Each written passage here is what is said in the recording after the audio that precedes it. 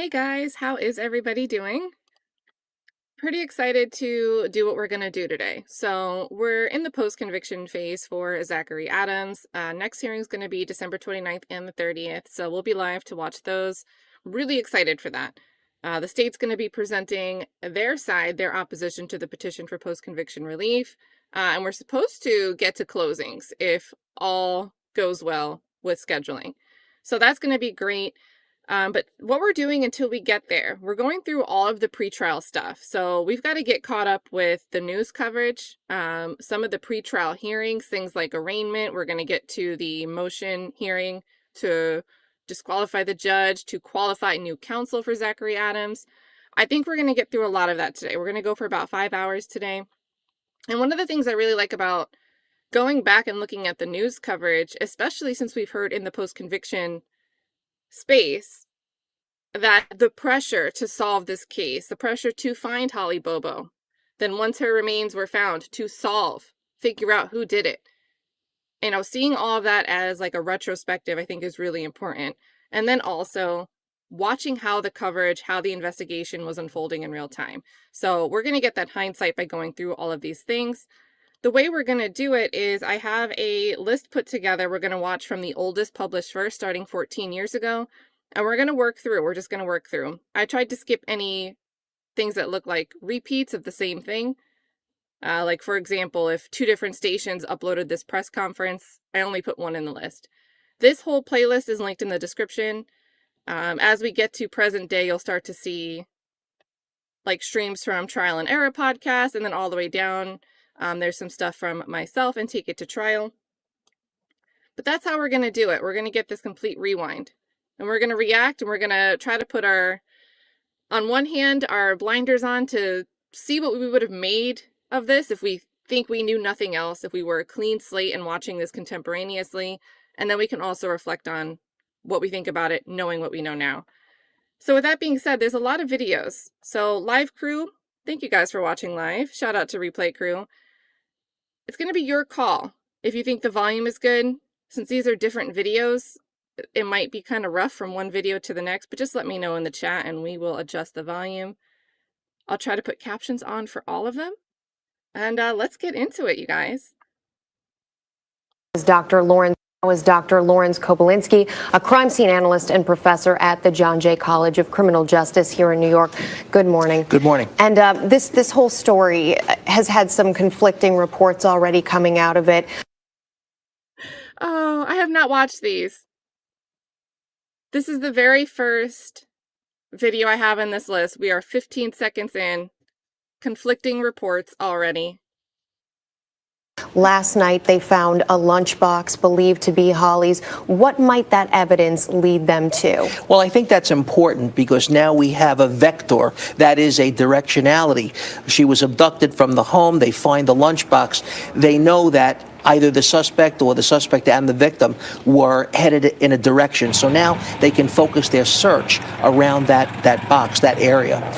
We originally were told that her brother told police that she was pulled from the home, dragged into the woods by a man in camouflage. But now it sounds more like she was forced into the woods, forced to walk by her own.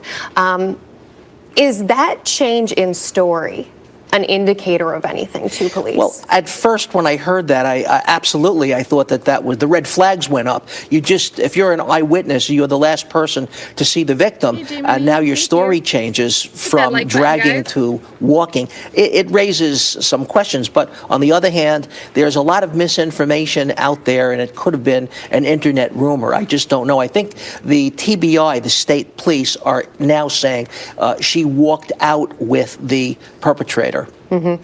As Betty just reported, Holly's father seems to think this could be someone close to her, someone who knows her routine. What are the chances of that? Well, I think that's...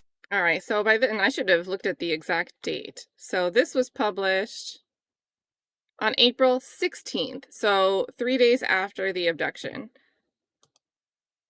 And they're saying, all right, we have at least one personal affect. We found the lunchbox, and TBI has extracted, presumably from Clint Bobo. They're not saying the name here, but we know in retrospect, Clint Bobo was the one who said, hey, we saw her walking into the woods with a man with this barrel-chested torso, not so much the legs being quite as built, in a camo jacket, wearing camo, might have been holding something in his hand. I don't know if that detail was available yet. I think that might have come later. The horn call thing for deer hunting. But it seems like already on the 16th, that little bit is getting out to the news. Rather high, because clearly whoever did this waited until the father had left the house, as well as the mother. So it's quite possible that he knew this.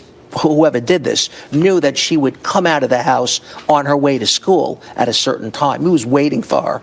So is it safe to say then that police are likely looking at family members as suspects? Well, I think police are looking at everybody. They're looking at schoolmates. They're looking at friends.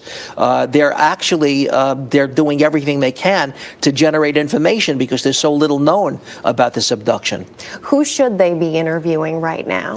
Well, not so much who as what. I think they need to look at her cell phone, her computer to see who she communicated with. I think they need to find out from her friends if there was anything unusual that happened in recent time, threats or something of that sort. I think the investigation is wide open. And the most important thing right now is a thorough search. And speaking of that search, they are focusing it on a 4-mile wide area about 6 miles from where Holly went missing. What does that tell you? Well, I think they believe that they're on foot. They're not in a vehicle driving to another state.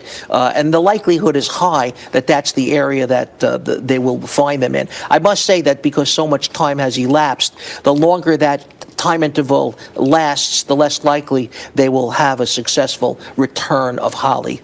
And when you say so, 4-mile radius is the field of search 6 miles away from the Bobo residence. 3 days after the abduction is the area of focus. Successful return of Holly? I mean, I'm hoping that they find her alive, but as time goes on, that's less and less likely. Dr. Lawrence Kobylinski, we appreciate you joining us this morning. Dang, what a rough thing to have to say when you know everybody probably on the 16th of April was turning this on looking for a message of hope, and this guy had to keep it real. All right, so next one, and I guess It's been 5. Let's see. All right, 5 days he's going to tell us. So this is now the 18th of April. And again, we are all the way back in 2011. I see Jeff Sanders. What part of Tennessee is this in? So Holly lived in Darden, Tennessee, but we're going to hear that there's overlaps with like all of the neighboring sheriff's offices, TBI, local law enforcement, park rangers all come into play for this. And then captions. The caption says, a stupidity. What? It's been 5 days since 20-year-old Holly Bobo went missing from her family home in Darden, Tennessee. 1,000 volunteers are taking part in the search for the nurse. Okay, this has happened when we've watched some of these old videos. The captions look like they're to a totally different video. So let's ignore those. Nursing student, and authorities are asking the public for help in the investigation. CBS News correspondent Don Teague now has the latest. In the close-knit community of Parsons, Tennessee, friends and family of Holly Bobo gathered to pray for the return of the 20-year-old who went missing 5 days ago. Some wicked, evil person has come into our community, and they've taken one of our precious young people from us. Holly had been scheduled to lead the congregation in song. And you can see they have the pink bow, so I think pink and green ribbons became symbolic for support for Holly. For these very services. When it came time for the special music, she would have blessed all of our hearts with her singing. More than 1,000 volunteers have joined the desperate search through the thickly wooded terrain as authorities are developing new theories about Holly's disappearance.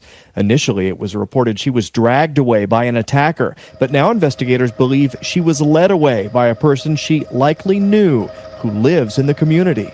It might have been somebody close, somebody that kind of knew our routine of when I left, when she left, and when my daughter left to go to school.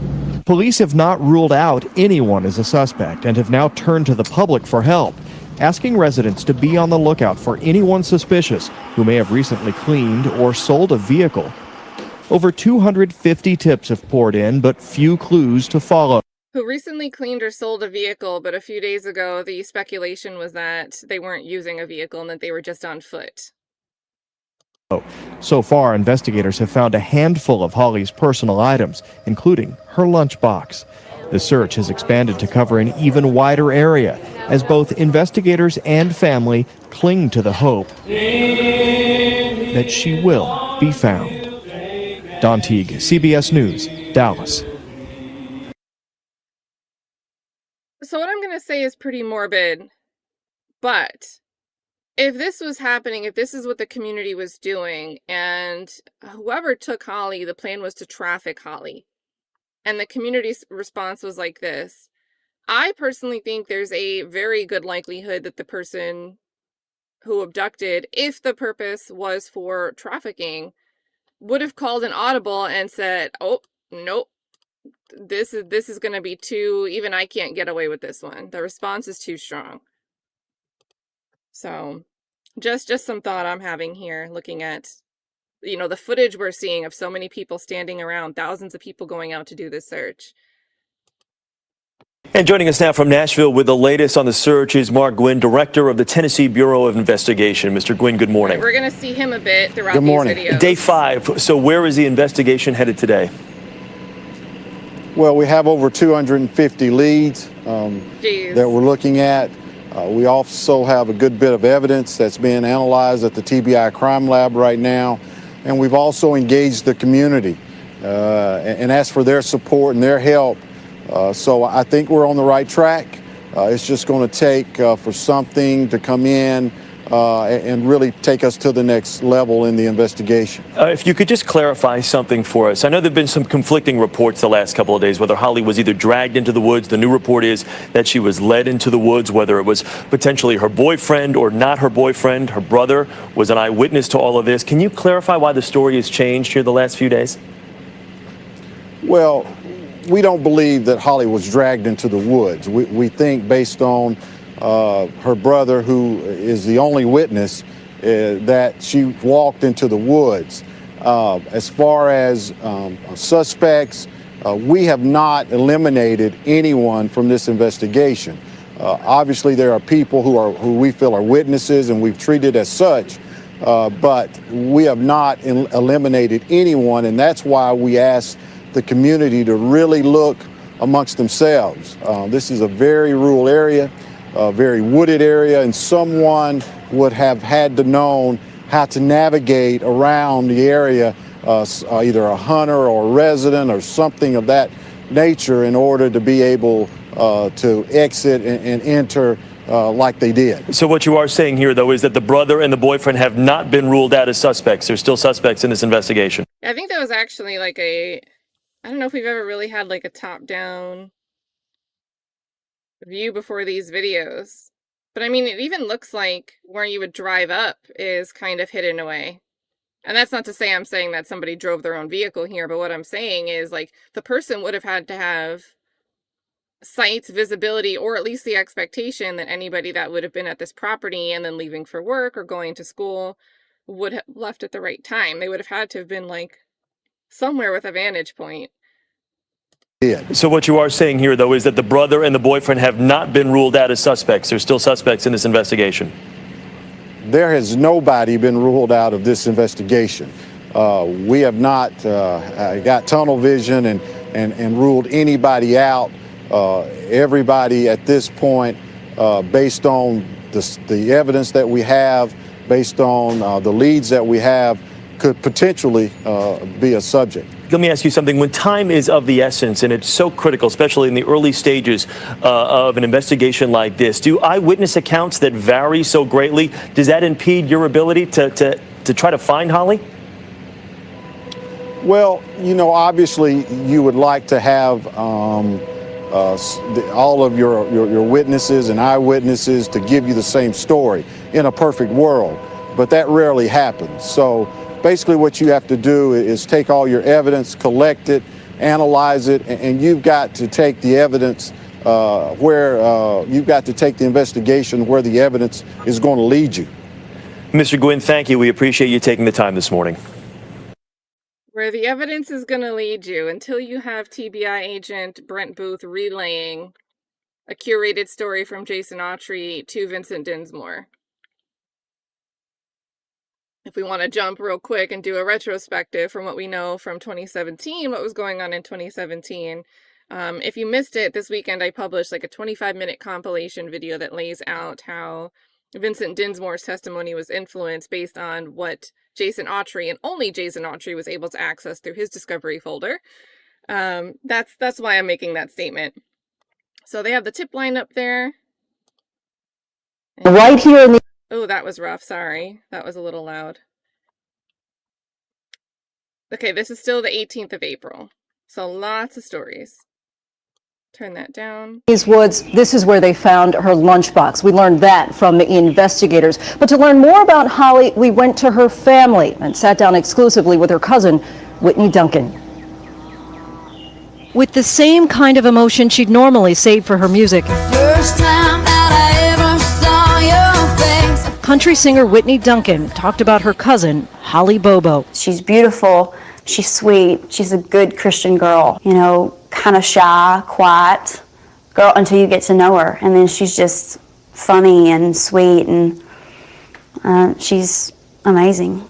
In this exclusive interview with ABC News, Duncan fought back tears as she described the 20-year-old nursing student as a homebody who was like her little sister. The family right now is trying to be strong. You know, it doesn't seem real. You know, that's the last phone call you ever expect to get, you know.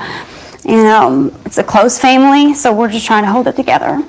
She says the only thing that gets them through right now is prayer. That and the community's support. It's really moving and makes us feel great that people out there, they do care so much, and they're trying to find her and they want her home. She's had many sleepless nights since Wednesday morning when Holly's 25-year-old brother watched from inside the family home as a man in camouflage led her into the woods. Only after he found blood on the driveway did he suspect something was wrong and called 911. We witnessed her parents' agonizing grief. Holly, I love you so much. Please try to get home to us. Friday afternoon, police expanded the search area and focused on a wooded area where they found her lunchbox. Investigators asked for 200 additional volunteers. More than 1,100 showed up. Does it kind of feel like you're looking for a needle in a haystack? Yes, ma'am. One volunteer found this duct tape and told police it had blonde hair stuck to it. Have we heard about duct tape since? Have we heard about duct tape in any of the trial or proceedings, or so just some random duct tape? Which, I mean, one of those things where, like, if you're looking for something, you're going to attribute whatever you find to the thing, the reason you're on the search. Maybe it had nothing to do with it. But then I'm also skeptical because I feel like there's just been, like, so many missed red flags that kind of when you hear duct tape and blonde hair, like, did we test that? I don't know. I don't know if I have faith in just trusting that if we didn't hear about it again, it was irrelevant. It was actually irrelevant. Sorrow share. Sunday morning, most of the searching was for answers from above. But we're not going to quit looking. And we're not going to quit searching until we find her. Investigators now believe the abductor probably wasn't traveling on foot. And once again, they're asking the public for help. Think about somebody that you know who maybe cleaned out a car, reported a vehicle or an ATV stolen, excessively cleaned the ATV, or some... Now, this is actually extremely interesting. They are saying over and over, cleaning vehicle, cleaning vehicle, cleaning vehicle. And then we know, move down the timeline a little bit, when they bring the dogs, the canines. What was his name? Wilson Rainey? Something Rainey? I forget his first name. Wayne Rainey? Brings the canine units to where Zach lives, next to his grandfather. Ends up thinking he's got this shallow grave that he finds. He's like, oh yeah, grabs a shovel, goes and digs at this shallow grave, but it's really just like some loose dirt where a tree had recently been felled. So it was nothing. So he calls off the canine unit team, but he leaves the random civilians that were posted up in the woods with binoculars sitting there. And when he starts to testify about that during the 2017 trial, Paul Hagerman like interrupts and asks another question and steers off. So we don't get to hear why he never called off the men in the woods. But then we get this like compelling, riveting testimony from one of the civilian volunteers that was in the woods with binoculars, saying Zach was vacuuming his car for like 30 minutes to an hour. And spraying down a mattress. Not spraying down the bed of the pickup truck, but vacuuming the back of the pickup truck for 30 minutes to an hour. So if you're watching this news coverage in real time back then, you think it might become, you might be influenced subconsciously to think like, hey, these things mean more. Just because I'm on the lookout, I'm already looking for someone to be vacuuming their car or cleaning something outside their house. Because this is more than one report now where they've had TBI saying this is what we're looking for. And then lo and behold, that's exactly what we end up getting.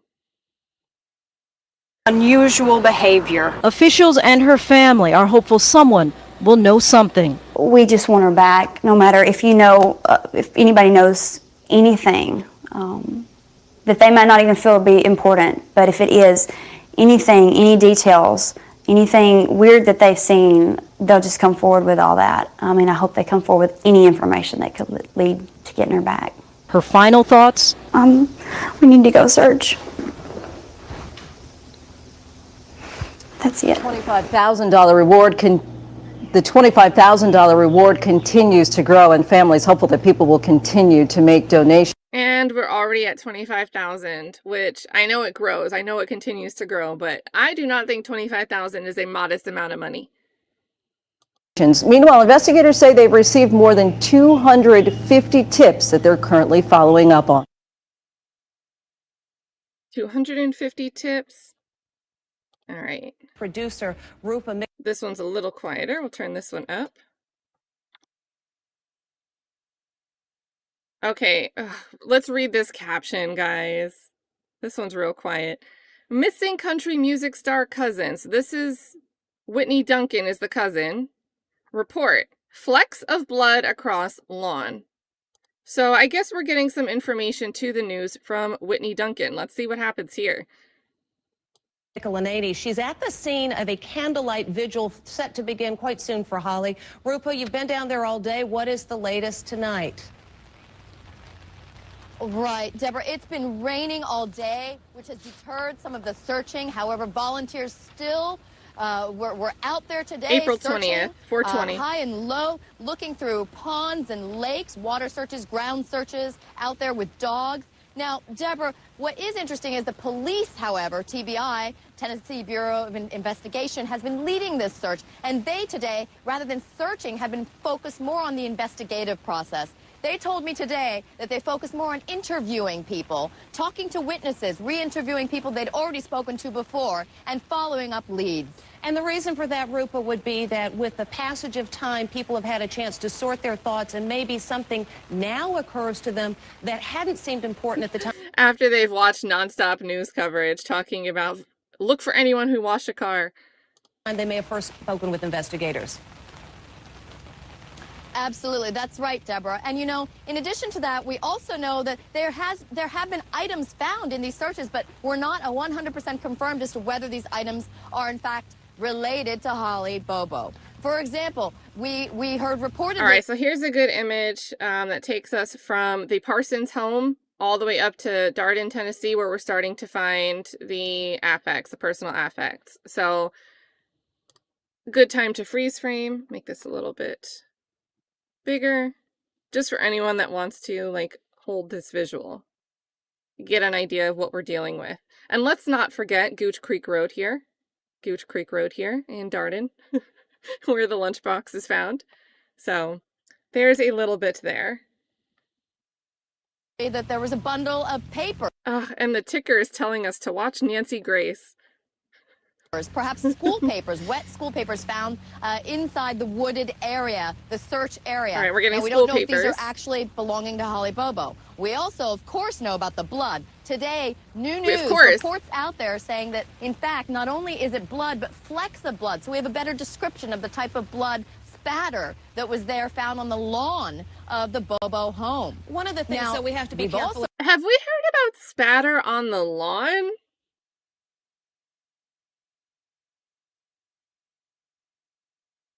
Because we heard about the garage. And we heard all about, like, was it taped off with pink tape? Who taped off the garage? Who taped off the carport?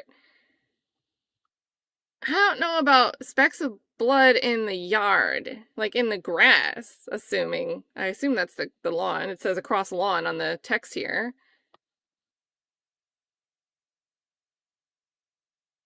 Oh, okay, wait, let's read this header. Sorry, I saw this big thing that said Nancy Grace now on the side. So this Nancy Grace story that I should try to find that.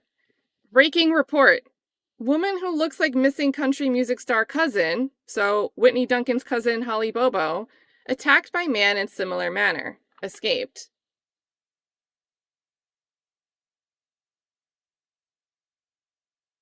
So another blonde woman is going to speak to Nancy Grace, relaying a similar story. I'm assuming local, right? I can hopefully assume local. And Nancy Grace had an interview with this person. We need to find that. We need to find that. Oh, goodness. Okay, another map, by the way, which just shows us how much of a wooded area this was. Just like super. It just is approximately 440 acres of woods. And nearest neighbor is 0.2 miles away. About Rupa, let me just stop you there on the flecks of blood. That was reported by OK Magazine. It has not been confirmed by the Tennessee Bureau of Investigation. How? OK Magazine? Isn't that more like a celebrity?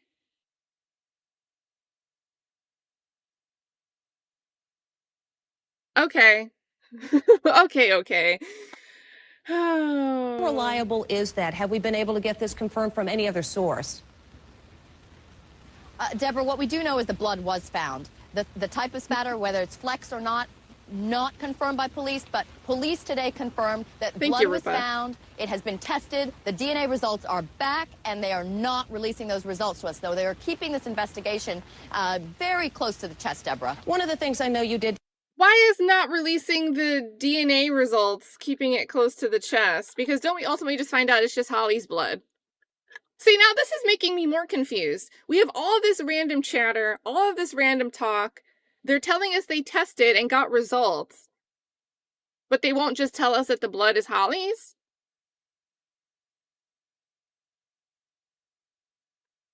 That makes me raise my eyebrow. Like, why are we not saying that the blood is Holly's? Also, the ticker here says follow Nancy on Twitter. So if you guys are not following Nancy Grace, or you could call her at 1-877-NANCY-01. Despite the inclement weather, you were actually out in the woods as well, and you were able to go with your camera crew into the area where it's believed Holly's lunchbox was found. Her mother apparently confirming that it was her lunchbox because the contents was the lunch that she had packed that morning. What is that area like? Right, it's a rural road, farm country, cows, horses, heavily wooded. This is a tough terrain, which is why, one has a great deal of sympathy for the searchers and the police that are working around the clock, Deborah. I mean, this is a heavily thicketed area. You have to, in order to walk through, you really, you get scratched, you get bruised. It's rough terrain. So the searchers can have scratches on their arms, but Zachary Adams can't? Now, this is a creek area where her lunch pail was reportedly found. Oh, okay. And this is hard to see, and I guess you could see that there is some flow in the water, so could have been carried a little bit. But it is kind of downsloped. This creek area is about 8 miles from the home where she vanished from. We're going to bring in the urgent search. Oh, and this guy comes in yelling. All right, so now we are April 21st. April 21st. And we'll balance this out. Also, shout out KP for the super. Says, I'm sorry, I think I don't trust Colin or Terry. And Terry Dykes, Terry Britt, maybe both. But yeah, there's I have a lot of questions. And in any case, I think it's possible. Clint Bobo? Do you mean Clint instead of Colin? Clint Bobo. I just went with it at first. I was like, yeah, Colin Bobo. But Clint Bobo, the brother, I mean, I still think it's just as you've got to use some discernment, because even if he's truthfully recalling what he saw, that recall might not be accurate. It might be truthful, but it might not be accurate. So, and that's really all they had to start off on this. So, also, shout out to Patty B. Yes, OK Magazine is a celebrity magazine. I was confused. You know, every once in a while, I mean, I know a journalist that I followed for some coverage on, like, Manhattan criminal court updates, NYPD updates, that does some writing for People magazine. So maybe it was one of those situations. But I don't know. Oh man. FFS says, don't tempt me to call the Nancy Grace hotline. It won't be nice. Yeah, they put her all over that ticker, that whole stream. They said, we're talking about a pretty girl gone missing. Let's open the floodgates to Nancy Grace. Perfect person to send tips to. Oh, goodness. Also, shout out Sheriff Chuck dropping 5 gifted subs in the chat. Thank you so much, Sheriff Chuck. I saw earlier we had the clarification that Sheriff Chuck is not, in fact, a sheriff himself. Just really a Chuck Norris fan there. So, saying that out loud, thank you so much. Thank you so much. And we've got the old D's nuts dropped in the chat. I love it. Let's see. I've got this guy on like a yelling freeze frame. Let's see what he's going to tell us. For a young woman gone missing, the Tennessee Sheriff's Association has added $5,000 to the reward fund for Holly Bobo, the 20-year-old nursing student who reportedly was abducted from her home a week ago today. It brings the reward total to $80,000. Investigators say the abductor is likely a local figure. No suspect yet, though. The small town of Parsons, meanwhile, is hoping, praying that any minute now, Holly will be found safe. Here's Lindsay Davis. What we're going to do, we're going to go ahead and divide up into groups. Time is of the essence. Every hour that passes. So here's a guy in camo. It could have been him. It could have been this guy. And Lindsay Davis has been, this is a long time ago. Yeah, wow. I didn't know she was with, what are we watching, ABC? That long. Is crucial. Any tip could be the key. Y'all go ahead and spread out. That's why authorities are turning to the public in the disappearance of Holly Bobo, a beautiful 20-year-old nursing student who hasn't been seen in a week. Just before 8 o'clock last Wednesday morning, Holly's 25-year-old brother Clint told police he watched from inside the family home as a man in camouflage led Holly into the woods. At first, Clint thought she was going off with a friend, but when he went outside, he found blood in the driveway and immediately called 911. The police went into high gear, searching for the man in camouflage. We feel that she knew that she was... Okay, this is John Mayer. Not the singer John Mayer, but every time in the trial or the hearings, we heard about John Mayer from TBI. Here we go. We finally have a face to a name. Fear of her life, so she was complying with his command. The family begged for help. Holly, I love you so much. Please try to get home to us. And if anybody knows anything about her, please help us find her.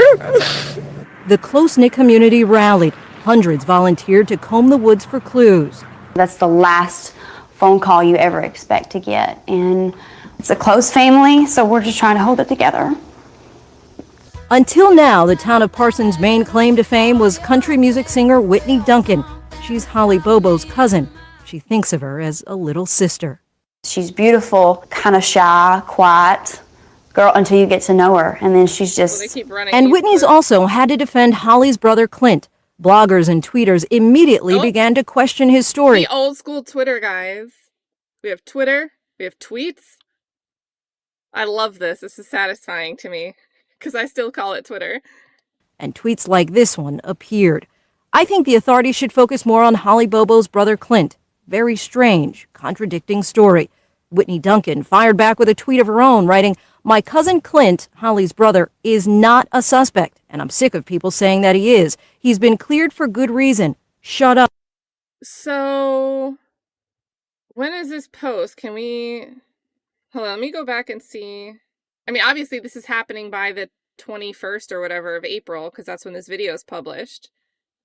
But then we hear from Terry Dykes during these post-conviction relief hearings that there were ongoing issues with, like, Jack Van Hoosier wanted them to use the Reed technique on Clint Bobo, that they were still investigating him like some months later. So here you have a relative coming out there and telling people, and I don't necessarily trust the opinions or viewpoints, and I don't mean that in a mean way, but I think victims, rightfully so, they're going to have a lens on when they say, well, it couldn't have been my relative that did this, right? But to add in a phrase like he's been cleared for good reason, so was there an official word going to the family that Clint was cleared? Is she just saying cleared for good, but overstating what that really means? Did things change?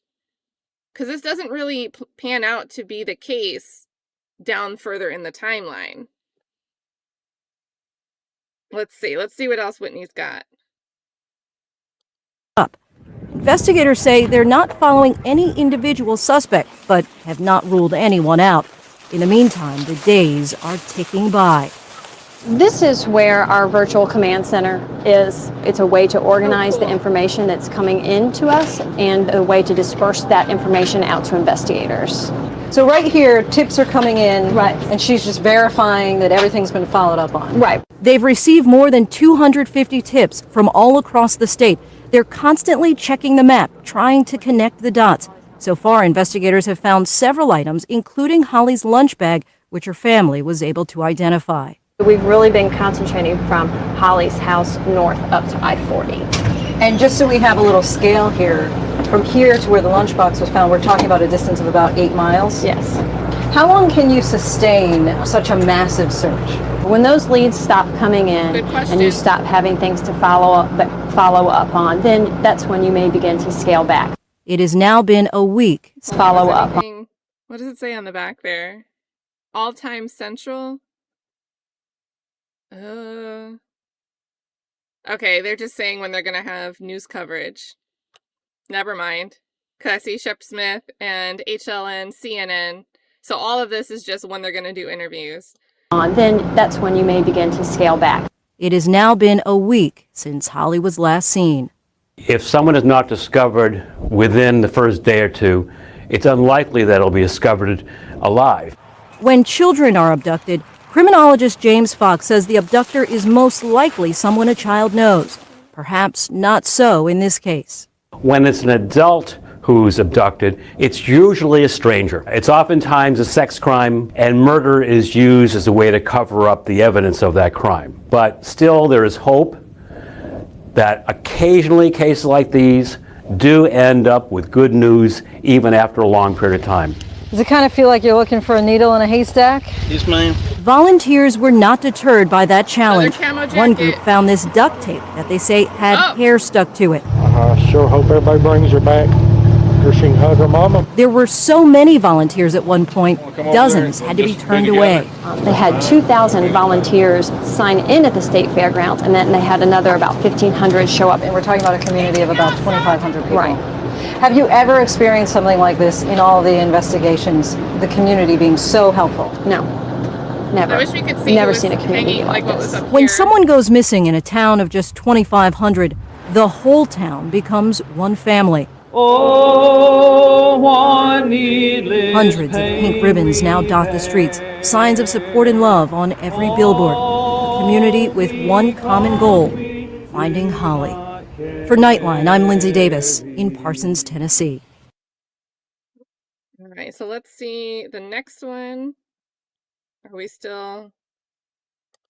Police in Tennessee say... Okay, so the ticker on this video says April 17th, but it was uploaded on the 25th. So, I mean, you guys see up here what I'm talking about, right? It says April 17th. So maybe this was uploaded late. So keep that in mind. This might be the 25th. This might be back a few days on the 17th when this is actually recorded. And I agree with you, Trial World Live, after watching thousands and thousands of trials. I am not that close to thousands and thousands, but give me some years. I think I'll get there. Like, I love watching trials. I wake up wanting to watch and see more of what's going on. So I think I'll get there eventually. Our Constitution is glorified toilet paper. And this is why we have to, like, this idea that some people even come into the chats on these live streams and said, like, well, I don't think Zachary Adams is a good person anyway, so what? Well, if you're not protecting the process and making sure the process is done right for what somebody's being accused of, just because you don't like them as a person, you're only going to let our rights continue to be just glorified toilet paper. So a lot of frustration seeing some of the commentary and reactions to, well, I don't think Zach Adams is a good person anyway, or same thing in other cases. It goes on and on. I think we have to uphold the rights for the people we like the least. Otherwise, they're not going to be there for us. So, yeah, and Law Kong expresses, did any of the accused participate in any of the searches? I mean, I'm going to say yeah, because it seems like at least the community, like if it... an official suspect, person of interest, I still feel like yes, but at least as far as people in the community saying, hey, I have my suspicions about so-and-so, so many people are out there searching, I'm sure. I'm sure that somebody who somebody thinks is the person that did it was helping with the search. Just a mess. They are expanding their search for missing nursing student. Holly Bobo was last seen early Wednesday morning. Police say Holly's brother saw a man lead the 20-year-old blonde into the woods. Hundreds of volunteers from all over Tennessee are searching that wooded area this weekend in the hopes of finding her. Pat Brown is a criminal profiler and the author of The Profiler, My Life Hunting Serial Killers and My guess is that this was actually recorded on the 17th. Psychopaths. And welcome back. Another good morning, Pat. Hi, Alex. Based on your experience in profiling, what you know about this case, the circumstances of this abduction, what kind of a suspect are we looking at here? Can you get a personality type at all? Well, pretty much all we can say is that you had to know who this was because the house was way off the road at a really long driveway. Nobody going by would just say, hey, here's a great victim at 7:30 in the morning. Let me roll on in there. So we know it has to be somebody who knew she was there at that time of the morning and was very familiar with her.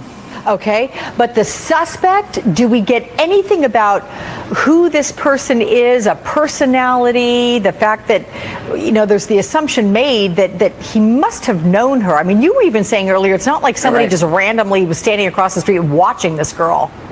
Exactly. I mean, it's a very confusing story from what we heard so far. The brother originally said something apparently about her being dragged, but then now the police are saying he never said that. She was being led away.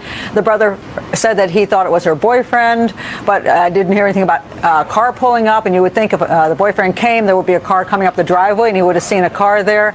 So it seems like that suddenly this man appears out of nowhere and takes her toward the woods, which is another interesting point because if she was being taken into the woods, why has she not been found in the woods unless there was some way to get through the woods to another vehicle waiting somewhere else. So we're either talking about somebody who knows her, who's a stalker, or and we heard, I think Viveros talked about it a little bit, and Dykes and Walker, that they end up thinking they get to some point where the woods come to a different roadway. Like, you go past the property, the Bobo property, you go through the woods quite a ways, and then they get to a point where we meet the road, and the canine team, like, stops. The inference being they get into a vehicle there, and now there's no more trail for the dogs to continue to follow. So I think that part is adding up. It's really interesting toggling, as O'Bailey's pointed out in the chat, between like April 17th and the video we just watched from April 25th, or 21st, where it's like, it's likely a stranger. Typically these things are strangers, and oh, it had to be somebody that she knew. Just the back and forth. Like, nobody really actually knows. Also, Trial World Live, I also shared Trial World Live's link in the chat. So if you aren't subscribed, go over there and check it out. Says Judge Wolf in Tennessee has trials all the time. We do a lot typically with these streams. Depending on when we end, we spill over to Dolly Talk, a channel that does courtroom roulette and jumps around to different judges, and it's always cool to watch. usually like smaller, like bond hearings, plea hearings, even though he does trial watches as well. But I love jumping around to watch different judges. But how envious am I? Trial World Live says, I've seen Mr. Bates, Mr. Doug Bates, in his courtroom probably 15 times. He's the best public defender you will ever see, probably.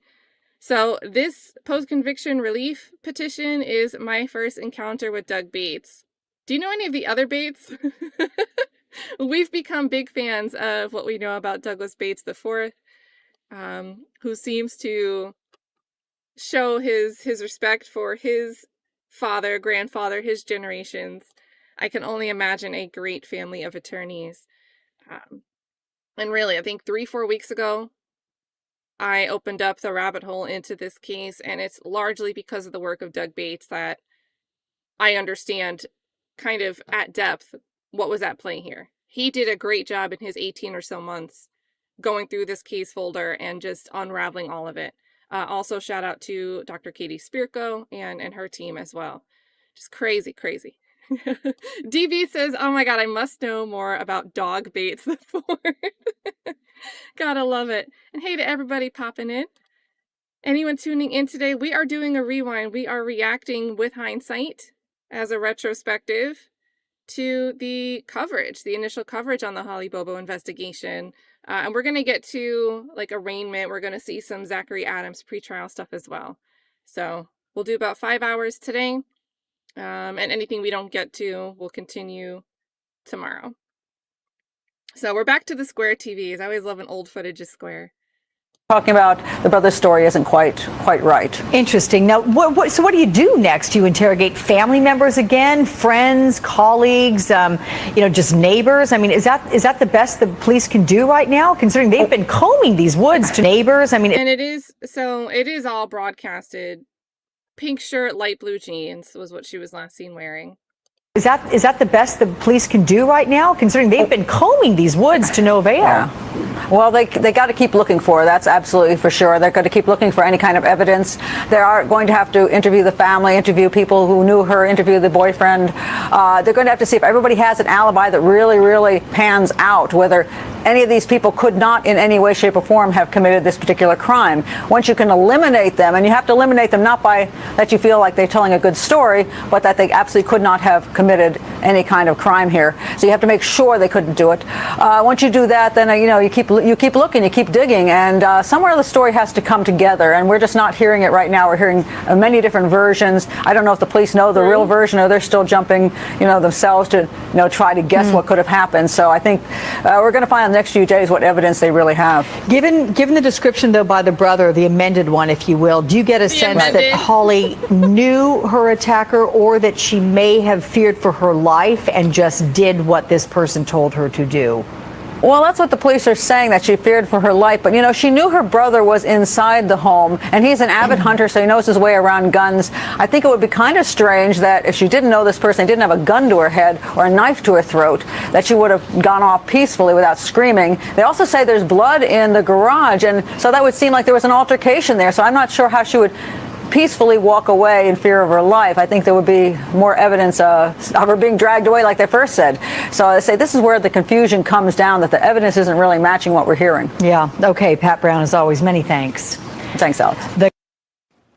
All right, let's get a date. Police in Tennessee say they... The urgent... I hate YouTube's interface. Right as you're about to click the pause button, it jumps back to a go backwards button. So sorry, let me take us to... Police in Tennessee say they are... This is where we should be. And this was published April 25th. And we've got a giant map of Tennessee. That searchers found an item that we believe TBI Mark Gwyn belonged to Holly Bobo. That item is currently at the TBI Crime Lab being analyzed. And we're hoping that from that analyzation, we'll be able to obtain another piece of the puzzle that will lead us to finding out exactly what happened to Holly.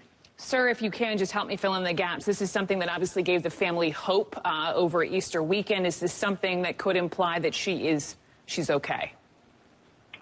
Well, we just don't know that. I think not only has it given the family hope, it's given the investigators' hope. Anytime you can find what you believe to be evidence from someone that's missing, it revives the search and the investigation, and we're going to analyze that evidence, and hopefully there will be a piece of the puzzle put together once that's done. Could this piece of the puzzle be a game changer for you? It possibly could be, absolutely. We're excited about it. We've ramped up our search. The investigation has never really, has never stopped. We're still going full speed with the investigation, and hopefully this item will give us a huge piece of that puzzle. Are you excited about this? I know He just said he was have to be excited. professional here, but you guys have been looking for this young woman for a little while now. Does this give you hope? It does. It gives us all hope. As the search. Oh, geez. All right, now we are, let's see, April 26th. April 26th. We'll turn this one down a little because that's a little crazy loud. For 20-year-old Holly Bobo nears the end of its second full week. Authorities say their investigation into her disappearance is getting narrower, but they say they have not identified any particular suspect. A spokeswoman for the Tennessee Bureau of Investigation says the agency is in the process of identifying people of interest, and many possibilities have been ruled out. The 20-year-old nursing student was last seen on April 13th being led away from her home by a man who was wearing camouflage. We still believe that she's out there and she may be listening to us, and we want her to know we're not giving up. Just know I have children of my own and grandchildren, and I just think about it when I wake up, when I go to sleep. I think, is she safe? Is she okay? And the effort to find Bobo remains focused on the area around Darden, Tennessee, where she lives with her parents and a brother. Authorities have analyzed a small amount of blood that was found outside their home, but they have not released any results to the public. Ross Simpson, The Associated Press. Has spent the day in Parsons, and he joins us live now with more. Joseph? Oh, wait, this is a new video. So are we also... This is May 6th. May 6th. Right, and right now we're at the National Guard Armory. Behind me, that is the command center for the search for Holly Bobo. Inside, investigators continue to work around the clock, tracking down leads. While around the town of Parsons, people are holding out hope that Bobo will come home safely. Though the longer this stretches on, holding that hope out is getting tougher. A pink ribbon blows in the breeze outside Bill's Men's Shop.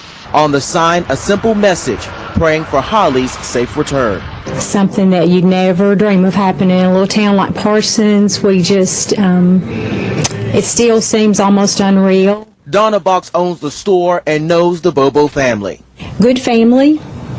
Just would have never thought something like this could happen. At Parsons Dairy Bar, another pink ribbon hangs along with the missing persons poster. We know these people all of our lives, and the kid, it's like one of our own family, missing. Shortly after her disappearance, Whole community wanted answers, and we saw that. I don't think we had either of those two, Donna or this guy, at trial. I don't think they were called as witnesses. But several witnesses that were just like, they came up there, they had one thing to say, and everything else was, I really wanted this to be solved. I really wanted to put this to an end. Bobo's story made national attention. Searches were done by thousands of volunteers. Now, though, investigators have scaled back their operation, but they tell me detectives are still working around the clock, following up on all leads. It's kind of unsettling to everybody, because we don't know if it's somebody from the community from here or if it's someone not from here. We believe that this is going to have a good ending, even though it's been longer than we would like now. Right now, that hope is one of the few things about Bobo's disappearance this tight-knit community can hold on to as the search for her continues. And as we told you, the Bobo family released a statement earlier this week thanking everyone for their support and their prayers. Also, they asked that property owners search their properties for any clues that may help them find Bobo. Meanwhile, the TBI told me they will not be asking for volunteers to come out for another search until they have a specific area they can target. Reporting live from Parsons, Joseph Pleasant, Nashville's News 2. Family members of Holly Bobo say they're not giving up. It's been nearly 2 months since the 20-year-old nursing student disappeared. All right, 2 months, so we must be in, like, June? All right, we're June 10th, 2011. Sheriff Chuck, I think the best breakdown, there is a early episode of the Trial and Error podcast. I don't think it's the first one, but maybe it is, where they have, they talk about the mapping and the locations with John Walker. So I think that was, you know, also Doug Bates kind of laying it out orally. It's hard to see his board, but he gives us the impression that if you follow John Walker's pathway, it matches where her objects seem to be found, and then also where we end up finding her remains. But since we can't see that board, if you watch that episode of Trial and Error podcast, you might get the visual and connect the dots with what Doug Bates has been saying out loud. So I wish we could have like a photo of Doug Bates's board with the magnets that he uses in the courtroom. And again, this was June 11th, right? June 10th, 2011. And it has captions back, so we'll have some captions now. Oh, it says Korean. Well, we'll see. It looks like it's right. From her rural Tennessee home. She was last seen being led away by a man wearing camouflage. Several sleepless nights over this woman. It's just hard to believe that we're still doing this after 8 weeks. Authorities say despite the amount of time gone by, they're still treating this as a missing persons case. And they continue to get tips every day. You get very hopeful, you know, when you hear things or when you know, like when she talks to an investigator, you know, there's a lot of hope. But, you know, as every day closes, there's also, you know, a lot of despair as well. The false leads have made it tough on Holly's family. Kevin Bromley, a spokesman for the Bobos, spoke to local media Friday morning. They are very, very resilient. They're very strong. But this is. They have a spokesperson. I mean, words can't describe what the family is going through. Investigators have spoken with everyone relevant to Holly Bobo's life, past and present. They say all of the alibis given have checked out. Nicole Grether, The Associated Press. 24 News 10 at 10, the only... All right, let's get a date.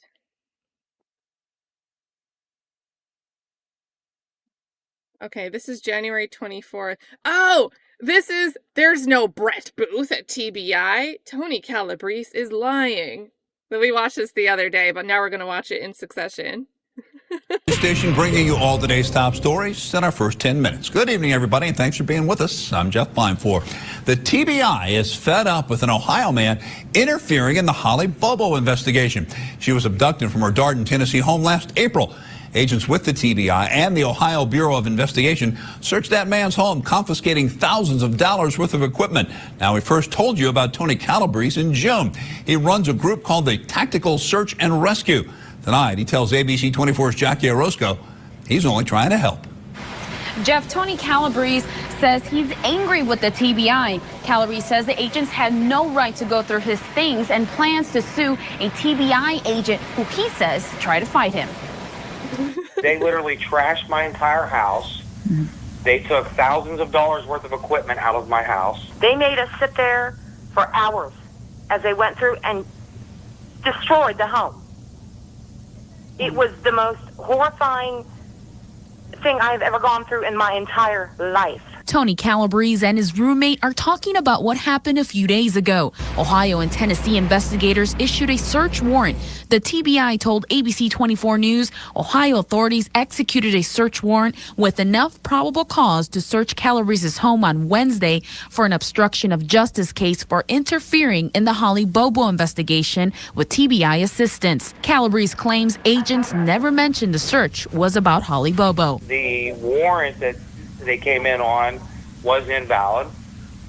I have hired a defense attorney to prove illegal search and seizure. Calabrese believes TBI agents are angry with him because of information about Bobo's disappearance that he shared with Governor Bill Haslam. TBI got mad, so they decided to do this. It's an epidemic in Tennessee. There's more women missing in Tennessee than any other state. During the search, Calabrese says things got heated. Brent Booth of the TBI did get physical. The two agents that were from Tennessee took Tony outside was manhandling him, pushing him, and shoving him. According to the TBI, there's no agent who goes by the name of Brent Booth. Agents say Calabrese's group is spreading misinformation online and trying to get people to call them with tips instead of the police. Calabrese says that's not true. I was in daily conversations with Art Beres of the FBI out of Tennessee. And, every time that we would get information, it would go right to law enforcement. There's an $85,000 reward for any information leading to Holly Bobo's whereabouts now. So it's so funny to me that they're like, we don't have a Brent Booth, when obviously Brent Booth was the name and what Tony meant. Oh, chat. Brent Booth is out there scrapping. Oh yeah, when was this one? This one's fancy. What are we doing? All right, so this is August 14th, 2012. The Missing. Hello, everyone, and welcome to another episode of The Missing. I'm your host, Scott Davis, and I want to say thank you so much for joining us. Now, before we get into this week's episode of The Missing, I want to cover our last episode when we featured the case of Journey and Trust Everett. Needed safe mother was telling, curiosity got the best of her, and she Tennessee, and the other missing out of Fayetteville, North Carolina. You may be familiar with the cases, that of Holly Bobo and PFC Kelly Bordeaux. So let's don't waste any more time. Let's get right into the details of these cases. Kelly Bordeaux is another interesting one. First case I'd like to bring to your attention is that of Holly Bobo. UT student studying to be a nurse was abducted from her front porch and taken into the woods by a man dressed in hunting camouflage. If you will, let's work together and review this information in Holly's case. All right, so now we're a year later, and let's see what summary we get. By looking at the aerial map, the first thing that you'll notice is that it's a very rural area surrounded by woods and some area of water and ponds. During the search for Holly, many different types of searches were used. One that proves the most effective and to cover the most ground is a helicopter or aerial search. This was activated in conjunction with land and water searches as well. I reviewed some of the footage taken from the air just to understand the massive landmass in the area that was to be covered by the search and rescue efforts. I wish it was bigger, because that's cool. Looking at Holly, she was described as 5'3", 110 pounds, with blonde hair and blue eyes. When she was last seen at her residence, she was wearing a pink shirt with light-colored jeans. In addition to the law enforcement agencies that were involved in the search and investigation of Holly's whereabouts, hundreds of volunteers showed in force not only to look for Holly, but to also be there to offer support to the family. They covered miles of land, some inch by inch, looking for any clues to Holly's whereabouts. As I reviewed the information, I found myself looking at the pictures of Holly. And as I mentioned earlier, Holly seems to be a very happy and well-liked patient that she is. Show us the map. The search and investigation continues in Holly's case, and the Tennessee Bureau of Investigation, in conjunction with local, state, and federal agencies, work together not only on the original search, but continues to follow up on leads to retrieve any information in Holly's disappearance. All right, we're jumping ahead a little. Bordeaux, PFC with the U.S. Army. She was last seen in Fayetteville, North Carolina. Okay, and this jumps to Kelly Bordeaux, which is another interesting case, similar missing persons, that I have not deep dived, but there's some interesting similarities. So that was just very dramatic. But yeah, I would imagine, I think this stuff's important too. It might not be news coverage, but what the news has put out there, pink shirt, blue jeans, these different details, they're getting repeated through these like programs that raise awareness about missing persons, and it's getting to a wider audience, and everybody's going to remember things like those little details, last seen in pink shirt and blue jeans. So when you have Dylan Adams agreeing like, yeah, she was wearing a pink shirt and blue jeans, the world goes, oh! Obviously they're giving us a confession. Dylan Adams is confessing. The next one, let's see, you guys. Choose Joseph Pleasant. We are, let's see, April 28th, 2011. I wonder how, 2013. April 28th, 2013. Is live in Darden to bring us up to speed. Joseph.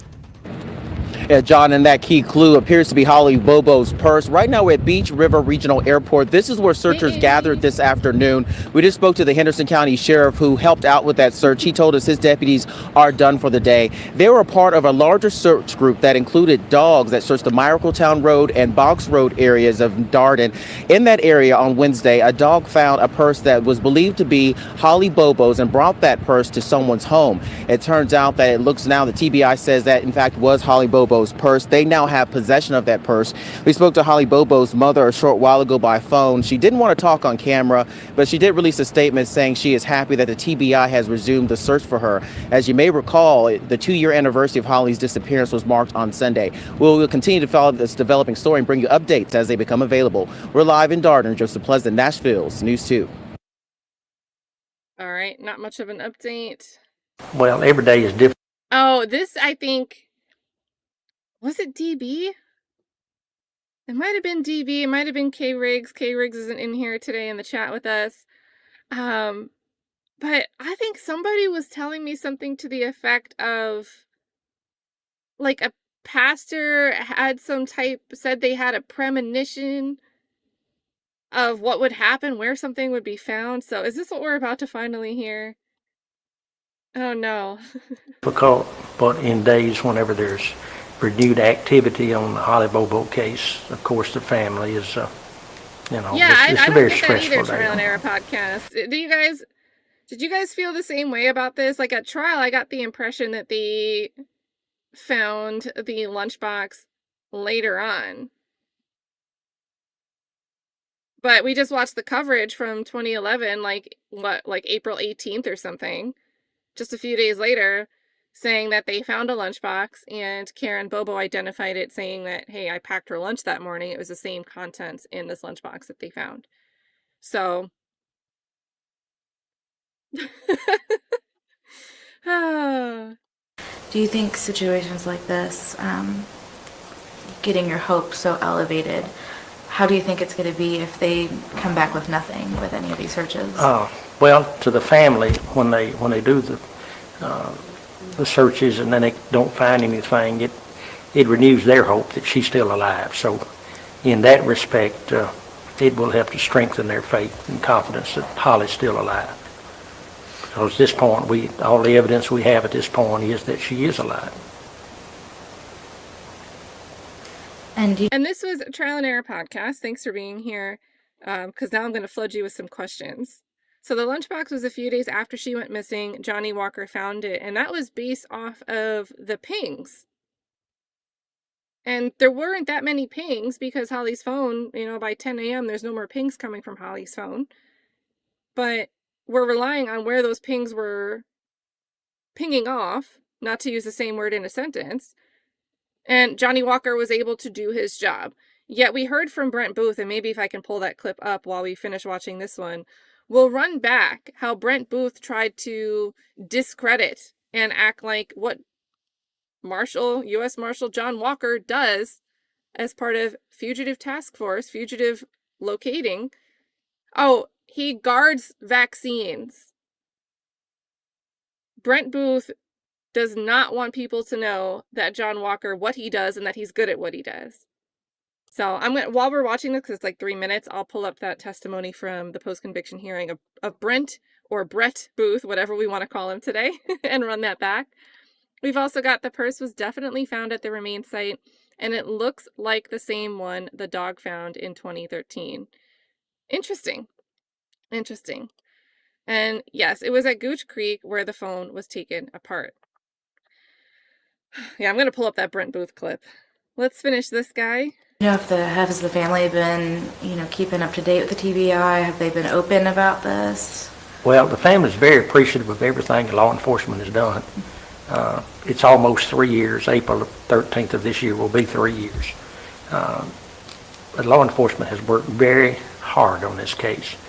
And they're very appreciative of everything that's been done by all law enforcement agencies and private searches and, the prayers of the people. Everything is very much appreciated by the family. And are you going to still have the prayer event tomorrow? Are you still going to have the prayer event tomorrow? The prayer event will be here at this church from 7 a.m. in the morning until 7 p.m. tomorrow evening. It'll be a 12-hour prayer vigil. This was planned several weeks ago. The events of today just heightened the need. They just realized how much we really do need to come together and pray. We're going to be praying for Holly, her safety and well-being, because we do believe that she's still alive. We're going to be praying for the family. We're going to be praying for law enforcement and the success of their investigation. We're also going to be praying tomorrow for whoever took Holly Bobo, for the kidnappers in this case, because we still believe they've got a conscience, and we're hoping that they will come forward and we'll be able to find Holly and bring her home. Do you think if these searches don't show up any new information, do you think that person or somebody, maybe this will help them to want to talk or want to give out that one piece of information that we need? Well, certainly we hope that something happens that will cause them to have to realize what a great tragedy that they have caused on this family and on Holly herself. Yesterday was a day when we observed the human traffic in this country, and that only heightens the fact that there's just so many evil people out there. But we still believe that there's a possibility that we can get that piece of information, and it's just, one key piece is out there somewhere, and law enforcement is looking very diligently, very faithfully into trying to find it. And is it still important, do you think, to keep Holly's name in the media locally and nationally? Oh, absolutely. Absolutely. Elizabeth Smart's family, for an example, her dad kept it before the media. He advised this family to keep, Holly's name and picture out there, because in view of the fact of these three women that were, in Ohio, and they were found after 10 years or so alive, this brings back renewed hope to all the families of missing persons. I'm sure. Agreed. Do you remember what your initial reaction was when they had found those three women? When those three women were found, yes, it raised our anticipation of the possibilities of Holly's coming home to us one day. All right, so we're going to take a segue and watch, and it's going to be longer than just like a quick second. We're going to watch Doug Bates from these 2025 post-conviction relief hearings questioning Brent Booth about why, if, how he did or didn't recreate what was supposed to be the pathway, the routes that everybody would have taken on April 13th of 2011. So it's going to be a bit that we watch this, but just watch Brent Booth try to, like, I consider it like slither his way through. Data, I was not a part of all that. Oh, this is kind of quiet. Let's get this up. Don't you agree that is an important part of trying to recreate April 13th, 2011? It was important. Because y'all based this conviction on what people said months and years later. Mm-hmm. Right? Correct. So, now according to your understanding, you heard Autry say that Zach and Autry left Birdsong together around, well, the cell records say mid-morning. And at 10:32, they're on the northeast sector, right? Something like that, I remember that. And this route you ran with Autry, you admit it's through various back roads. It's not the direct road. Not down I-40. All right. Are you aware of how long it takes to be driving, stop at the Yellow Springs Church, stop at 30 Yellow Springs, stop at 256 Adams Lane? Are you aware of how long all that traveling takes? We ran that, timed that, but I don't remember what it was. Did y'all just impossible disclose timing it? I'm sure we did. Who signed off on that? I don't know. All right. Now, at this point in our story, you have Dylan, Jason, Zach, and Shayne. Jason goes back to Benton County, correct? You remember that part? You remember that part? I think so. You do? I think so. I think I remember that. Okay, Which now, Jason, which Jason are we talking about? Jason Autry. Jason Autry.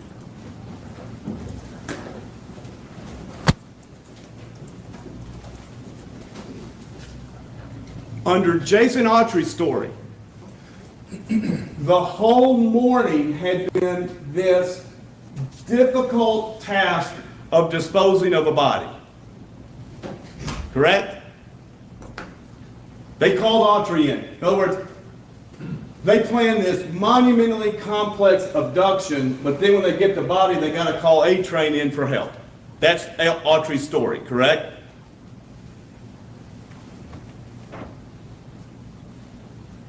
Yeah, he's the cleanup guy. Okay. Yeah. They drive through thick wood. The cleanup guy who can't push Dylan Adams off a boat when he's supposed to kill Dylan Adams, but he's the cleanup guy. Like, what are we doing? What are we doing? Country from Yellow Springs to the river, right? It's a route known to them. They run it all the time. And the wooded area looks exactly like the wooded area on County Corner Road where the body was dropped, right? Say that, repeat that again now. The wooded area along this route is the same route where it's the same wooded type of area. It's woods, it's trees. Woods and trees, but yeah. Right. At no point in that day you remember, at some point there's helicopters flying this area, correct? In Decatur County. We're flying. I couldn't tell you where all they went. They're all over Decatur County. Okay. All over the area. So this hour or more of driving, they get back with the body. And does it make sense to you if they had a body in the back of the truck for them to say, let's go to Sonic. Let's go to Matco. Let's go to BP. That doesn't make sense, does it? No.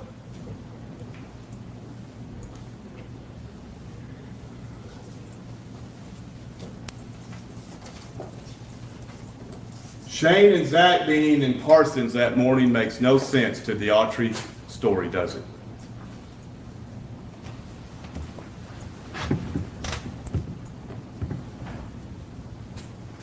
The paper trail from less than 100 yards from Shayne's driveway down Yellow Springs Road. This is such a sus moment for me. Like, this isn't the reason I'm running this clip back. I didn't know. I forgot that they mentioned this.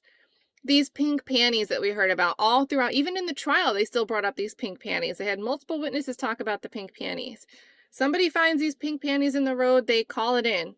TBI arrives, including Brent Booth shows up. And after Brent Booth gets there, they find a drug card paper with Holly's name on it. Like within 75 feet of where they find the pink panties, and the pink panties are on the road in front of Shayne Austin's trailer. Something does not seem right about that to me. And it doesn't even make sense to me that they were able to even mention these pink panties repeatedly.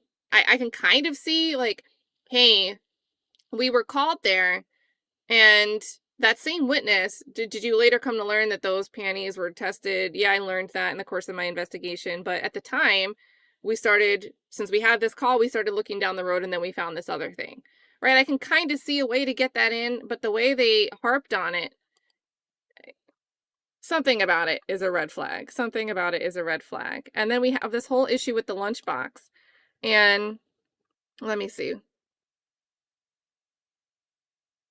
We're watching news coverage where Karen Bobo is saying, yes, in 2011, just a few days after when Marshal John Walker finds this lunchbox a few days after she goes missing. Karen Bobo says, yes, that's my daughter's lunchbox. That's the lunch I packed her this morning. But somehow there is a different lunchbox that's found in 2013 near the site of the remains. The remains that they, quite frankly, could have found way sooner if they listened to Marshal John Walker. There's another lunchbox found there. And TBI agent Jeff Jackson, the same TBI agent we see doing that interview with Dylan Adams, finds it at lunch while no one else was there.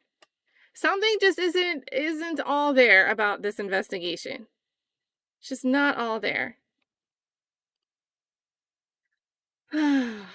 But anyway, this continues. And again, the broader point of going back to looking at Brent Booth is we're hearing coverage about these remains and the pieces being found, and John Walker is on the money. And we're going to get to Brent Booth not wanting to address Doug Bates' questions about the accuracy of Marshal John Walker's work. To near the intersection of Bible Hill of her personal effects does make sense. The dollar bill and the receipt for her books and Shayne and Jason's grandmother's deceased grandmother's driveway yard makes sense. Question I had, I posed to you earlier: where'd they go with their body in that short amount of time? They didn't have any time, sir. If you ran the route and kept time from 10:32, they could not have run this route and got to the ATM at 11:12. Correct? Not correct. Takes less than a few, I would say less than a minute to pull that truck in behind grandmother's house. Well, you brought up Victor Dinsmore earlier. No, that's even Victor Dinsmore's garage. Okay. Where the paper trail leads past. That was an area I explored as well. So, you brought up timing, yes. Now, and what your client said. No. Drove 100 miles an hour to town. No, he didn't. Jason Autry said he was driving speed limit. Answer the question. Let's let Get him him, finish what Doug. he's saying, Mr. Bates. Drove 100 miles an hour into Parsons. You can cut that into a 9-minute drive or less. Yeah. You can get there. Where do you, so on purple here are the locations and towers of Miss Bobo's phone that morning. 811, tower 12531. You acknowledge there was no movement for 30 minutes where her remains were. Correct? You would need to ask the cell phone people that collected that information. Is it your opinion that the body stayed with the cell phone throughout this travel to 9:25 a.m.? No. Okay. So the body somehow is separated from the rest of the physical evidence, correct? Yeah. But the physical evidence ended at Gooch Creek, correct? Ended there, or did it start there? Your opinion is it started at 9:25. The last ping is at 9:25, where a bunch of other evidence is, correct? At the Gooch Creek location. I remember a ping in that area. You got to remember, you're dealing with 2G. 2G cell tower. Okay. It wasn't 3G. It was not, you couldn't triangulate exactly where that was. I couldn't. That's why John Walker Let's was talk about John involved in Walker. this, correct? Todd. No. Why'd you smirk? That's why we brought in AT&T experts and Verizon engineers. Okay. I depended on those folks. So, did those boys tell you that Jason Autry was in Benton County that morning? No. Did they tell you that Shayne and Zach's cell phone were in Parsons that morning? I don't remember what their reports were, but those were folks that we relied on. Okay. For timelines and locations. Do you admit the last known place the SIMS card for Ms. Bobo's phone was found where other evidence of her physical possession was also found? The SIM card was found on Old Camden Road. Is that close to Gooch Creek? No, that's just east of Parsons. What was near a sawmill where the Parsons radio station, I'm sorry. the road that's on? I apologize. Was a cell phone found at Gooch Creek? No. What was found at Gooch Creek? Books, her pharmacology cards, lunchbox. Oh, the lunchbox. Notice how he remembers this. And listen to what he's going to say next. Let's run this back. He's asked to clarify. So we're not talking about the SIM card. We're talking about the phone and other belongings. East of Parsons. Where the last ping was. Near a sawmill where the Parsons radio station, I'm the sorry. road that's on? I apologize. Was a cell phone found at Gooch Creek? No. What was found at Gooch Creek? Books, her pharmacology cards, lunchbox, other items. I wasn't there when that was collected. That I was wasn't on there. Thursday afternoon, Thursday night. It's your testimony that no cell phone, there was no other cell phone activity after this last locate around Gooch Creek Road? That's your. I never heard it was Gooch Creek Road. Okay. I knew it came back, her cell phone came back south, close to her house, but to say it was Gooch Creek Road, that's the first time I've ever heard that. Just to label a specific location of it, I was never told that. Are you aware it's close to Terry Britt's home? Gooch Creek? The last location of this evidence. The 925. On Gooch Road is close to Terry Britt's house, yes. Okay. That is close. Closer.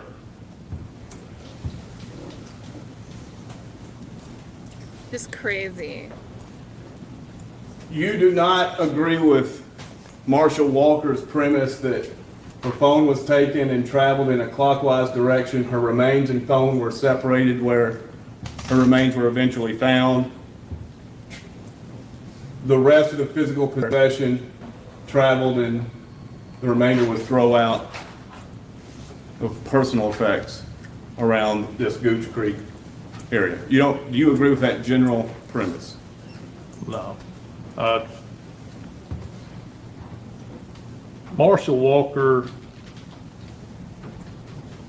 is a law enforcement officer. He's not a cell phone expert. You know what he does for a living and or did regarding tracking fugitives? He guarded vaccines in Memphis. That's what he did. You think he ever tracked fugitives using 2G? May have, but no. Do you know if he did? Lie. Know what he said? I don't know. Don't believe him. I believe he probably did. If he was on the Marshal Service, that's what they do. But his task was guarding vaccines in Memphis. He knows and he can't admit it. So, Crazy. You're aware, Autry said, what happened is after the Yellow Springs drop-off, the truck got put in Victor Densmore's garage, right? You saying that's what Autry said? Yes, sir. No. I don't recall Autry saying that. Okay.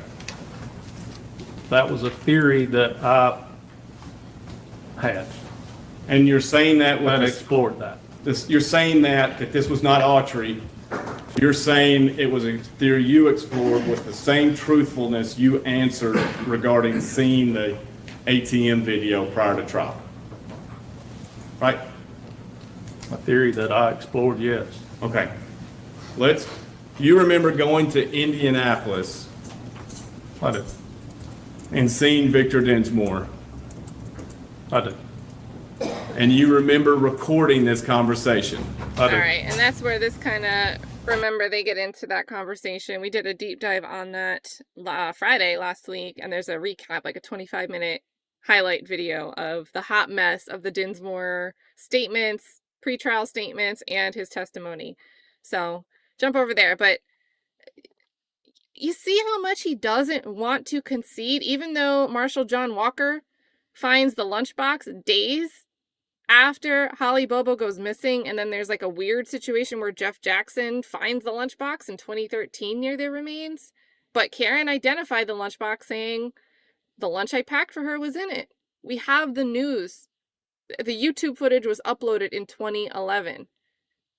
I'm not aware of any way that some video on YouTube, you can backdate and upload date that way. You can change the date something was uploaded, but you can't go earlier than when it was actually first uploaded. So how do we reconcile this?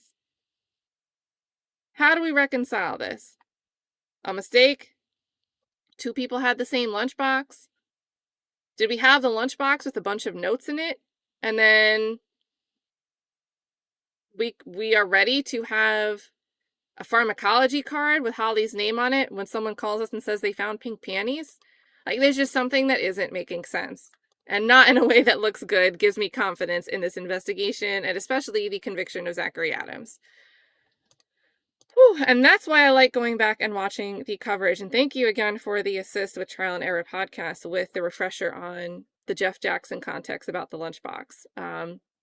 We're going to continue going with the news media, but I might take that and compile it together when we have the forensics person that testified during trial to say, hey, these are, when we looked at the evidence, this is when it was recovered, this is the chain of custody information, and line that up, because it's crazy. Like, it's something that if you try to go and explain this case to somebody who has no idea what this trial is about, you're going to look like the Charlie meme from Always Sunny in Philadelphia. But it's not my theory. It's like, if you line up the news coverage and the testimony, it doesn't make sense. There's something wrong here. So let's get back over to the news coverage. We're going to have the TBI Director Mark Gwyn again as our next video. And February 28th, 2014.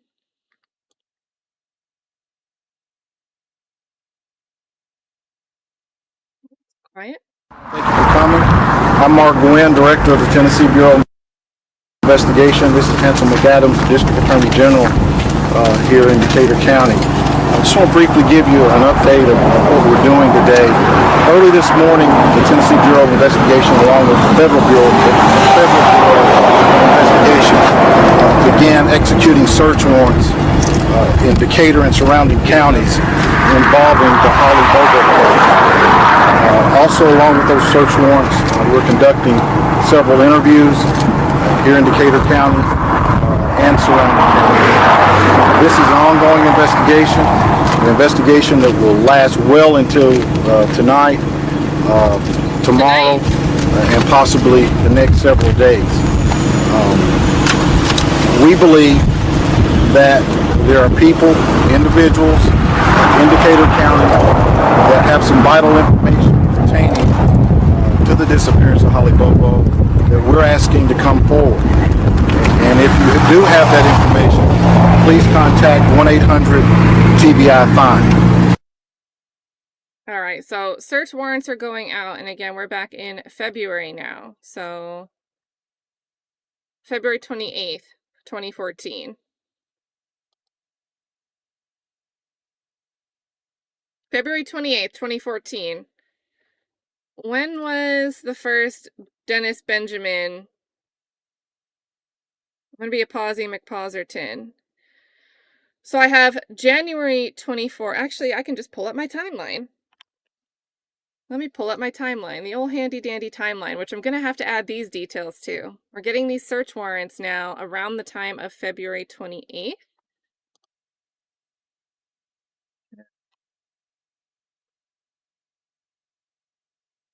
see.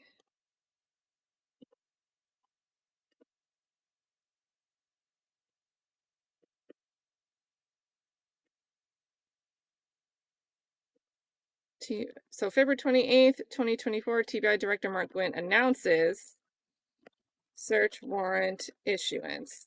And it's vague. We don't have much more context than that, but look at where we are. So on, can I make this bigger for you guys? The all handy dandy timeline. Okay, so I can't zoom in on this. But January 2020, I'm gonna have to make it 2 pages. January 24th, Sheila Kilzer contacts Brent Booth. January 27th, Booth sits for his Sheila Kilzer interview. February 16th is the first meeting with Victor Dinsmore. Brent Booth meets with Victor Dinsmore at his Arlington home. The 28th, we have search warrant issuance. That's what we're adding to our timeline here. March 26th, Dennis Benjamin goes back to Indianapolis to speak with Victor Dinsmore. That's when he's in the work truck. You hear the car door slam at the end of the recording. And then September is when we start getting the Jeff Jackson, Brent Booth, that fun interview with Dylan Adams. This timeline, the more we add to this timeline, the more sus it looks, if you ask me. So we'll keep adding to that. All right, so next we have Community Reacts, and it's March 1st, 2014. So let's see the community pulse, vibe check for the community. On, again, March 1st, 2014.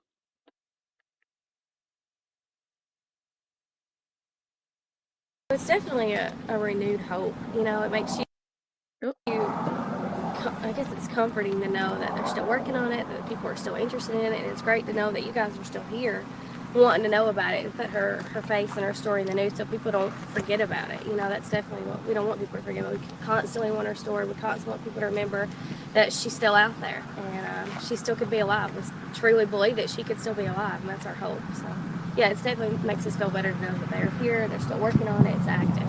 It's a God thing, you know. God's in control of this whole situation, you know, and I truly believe that. This was planned a long time ago. You know, I knew about it before this had even happened. So I really do believe that it's a God thing. God's timing is the perfect timing. So I really believe that. This is happening essentially right in the backyards of. Well, I'll tell you, my feeling the entire time was that it was somebody that's close to this community. You know, it's such a small area that it would have shocked me if it had been just random. That, you know, I felt like she was targeted for some reason. I've always felt like that. And so it doesn't surprise me that they're here this close to home in Decatur County. So that doesn't surprise me at all. It's been 3 years, you know, it'll be 3 years. What is this that they're searching? Oh, I wish we had the context. Is it just random footage or? Here, this close to home in Decatur County, so that doesn't surprise me at all. It's been 3 years, you know, it'll be 3 years in April, and I'll tell you, it's consumed my life for 3 years. I didn't know Holly as a personal friend with that, you know, but I can tell you that my life has changed since then. It has seriously consumed my life. I've thought about her every day for the past 3 years, and we need closure. They need closure. The community needs closure. We all do. And so I hope that whatever comes out of this, that there's closure. I hope that they find her alive and well, and that she can go home with her family, and it can be the end of this. It's a small town. I graduated with 66 people, and out of this, that there's closure. I hope that they find her alive and well, and that she can go home with her family, and it can be the end of this. It's a small town. I graduated with 66 people. I mean, you know, that's unheard of. You know everybody here. And so it really hit home when this happened. I mean, it was just like a rock landed on this county and shook the whole county. So no, we're not going to give up. We're not going to let it go until she's home, until she's found. Henderson County. Yeah. I think that it went quiet for a while, for a long time, and we didn't hear.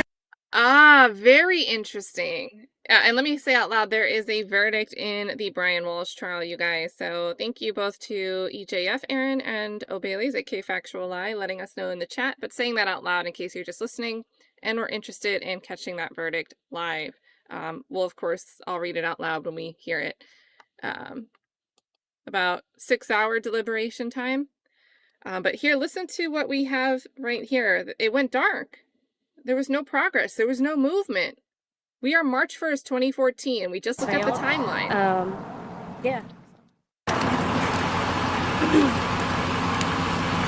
I think that it went quiet for a while, for a long time, and we didn't hear anything for a long time. And now, for something to come up like this, there's got to be a reason why you don't just get warrants for anything. Just that renewed hope. We never lost it, but the feeling of closure, possibly something coming of this, is just emotional. Since the day she went missing, we were searching these woods just right here, and that was emotional as well. And then now here it is, almost 3 years later, and we're back here, out towards the interstate, with what possibly could have something to do with that, and that's just a very emotional thing. There you go. The hope. So Brian Walsh, guilty of murder 1. So I didn't watch that case in depth, but I'm not surprised by that, the evidence. And I heard that, like, even though the prosecution was struggling with presentation, guys, I mean, very odd hardware store footage, Google searches, hard to make it seem like you weren't doing something nefarious. Is renewed now.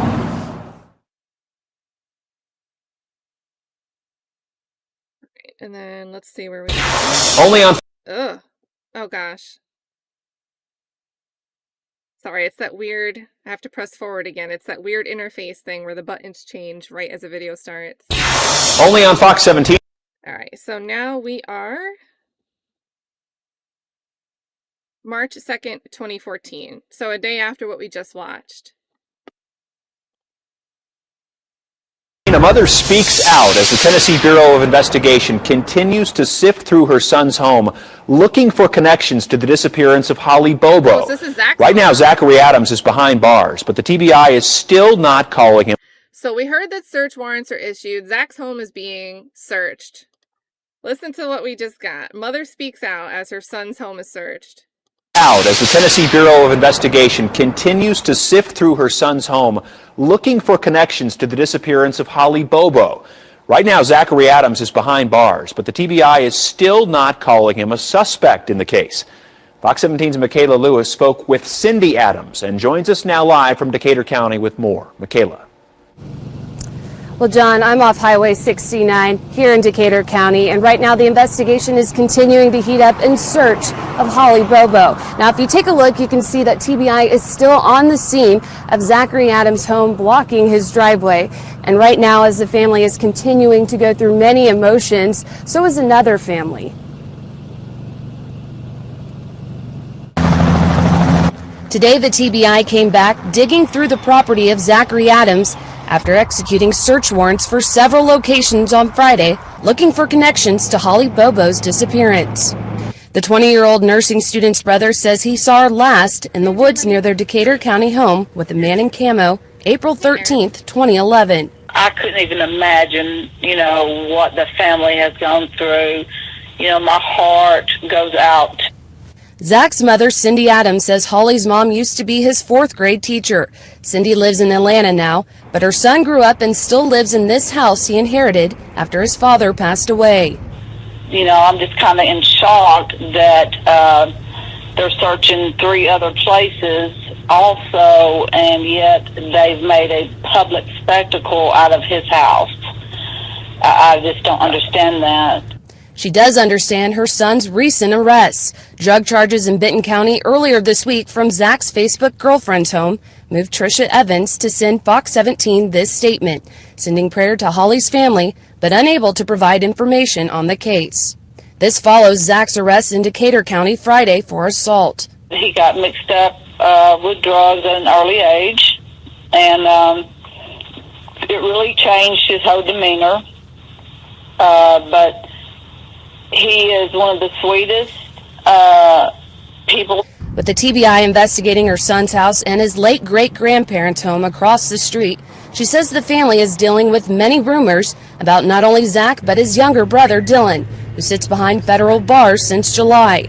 Cindy says he deals with learning disabilities, and investigators questioned Dylan this week without a lawyer present.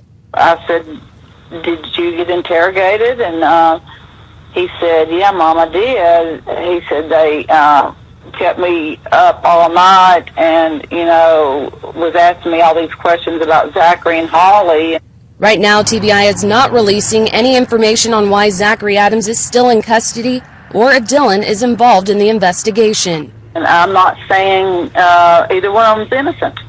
I'm just saying that as their mother, I'm going to believe my children. And until I, am proven otherwise. All right, so notice here, again, this is the beginning of March. We have Gwyn tell us that on February 28th, we're issuing these search warrants. They're tearing up Zachary Adams' home. His home is still sitting in that state. I think, let me pull it up real quick and show you guys. Trial and Error podcast went with Zachary Adams' grandfather in episode 6 of the Trial and Error podcast, season 1. They went and did this walk. And you can still see the floorboards pulled up. Let me cue it up.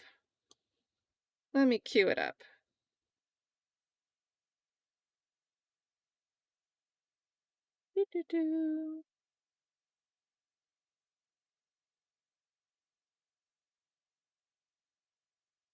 Okay, and they're doing it through montage of images, so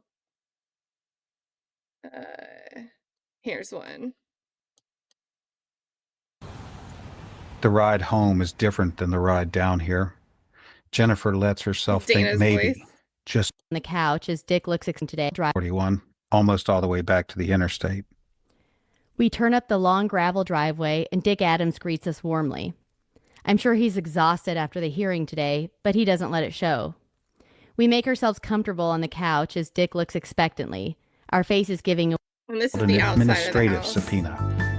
So, in case you want to, there's a little carport on the right. I don't know if we're going to see any footage of the house moving forward, but this is what his house looks like. So, and then Jay Money has been a member for 3 months already.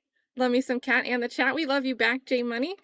Shout out for your 3 months. Thank you for supporting. Tons of support, and thanks for holding it down over on the Discord channel as well. I don't remember what video we're on. I think it was this one. Yeah, this is where we were. Okay. Now, the TBI says that they will continue not only to investigate Zachary Adams' property, but also several other locations looking for connections to Holly Bobo's disappearance in 2011. We'll continue to keep you updated as this story develops. Live from Decatur County, Michaela Lewis, Fox 17 News. Now, you are looking at pictures of some... And I think we've got to update the timeline again, because I don't know the exact date, but it's clear that, so I'll put a little tilde by March 2nd. Dylan already been interrogated and said nothing helpful.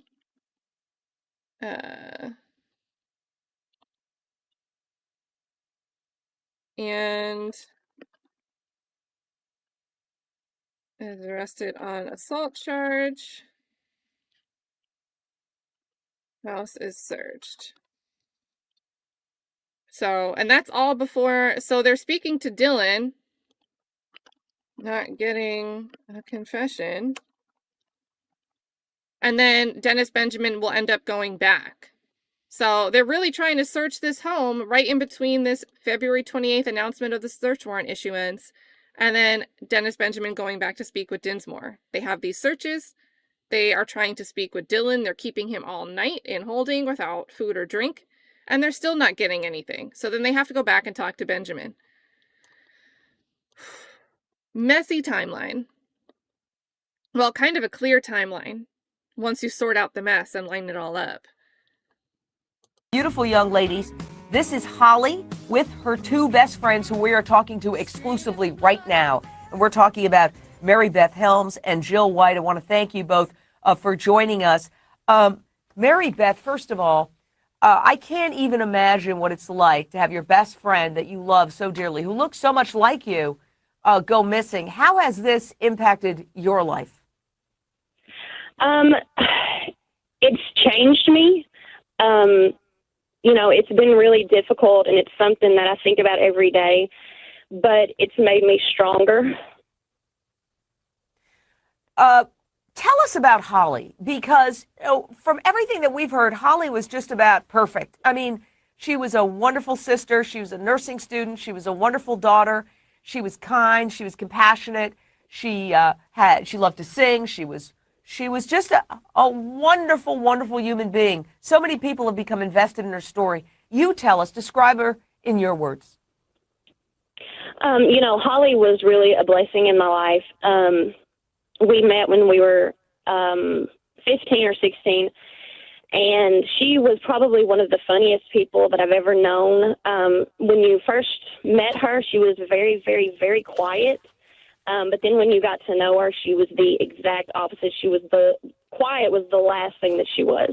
And she was just a lot of fun to be around. I got to talk a little bit about the investigation, but I know you're very concerned about not stepping into that. So let's just state some facts.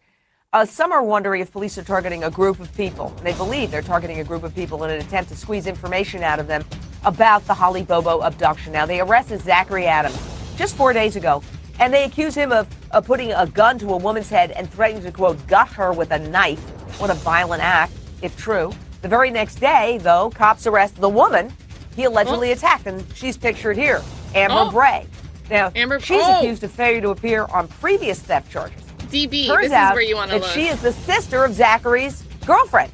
Now, that girlfriend claims that this woman, her sister, made up the whole assault story because she was jealous over Zachary's relationship with her. So it seems... Can we run this back? What is happening? And the picture is crazy. And to squeeze information out of them about the Holly DB, Bobo you want to look at abduction. Amber Now, Bray. they arrested Zachary Adams And just 4 Valerie days ago. Trout. And they accuse him of putting a gun to a woman's head and threatening to, quote, gut her with a knife. What a violent act, if true. The very next day, though, cops arrest the woman he allegedly attacked, and she's pictured here, Amber Bray. Now, she's accused of failure to appear on previous theft charges. Turns out that she is the sister of Zachary's girlfriend. Now, that girlfriend claims that this woman, her sister, made up the whole assault story because she was jealous over Zachary's relationship with her.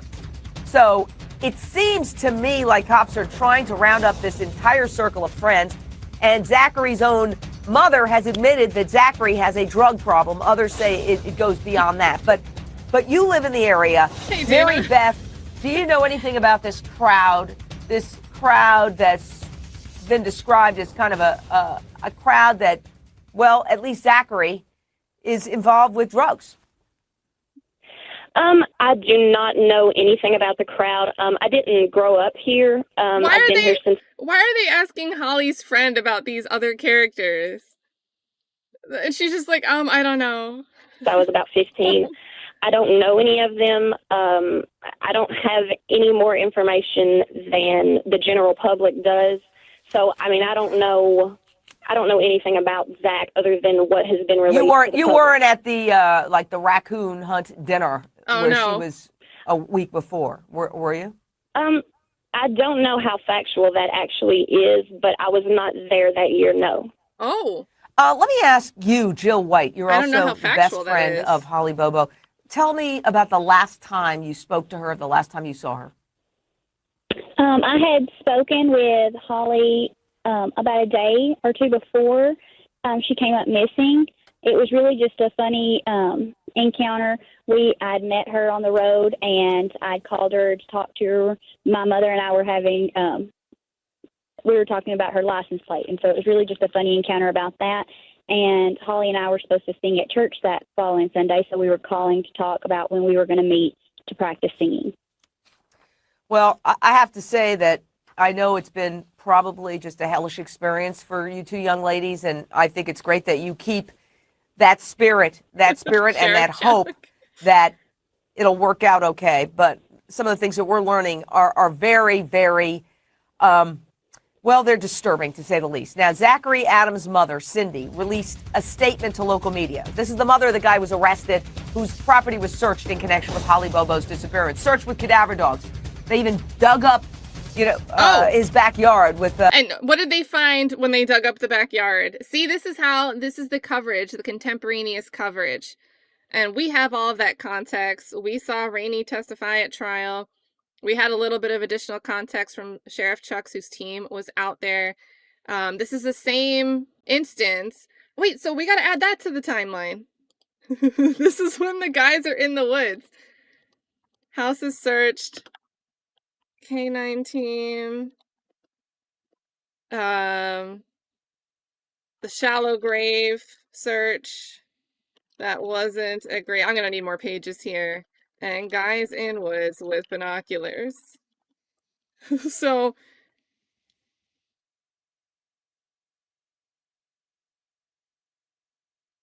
Wait. Were binocular guys there in 2014? Do I have this right or wrong? Maybe I shouldn't put this in here. But according to Rainey, this would be the same time the guys were in the woods with binoculars. Why the heck does it matter if he was vacuuming his truck in 2014?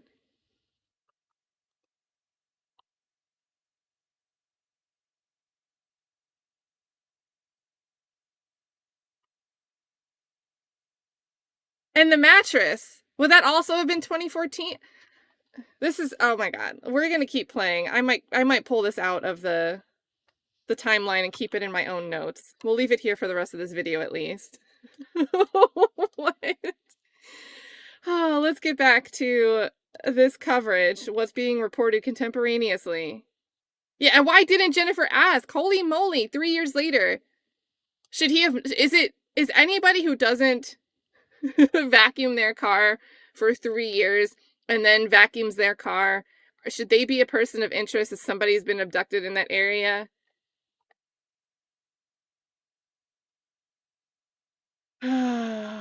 His mother, Cindy, released a statement to local media. This is the mother of the guy who was arrested, whose property was searched in connection with Holly Bobo's disappearance. Searched with cadaver dogs.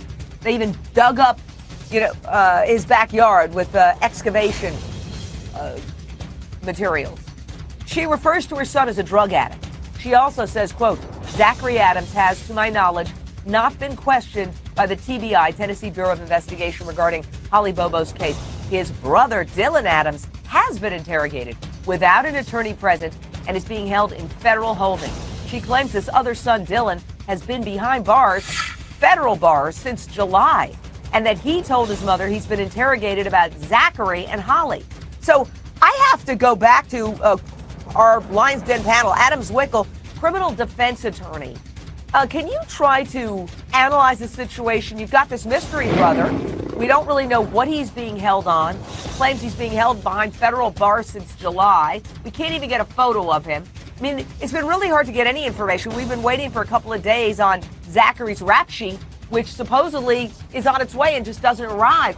It's all very mysterious. What do you think's going on? Look at the whole panel. Well, I mean, first of all, I agree with John's assessment that this is clearly a squeeze job. But law enforcement needs to be very, very careful when they act this way. They need to be careful about talking with people without lawyers, and they need to be very careful about releasing information. Listen to this guy.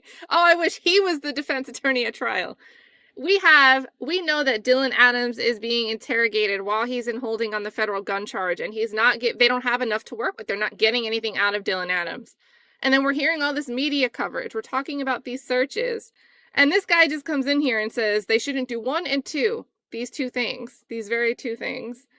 Because they certainly don't want a defense attorney like myself coming forward and destroying their investigation. They've got to be very vigilant, but they also have to be very careful about who they interview and the way in which they do it, so they don't rush to judgment and ruin so they don't put words in Victor Dinsmore's mouth. Their case.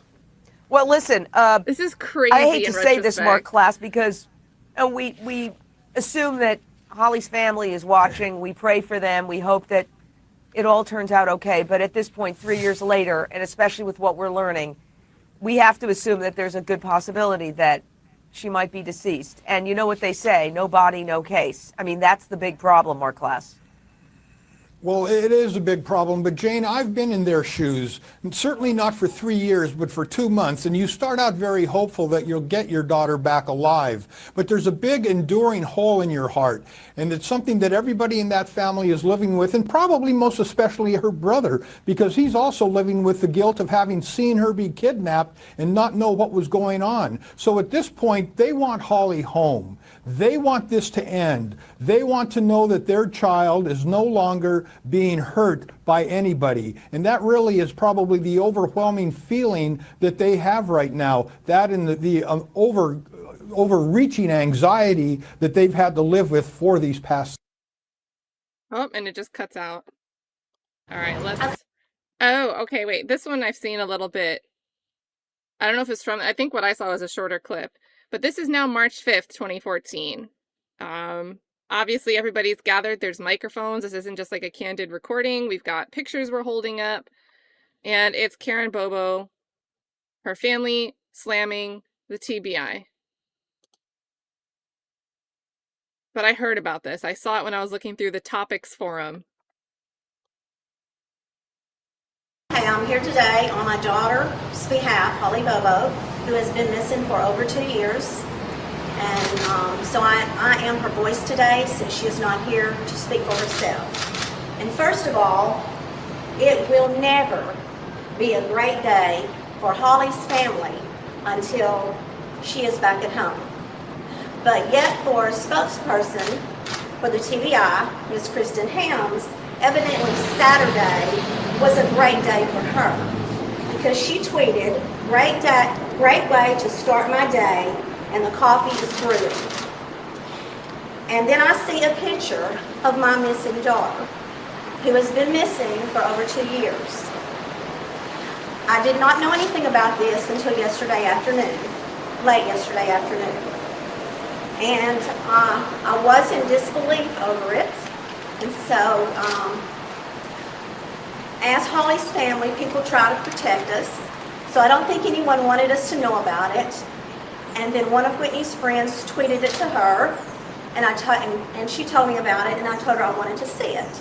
And so when she sent it to me, I do feel that this was put out without regards for the feelings of Holly's family. I do feel that our family situation has been mocked. I think this type of behavior just adds insult and injury and does absolutely nothing to bring my daughter home. I do expect the TBI leaders to take the appropriate actions for whoever is responsible for this. Our family has been victimized for a long time, for over 2 years. Our family has cooperated fully 100% and will continue to. And anyone that says we haven't, they are not speaking the truth. We have completely cooperated and will continue to. And remember, she's already working. She's got Dennis Benjamin as a private investigator at this time. So we have this press conference. And again, what was the date? March 5th? March 5th, 2014. We have this press conference slamming the TBI. And it's kind of weird because Terry Dicus is the one that there's rifts with the TBI, but Terry Dicus is the one that doesn't want to press Clint Bobo. His soup is like, we've got to do the read technique on Clint Bobo. We got to look more at Clint Bobo. Something's not adding up. But Terry Dicus is the one that gets outcast from TBI. And Karen Bobo seems to have a grievance with TBI, at least for not doing all that they should and for making a tweet about coffee. And she's talking about cooperating. But her direct line, her active communication seems to be with Dennis Benjamin, who TBI wants to say, well, you know, he was acting on his own. We weren't in charge of him. And Dennis Benjamin was saying it was a one-way street. I gave things to TBI, but they weren't giving me anything. So if the connection is Karen to Dennis Benjamin and Dennis Benjamin maybe to TBI, what does she really mean when she says she's cooperating? I do feel that this is just an example of why we do need a special task force to look for missing persons. Because I do believe there is a conflict of interest here, and maybe the big picture has been lost. And that picture is finding our daughter and our family member. And so I'm asking I wonder when remember Marshall John Walker said he'd sent like an email to remind them that he had these routes mapped up based on the data, and like sometime later he had to send them an email like, hey, if this gets to trial, I think he said it was after Zach's arrest. If this gets to trial, I don't want this to be an issue that you guys had this, didn't disclose it. These are my routes, just to remind you. While we have Karen Bobo here saying that, hey, we're missing the big picture. We still need to find where Holly is.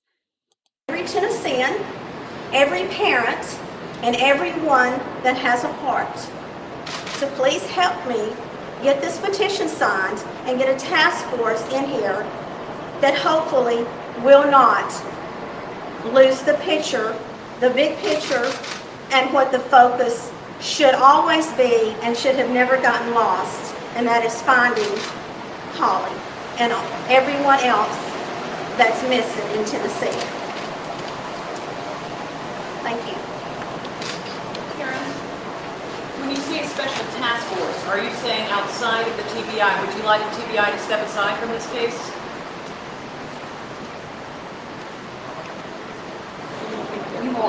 You won't qualify people. If this is an example of how TBI feels about my daughter's case, then I do think we have a conflict of interest. Because our goal as Holly's family and friends is to find Holly. It's not about anything else. I do try to keep her picture and her story out there. I cannot see a parent of any missing person that would not do that. A special task force would be, you know, are there some people in the TBI that would be in that special task force if they haven't lost sight of the big picture, and that's finding Holly. What do you want done about this tweet? Well, I think it's already been taken down, but it speaks for itself, and the damage has already been done. It's been out there since Saturday. What exactly did the tweet, I see there was a picture with it, what was it, what was, can you explain again what you saw? Well, evidently, she's sounding victorious over an article that she wrote or released that is a part of, and it's very inappropriate, very unprofessional. She is the official spokesperson for TBI. I do feel that it is very inappropriate, very hurtful, very heartless, and very unprofessional. We received a statement from Kristen today saying this was her personal account, and that if she, what's your response to that with her saying it was her personal account? Well, evidently there's a lot of people that have seen it, and she is the official spokesperson for TBI, and I would hope that as an educator, I would never put something out there about a child. Especially, we have to look at the big picture here. My daughter, Holly, is still missing. That is a disregard and very disrespectful for a missing person, whether it's her own personal account or whether it's TBI's. She still is the official spokesperson for TBI.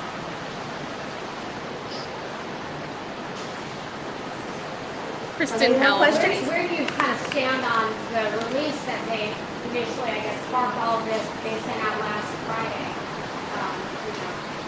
The actions of the group without, what are your thoughts on it? I am here today on behalf of my daughter.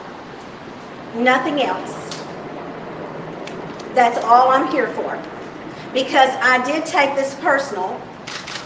Whoever it's directed to, as you can see, My missing daughter's picture is the picture that's shown on the page and was sent out on her tweet. And it is an open case.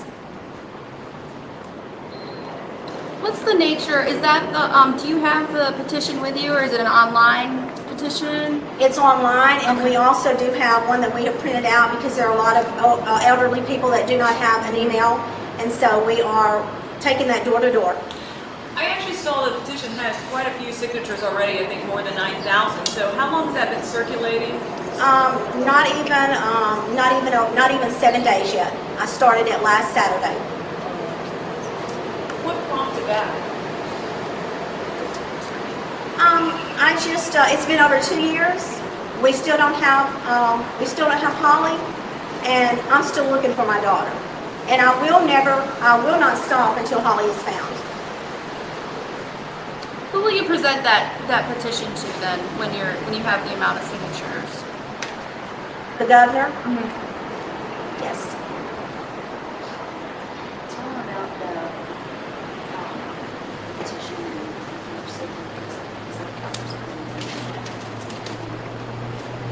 One reason that I did start this petition up, as I said, Holly has been missing for over 2 years, and I look at it like if you go to a doctor and you're not satisfied, you do go for a second opinion. And we have fully cooperated with the TBI for over 2 years. I appreciate everything that they have done. I'm not being unappreciative of the TBI.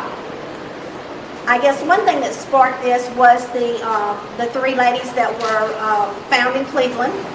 And then I went on to John Walsh's website and read that it was very sad that it took him 27 years to get his son's case closed, and how he finally got that closed was seeking out a person that had a record of solving cases. There was a statement that came out about sometimes there may be too many cooks in the kitchen, and I do realize sometimes there are too many cooks in the kitchen. I'm just looking for the best chefs. Is there some sense factual to the quality of TBI's investigation in your guys' mind right now? It's been 2 years. And as the sign says, there will never be a great day for us, and it will never be enough until my daughter is found. In the press release that went out earlier, you guys had mentioned that Helm is married to second in command at TBI. Or do you guys have concerns about that? Honestly, I do. I do. What are those concerns? This is his wife. She is the official spokesperson for TBI. He is second in command. To me, this was very unprofessional. If this is TBI's attitude toward my daughter, we have problems. You're going to take this to anybody else who are concerned about the suite? I have already made my state representative aware of it.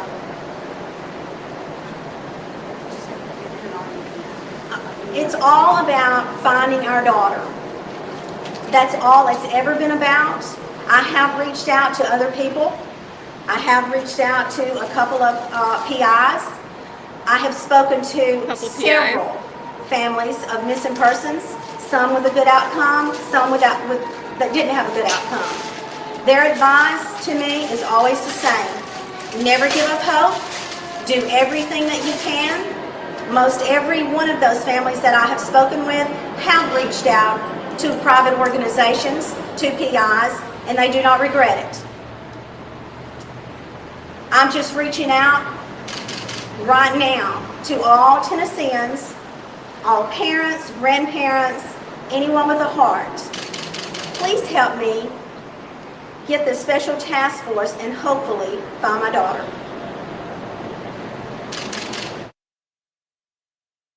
All right, so we're gonna do a refresher on this timeline. So what we're watching right now, and I'm gonna add all these things in. I gotta make the cards bigger. All right, cool. We can scale content. We're doing it. So remember, we're in 2014. We just found out from the little highway press conference that Mark Gwyn did that we've issued search warrants. That's February 28th. By March 2nd, thanks to the phone call that Cindy Adams did with the news, we know that Dylan Adams has already been interrogated, but they're not getting a confession out of him yet. But he's being interrogated. They're holding him all night. He's in custody because of this federal gun charge he picked up with Jason Kilzer. And Zach Adams is arrested on the assault charge. We have that Trisha and then the Amber Bray thing drama going on. Zach Adams' house is searched with the K-9 unit.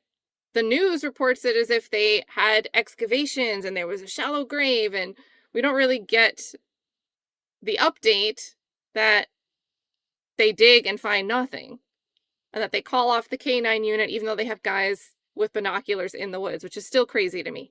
I can't believe that timeline, that they have somebody who comes in and testifies at trial that 3 years later they were posted up in the woods after the K-9 unit's called off, just sitting there waiting to see whatever Zach or anybody did at that property 3 years later. And oh my gosh, he vacuumed his car. I cannot get over that. Then March 5th, we have this press conference we just watched. March 26th, we're going to have Dennis Benjamin go back to speak with Dinsmore again. Fast forward to September 7th. The ginseng hunter's going to find Holly's skull. And then over the next following days, TBI, we've got Brent Booth going out there. Apparently we've got Jeff Jackson going out there. And then we get these search parties over the next few days that are doing that like arm-in-arm walk to scan every inch of that area. And over the next few days, they find additional belongings. They'll find the 380 casing, all of this stuff. And then 10 days after that, we just rewatched Dennis Benjamin's post-conviction relief hearing, and that pieced some more details together in the timeline for me.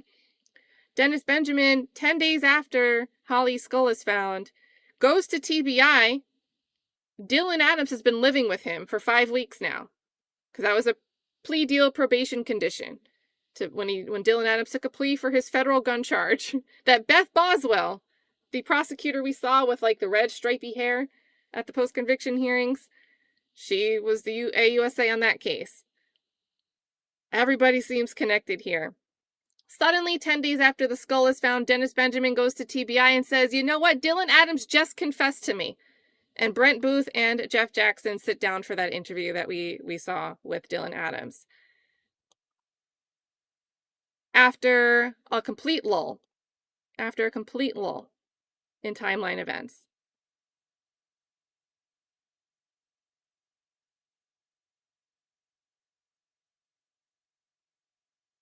So yeah, it's always interesting when like something feels off and then you get it lined up and you're like, oh, how can any person look at this and say, hey, we have no questions about this at all?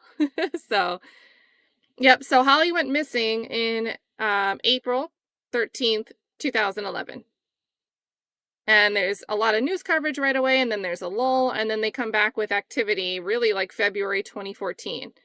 They come back and announce that they've issued some search warrants. And that's after the first time Dennis Benjamin has gone to speak with Dinsmore. So we know that Karen Bobo has already employed Dennis Benjamin as a private investigator. So just crazy, crazy, crazy stuff. Let's see. Hey, I am Shout. Good to see you. Law Kong Express says, was the postal inspector ever involved? Britt would likely exchanging videos. Yeah, I'm not sure. I still want to know more about with the Terry Britt household. We've heard, I think it was Doug Bates in the post-conviction hearings, mention that the Britts themselves had set up like a surveillance system. Like, you know, and again, this is back in 2011. 2025, it seems like every other neighbor seems to have a Ring camera. But I don't think it was that common for people to have a surveillance camera at all at their door, let alone it seems more sophisticated. It seems like it was looking at all areas of the property. And the Brits apparently had this all set up. So what else is going on? What else is going on with the Brits? We've also got another 5 here gifted from Sheriff Chuck. Thank you. Thank you, Sheriff Chuck. I saw the W's in the chat coming in. A big thank you here to Sheriff Chuck. Big, big thank you.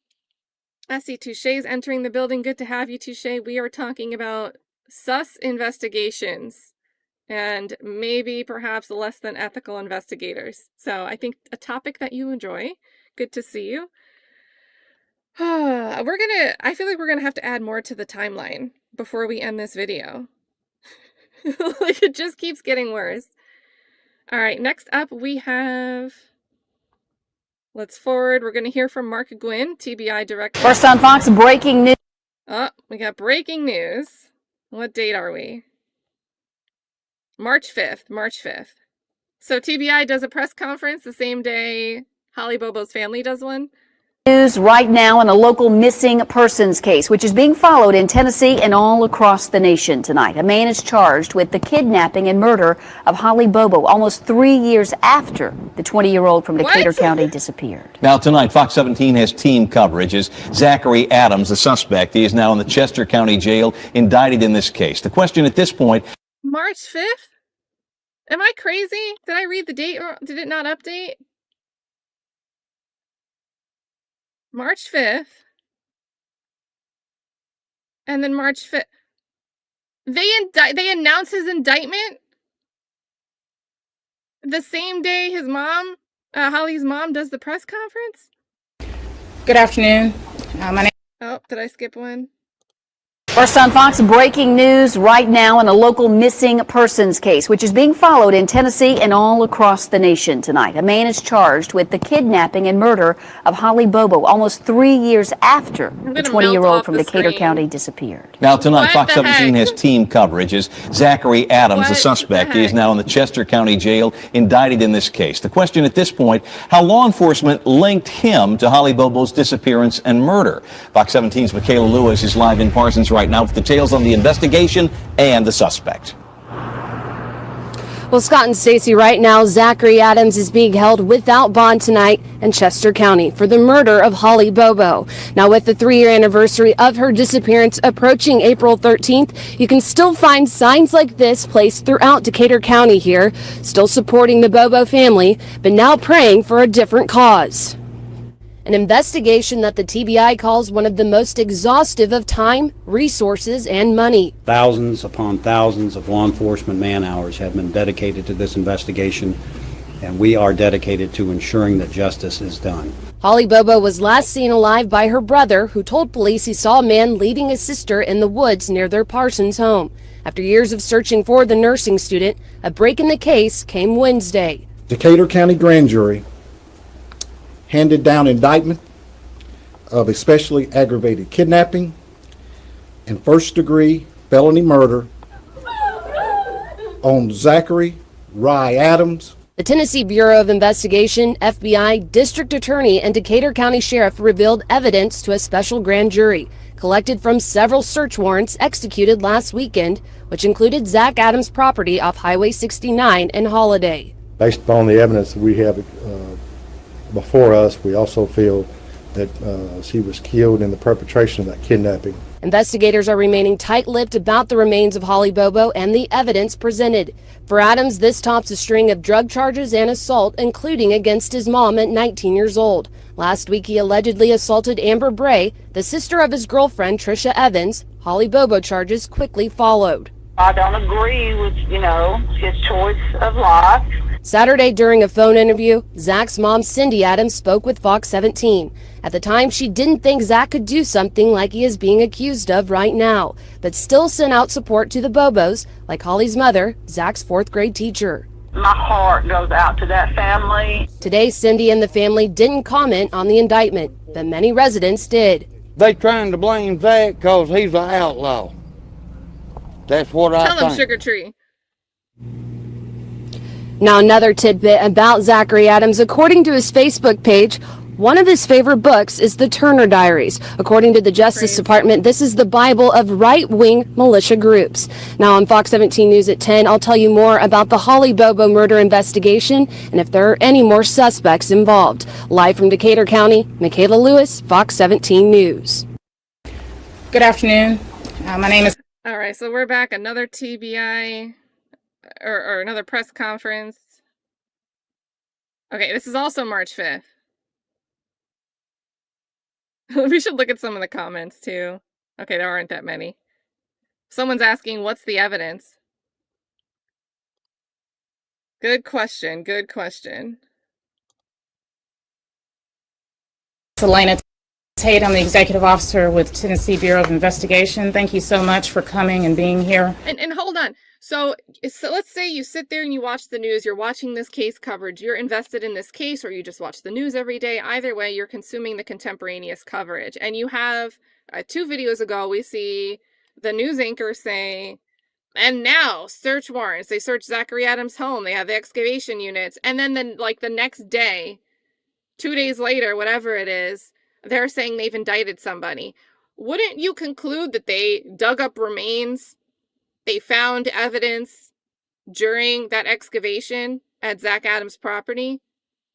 Because that's the way, like, brain wants logic. Brain wants to find how A connects to B and how B connects to C. So if we get an A to a Z, our brains might start naturally, subconsciously, without us realizing it, filling in all the pieces in between. And somehow we might go out there with the impression, if we don't challenge our own thought process, thinking, oh, they searched, they found something, they indicted him. Why else would they have indicted him? But yet we know, in hindsight, that's not the case. And that's why it's so important to get good at asking, just like that person in the comments, okay, but what's the evidence? What's the evidence? To share our message of the new developments we have today. Speaking today will be the Director of TBI, Mr. Mark Gwyn, also followed by the 24th Judicial District Attorney General Hansel McCadams, also the Special Agent in Charge of the Memphis Division of the FBI, Mr. Todd McCall, and then finally the Decatur County Sheriff Roy Wyatt. Director. Good afternoon. I'm Mark Gwyn, Director of the Tennessee Bureau of Investigation. TBI spent several hundreds of manpower hours on this case along with local and federal authorities. There also have been hundreds of ground searches and search warrants conducted. Over $450,000 has been offered in reward money. Historically, this investigation has been one of the most exhaustive of time, resources, and finance. It is important, very important, that we keep the Bobo family and the entire county of Decatur in our thoughts and prayers as this investigation continues. TBI has remained very diligent in working this case, and recently I am relieved at the progression of evidence collected and information developed. With that being said, today at approximately 2 p.m., a special agent with the Tennessee Bureau of Investigation presented to a specially impaneled Decatur County grand jury facts and evidence regarding the disappearance of Holly Bobo. After the presentment of this information, the Decatur County grand jury handed down indictment of especially aggravated kidnapping and first-degree felony murder on Zachary Adams, date of birth June 7th, 1986. Zachary Adams is... So they haven't found the skull yet. They find the skull in September. And they're announcing first-degree murder. Which is why, like, that gasp just cued me in. Like, that's the end of the hope for the community and the family members. They just heard his house was searched. He's indicted on first-degree murder. What are you going to assume that they found in Zachary Adams' yard or in his home? And Gwennon is exactly right. They stay closed-mouthed about the evidence, so it makes it more believable that they have something. If we're pretending we're in a time capsule and we're watching this as it happens and we don't know what we knew now, what are you going to think when you hear that there's a first-degree murder charge? And they don't have her skull yet. At this point, they found a lunchbox, but they're about to find that lunchbox again in September, which I can't reconcile that either. And I would say that detail alone with the lunchbox, another like standalone reason for a new trial, right? There's like several, just one thing in and of itself warrants a new trial, let alone the big picture, all of it together. Also, shout out to some guy with cancer says, the more we review this case, the more confused I am. We're in the Matrix, right? Sugar Tree, shout out to Sugar Tree, should get a crack at the witnesses after Doug Bates. Bring him in the courtroom. I would love it. I would love it. Thank you for the super, and good to see you. Heck yeah, and that prosecutor wouldn't be so mouthy if Sugar Tree was waiting. Love it, love it. Oh my goodness. Yeah, and Sheriff Chuck here saying they had everything, they had a plan. Right, how do we have the lunchbox a few days after in 2011, and then suddenly when some ginseng hunter randomly happens upon the skull and this bucket in the woods, over the next few days, we find all this other stuff after Jeff Jackson and Brent Booth get to be at the scene before the search party's there. I just don't think it sounds kosher. They were making the ham sandwich. I think they were making a ham sandwich. And again, I will not get over the pink panties thing. For them to even rely on the pink panty mentioned so much at trial shows that, at least in the prosecutor's view, I really think prosecution took what they had from TBI. TBI was trying to say these pink panties were damning and belonged to Holly, and prosecutors didn't keep up with why that was inconsistent, why that wouldn't make sense, because they didn't try to verify anything. Or if something could have been verified, they ignored it. Like Brent Booth with everything that Marshal John Walker was doing. Just crazy. Just crazy. Well, I hope you have an awesome day at work, some guy with cancer. Work be working. Work be working. We love our workers and lurkers. Oh yeah, this is crazy. This is crazy. I Am Shout says they were doing everything they could to close the case, and Zachary was the easiest person. Yep, they have him in custody. They've got Dinsmore talking about, well, they were buying drugs from me. We've got Dylan. We're trying to interrogate Dylan, and we haven't quite moved him out of federal custody yet. And I think that timeline's going to get more clear, right? I have a very warm, leaning hot suspicion there's a reason they issue this plea deal. They want some type of information out of Dylan, and they have to do it in a way Dylan hasn't spoken, in a way that's a straight up confession. It's not what they want. So over the next few months, we're going to see that timeline become clear of, well, we're going to craft this deal where he's got to go live and be on good behavior with somebody. Because just because you're released, if you have probation conditions, you've got that looming over your head that it could be revoked if you don't do what you think you're supposed to do.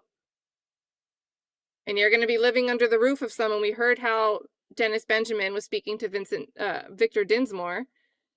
First recording we hear, Victor Dinsmore, he's like, you're facing 8 counts. I don't want you to get in trouble. I need you to help me. I would imagine that's the same type of way Dennis Benjamin would have been starting off his conversations with Dylan Adams, who was stuck under his roof for the next 5 weeks.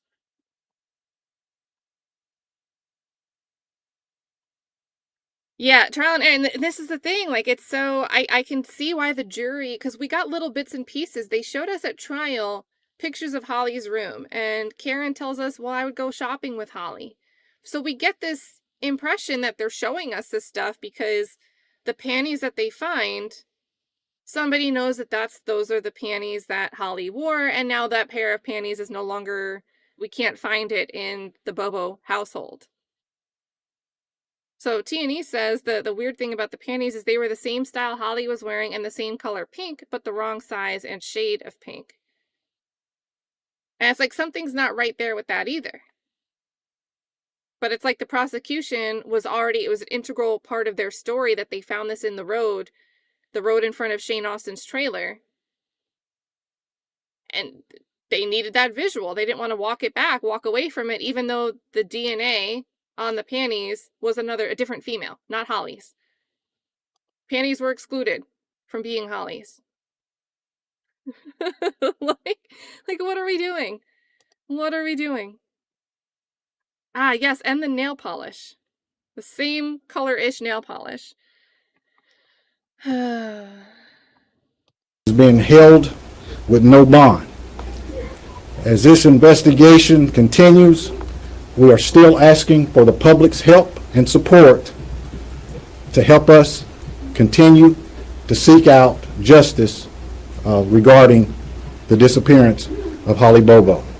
At this time, I would like to recognize District Attorney General Hansel McCadams, who will give us details on the indictments and the process that his office will oversee going forward in this investigation.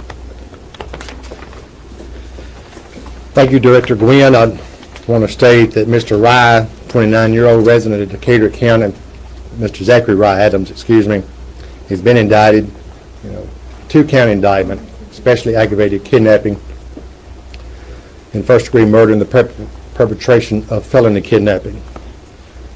My office requested Circuit Judge Creed McGinley to reconvene the grand jury panel from the January term of the Decatur County Circuit Court. Today they returned the 2-count indictment. The judge has authorized that Mr. Adams be held without bond. His arraignment is set for Tuesday at 1 o'clock, March the 11th, before Circuit Judge Creed McGinley at the Decatur County. How common is that? Am I getting confused? Did he just mention Creed McGinley and then switch topics to talk about the grand jury returning the indictment? Or was Creed McGinley also overseeing the grand jury?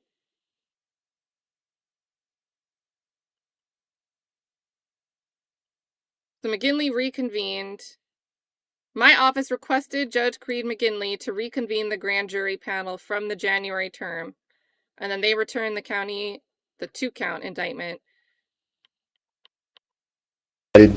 Maybe smaller 2-count indictment, especially aggravated kidnapping and first-degree murder and the perpetration of felony kidnapping.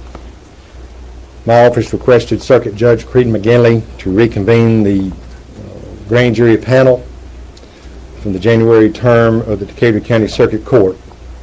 Today they returned the 2-count indictment. The judge has authorized that Mr. Adams be held without bond.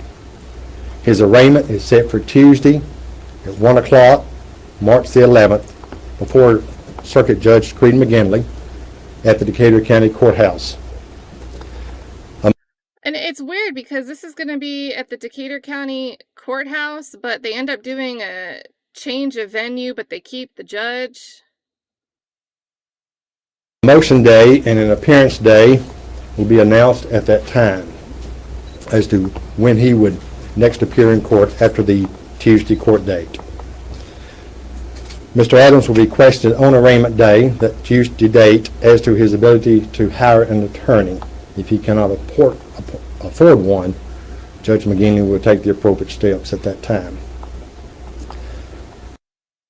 I know it was probably like the public defender's office who did the assignment and not the judge, but still, doesn't it just seem like all of the worst stars are aligning here?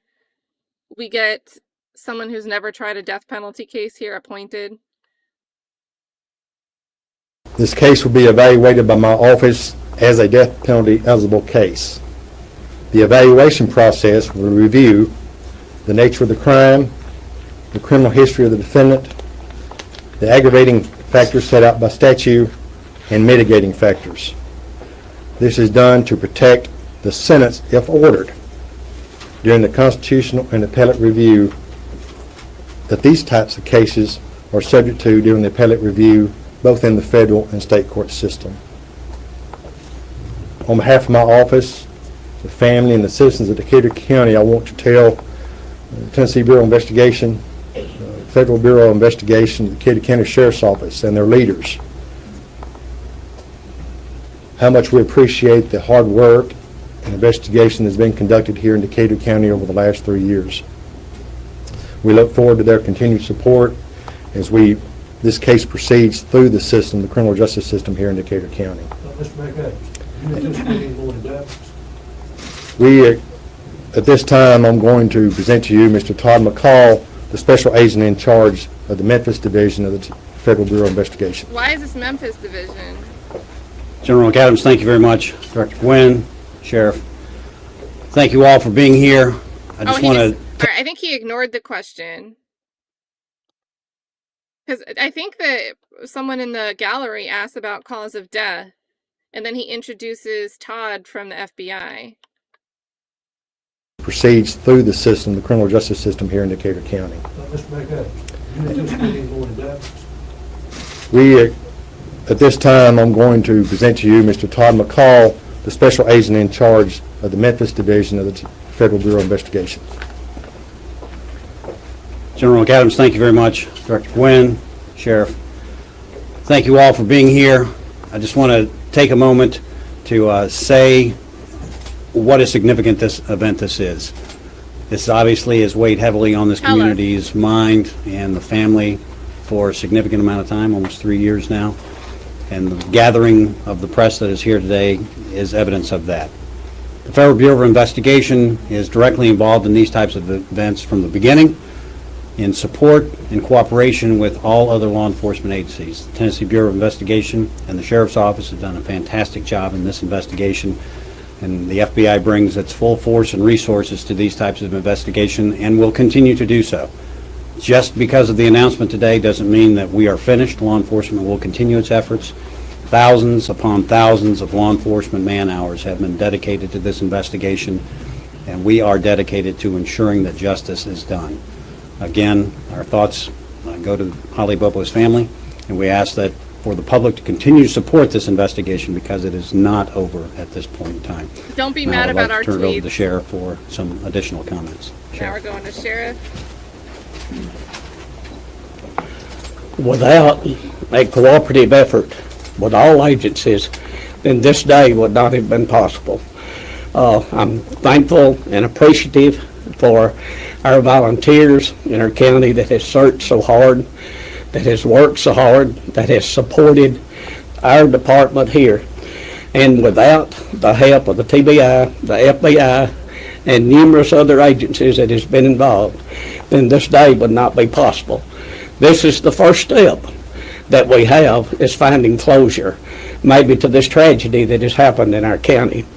It's many, many people that we could thank, but for lack of time, I just want to thank each agency that is here and represented for their cooperative effort and long hours and hard work that each has put in. My department being small, it would not have been possible without the help and the equipment that these other agencies have, and I publicly want to thank each one of them. General McAdams, there for his help, his support in this. Thank you very much. At this time, I will open the floor for very brief questions and answers. Let me just go ahead and preface this by saying that we cannot speak on any specific details about the investigation. As many of these gentlemen have said earlier, this is still a very active and ongoing investigation. We still have a lot of work to do. There's still a lot of leads and information and evidence that need to be examined and developed. So with that being said, please, in an orderly fashion, let's go ahead and ask some questions about today's developments. What changed in the last week that let you guys get to what we are today? What changed in the last week? Well, this investigation has been ongoing for a long time, 3 years. What changed in the last A lot of week? leads have been run. A lot of evidence has been collected. In the last week, I guess you can say that we put a full court press on based on the information that we had gathered. And as one bit of information leads to the second bit of information, we decided to start conducting searches and interviews, which has brought us to today. Do you know where Holly Bobo is? I can't go into that. Where he remains? I can't go into that. Was there a I confession? cannot go into Do you that. expect any more indictments or arrests? Cannot. This is an ongoing investigation. If evidence and facts lead to more indictments and arrests, that's what will happen. What are the people, if any, would be connected to this? I can't go. So you can't say if you know where Holly Bobo is or if she's sitting at home? No, I can't say. On what grounds would the indictments made? I'm sorry? On what grounds would the indictments made? What is the reason? The grounds for the especially aggravated kidnapping is based on the allegation that we believe we can prove that she was taken forcefully from her home without her consent. Based upon the evidence that we have before us, we also feel that she was killed in the perpetration of that kidnapping. Thus, we have her charged with felony murder. This information has been communicated to her family, and that's all I'll say at this time. Do you feel like there are community members out there who are withholding information from the TBI and from the investigators? You get that. Well, you know, we feel that there's information out there. I don't know that withholding is the exact word to use, but we're confident that as the public understands that we're moving forward on this case, that they will come forward with that information that they have, and we understand that different times it takes different things to bring information forward. So we hope that this is one step in the right direction that will lead us to some additional information that people may have. Where is Zach Adams being held? What county? He's currently being held at the Chester County Jail. Is there any more searching that needs to be done? Are you going to continue searching Zach Adams' property? I can't say at this time. As we conduct interviews, as we run leads, if they lead us to additional searches, they will be conducted. What? Do you think this reward This is like a stuff and things answer. I can't say at this time. As we conduct interviews, as we run leads, if they lead us to additional searches, they will be conducted. Do you think this reward money provided was key into getting where we are today? I think the hard work of everybody was key. I think the cooperation of every law enforcement agency that worked on this case was. This is the same day that Karen Bobo does this press conference, right? I gotta like triple check this because this is blowing my mind. We have Karen Bobo do this press conference. I gotta reference my timeline. March 5th. Zachary Adams also indicted. We have this press conference all the same day. So right as Bobo's family is like, they just need to do their jobs. They're losing sight of the big picture. What's going on? They're tweeting. We have this guy. To additional searches, they will be conducted. Do you think this reward money provided was key into getting where we are today? I think the hard work of everybody was key. I think the cooperation of every law enforcement agency that worked on this case was key. I can't say that the reward money was the biggest key. I think we all put all our resources together and You can't say it was the biggest key. That sounds like it was a significant key. Look at Mustache's face. Like, bro, you're not supposed to say that part out loud. The Airbud reasoning. Shout out to Happily Angry Lawyer. the agency that worked on this case was key. I can't say that the reward money was the biggest key. I think we all put all our resources together and brought us to today. Where did the murder take place? We can't go into that. You don't know. Feels good. It feels good. Obviously, General McAdams felt confident that we had enough information that we could obtain an indictment, and we feel good about that. And we're good to hand it over to his competent office, and they will do a great job from here forward. A little broader than that other question, multiple sites were being searched. Can you say which site led to the charges? Absolutely not. We really can't go into the specific. You got to understand that this is too important. This is very, very important. It's taken us 3 years to get to this point. We can't mess it up now. Do you think this is a serial case? Is there any connection to Heather Sullivan? Can't go into that either, ma'am. Director Gwyn, have you spoke with the Bobos about this new information, and can you give us any idea? Obviously, it's incredibly devastating for you.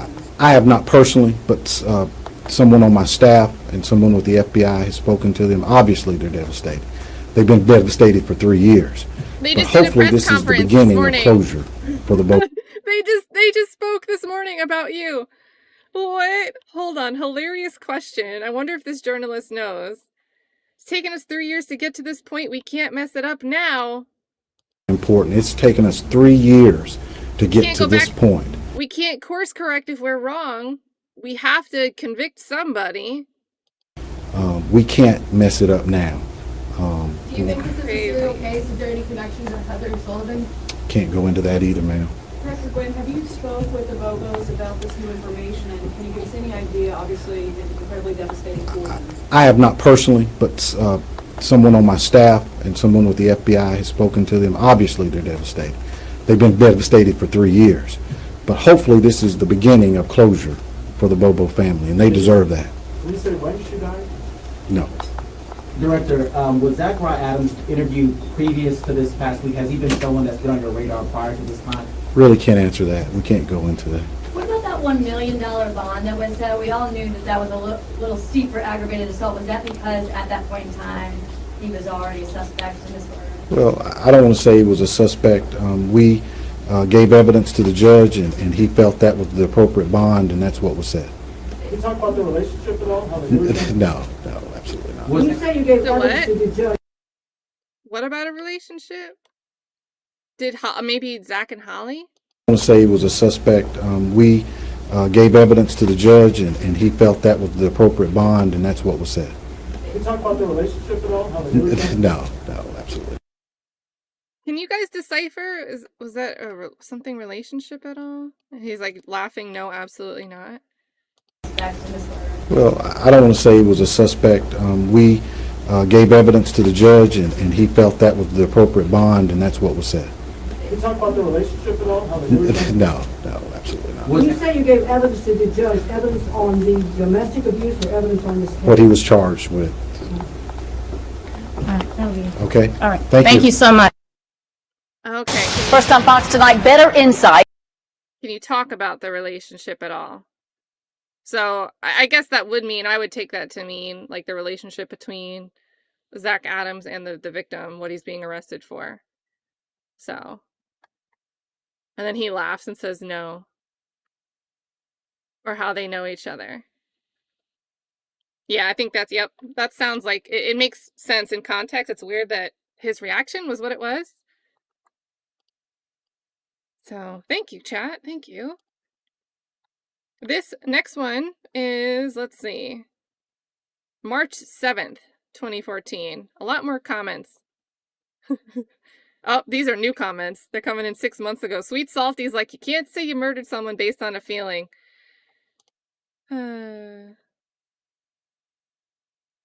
Captions. Into the life of a suspected killer. Tonight, we have team coverage on the Holly Bobo murder investigation, starting with a new picture tonight of murder suspect Zachary Adams from a man who knows him very well. Only on Fox 17 News, Adams' former stepfather is now revealing his experience with him. Now, he claims the man now charged with kidnapping and killing Holly Bobo has a violent streak that includes shooting his own mother. Fox 17's Michaela Lewis joins us live now in Decatur County with more on this. Well, Scott and Stacy, Zachary Adams served time here at Decatur County Jail several times over the last decade. Right now, he would normally be here at Decatur County Jail for the charges for Holly Bobo's death, but because of overcrowding, he is now at Chester County Jail. Now, Zachary Adams' former stepdad says he isn't calling Zachary Adams guilty of Holly Bobo's death, but if he is guilty, he isn't surprised. For the last 3 years, the search for Holly Bobo didn't stop after she disappeared near her home in Decatur County. Now, as the anniversary of her disappearance nears, Zachary Adams is charged with her kidnapping and murder. His former stepdad stays up on every report about the Holly Bobo case, especially now. I'm just sick and tore up about it, and I've got them in my prayers all the time. Adams' ex-stepdad doesn't want to show his face or use his name. He married Cindy Adams, Zach's mom, in 2000. It was some of the happiest days of my life, you know, when we first got married. Testify. But see, he just destroyed our whole lives. Zach Adams, a teen at the time, started getting busted for drugs like meth in 2002, according to TBI documents, and assault charges started piling up. Mostly it was girls and women. You know, he didn't mess with men much.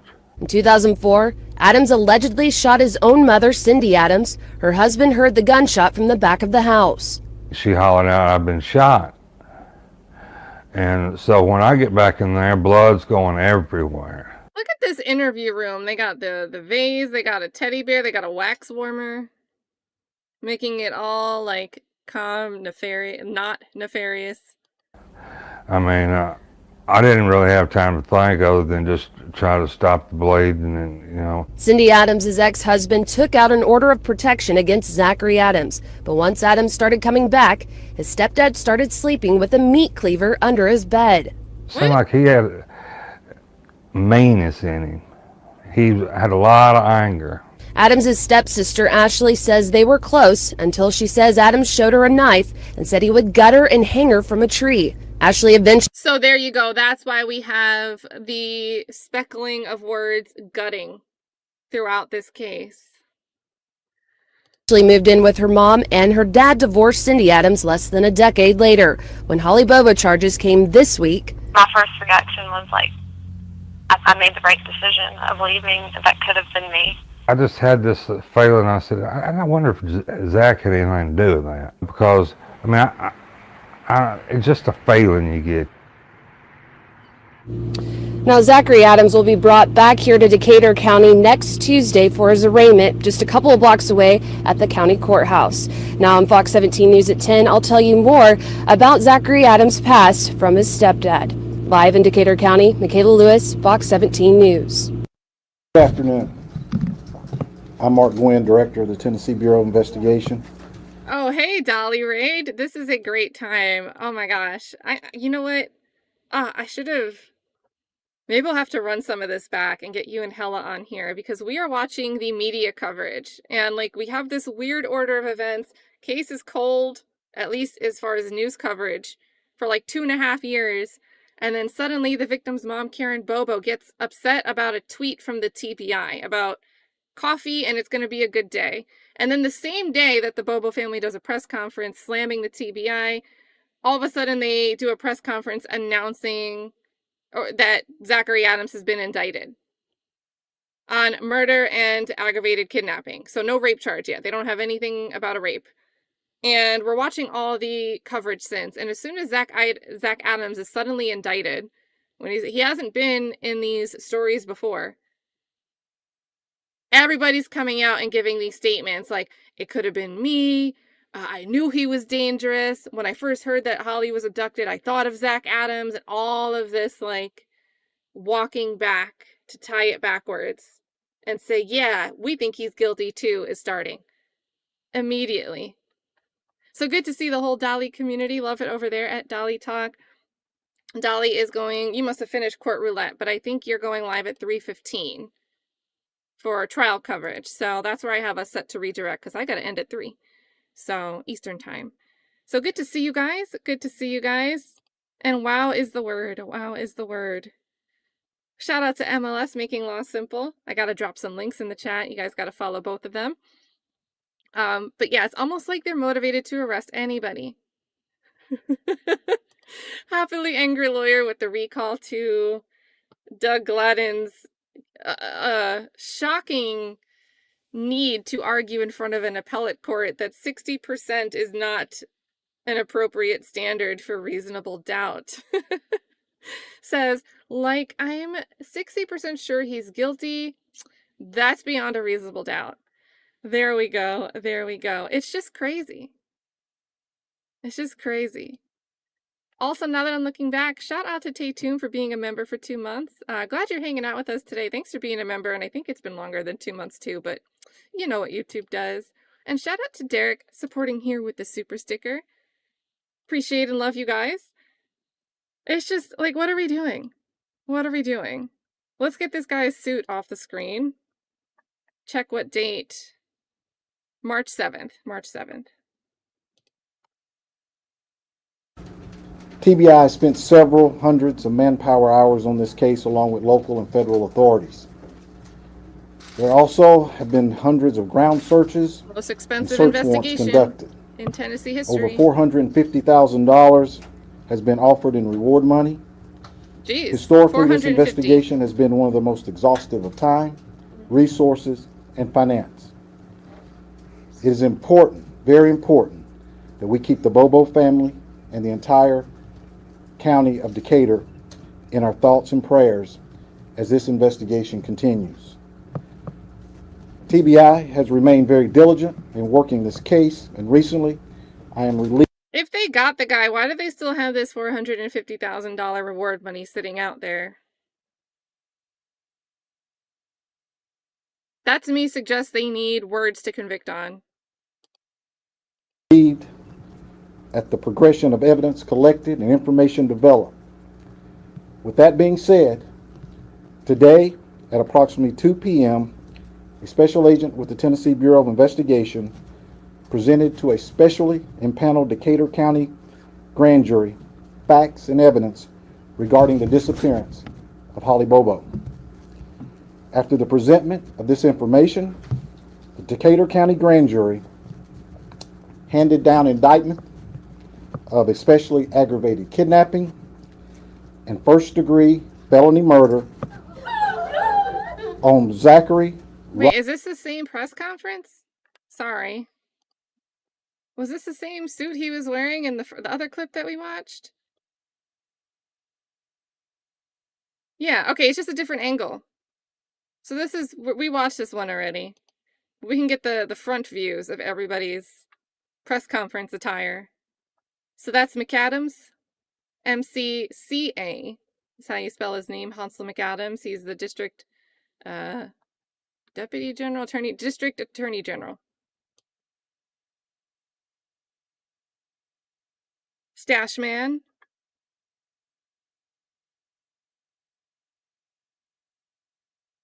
And then they round out. So it's just a different angle of the press conference there, you guys. So, and people are crying because they didn't know. People were still hoping that they'd find Holly alive at this point. So to hear that the indictment was for first-degree murder, it's that realization that, at least if you take these charges at face value, that she's dead. And I think that my theory is Holly Bobo was killed the same day she was abducted. That's what I think based on the cell phone information, but contemporaneously when this was happening, her remains hadn't been found. You know, there was a little bit of blood in the garage before she's seen walking into the woods with the guy in camo. But other than that, there's no reports, nothing, no evidence that she's not alive anymore. So, yeah, good point for Always Forever for Life, and thank you for being a member for 16 months. Says several hundreds of hours, 3 years. That should be thousands of hours.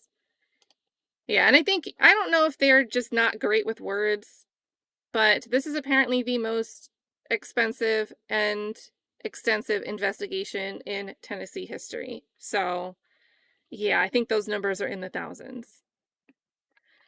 So, and yep, Lokong Express FBI profile had her dead first day. And for what it's worth, I mean, I think that's a little bit less heinous than the concept that she was held captive and abused. But somehow we're going to end up, once we get further in the timeline, we're going to end up with a new indictment, new charges being added. So, and we should get there before 3. We should get to that part in the timeline. I think the next one is just community coverage. After finding out... And again, the reason we care so much about community coverage is this is where we have the pressure on TBI to get some answers. This is how we have people coming forth and saying, oh, you know what? I thought Zach Adams was creepy. I thought he was a bad guy. All of this stuff coming to fruition, and the trial is going to heavily lean into these, like, statements from community members that Zach just wasn't a good person, and then Jason Autry's testimony that connects a murder weapon and the body to Zach Adams. So this now we are going to be March 9th, 2014. The 21-year-old nursing student will never return home. Zachary Adams still sits behind Chester County bars, charged with Bobo's kidnapping and murder, and with a long investigation still ahead. Many took a short ride today to support Bobo's family. Fox 17's Michaela Lewis joins us now with more. Michaela. John, nearly 3 years ago, the kidnapping of Holly Bobo took Decatur County residents by surprise. But an even bigger surprise, the support from surrounding communities, coming together at first to search for Holly Bobo and now to bring something else home for her family. Lexington resident Jesse Stanfill knew Holly Bobo through his wife, a high school friend of hers.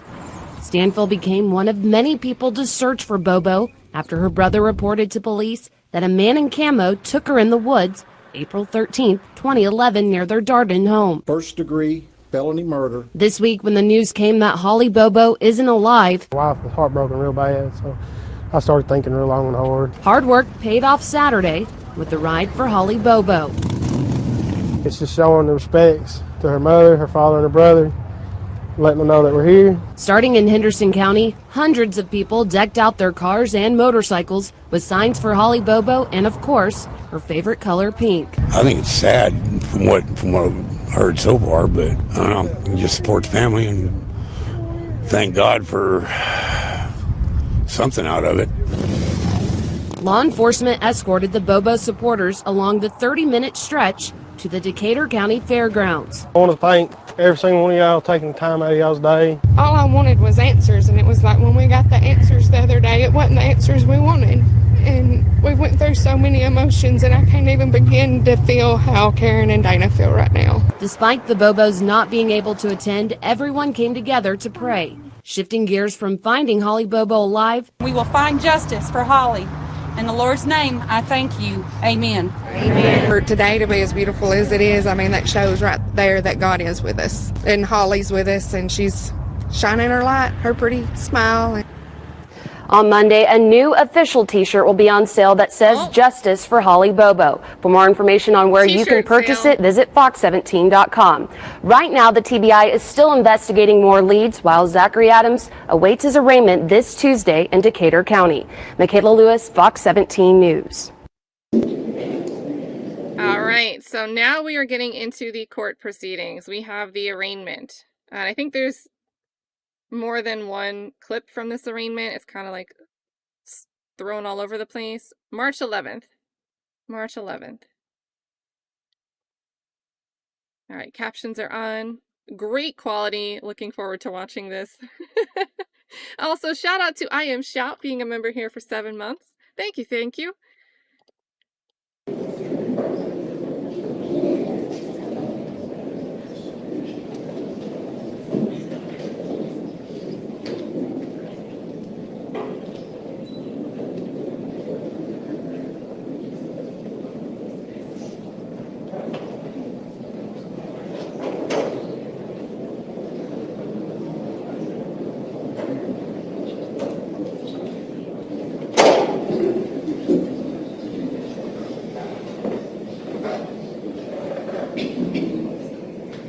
One of the 2024 Courtney Clenny hearings was this quality. It was crazy.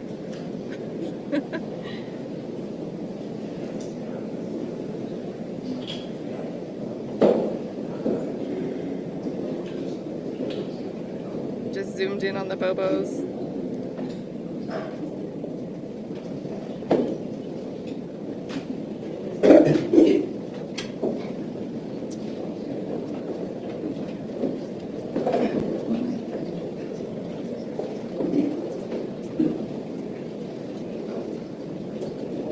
I remember Beth Boswell is like overlapping between the federal case, and she's still in the mix here during these early stages of proceedings. The federal Dylan Adams case.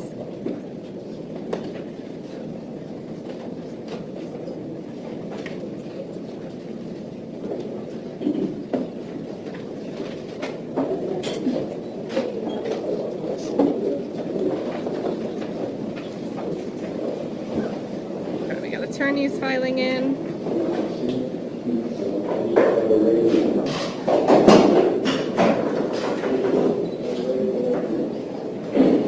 Miss Jennifer Thompson.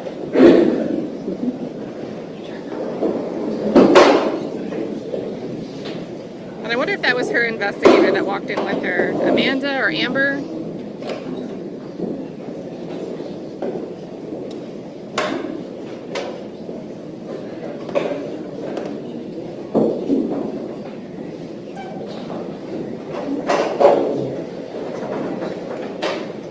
He just wiped his nose.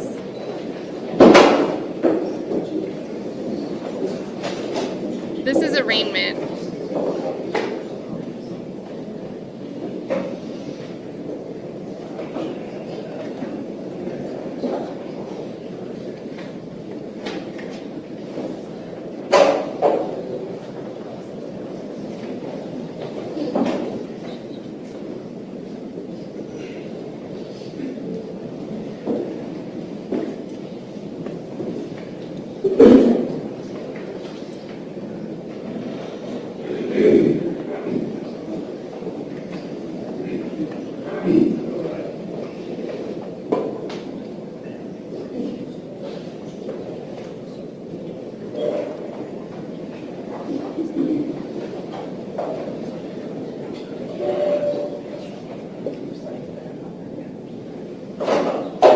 All right. The County Director Court Time Session, the Honorable Mary Beth Helmes presiding. Please seat, please. Okay, first of all, apologize for being Oh, he's got the snap glasses. 11 minutes late. Anybody that knows me knows that I'm compulsive, but I was meeting with respect to counsel for the defendants of the state for just a few moments, general background and preliminary matters in chambers, hopefully facilitate this case maybe through the system. Let's bring the defendant around, please. The OG closed caption fonts.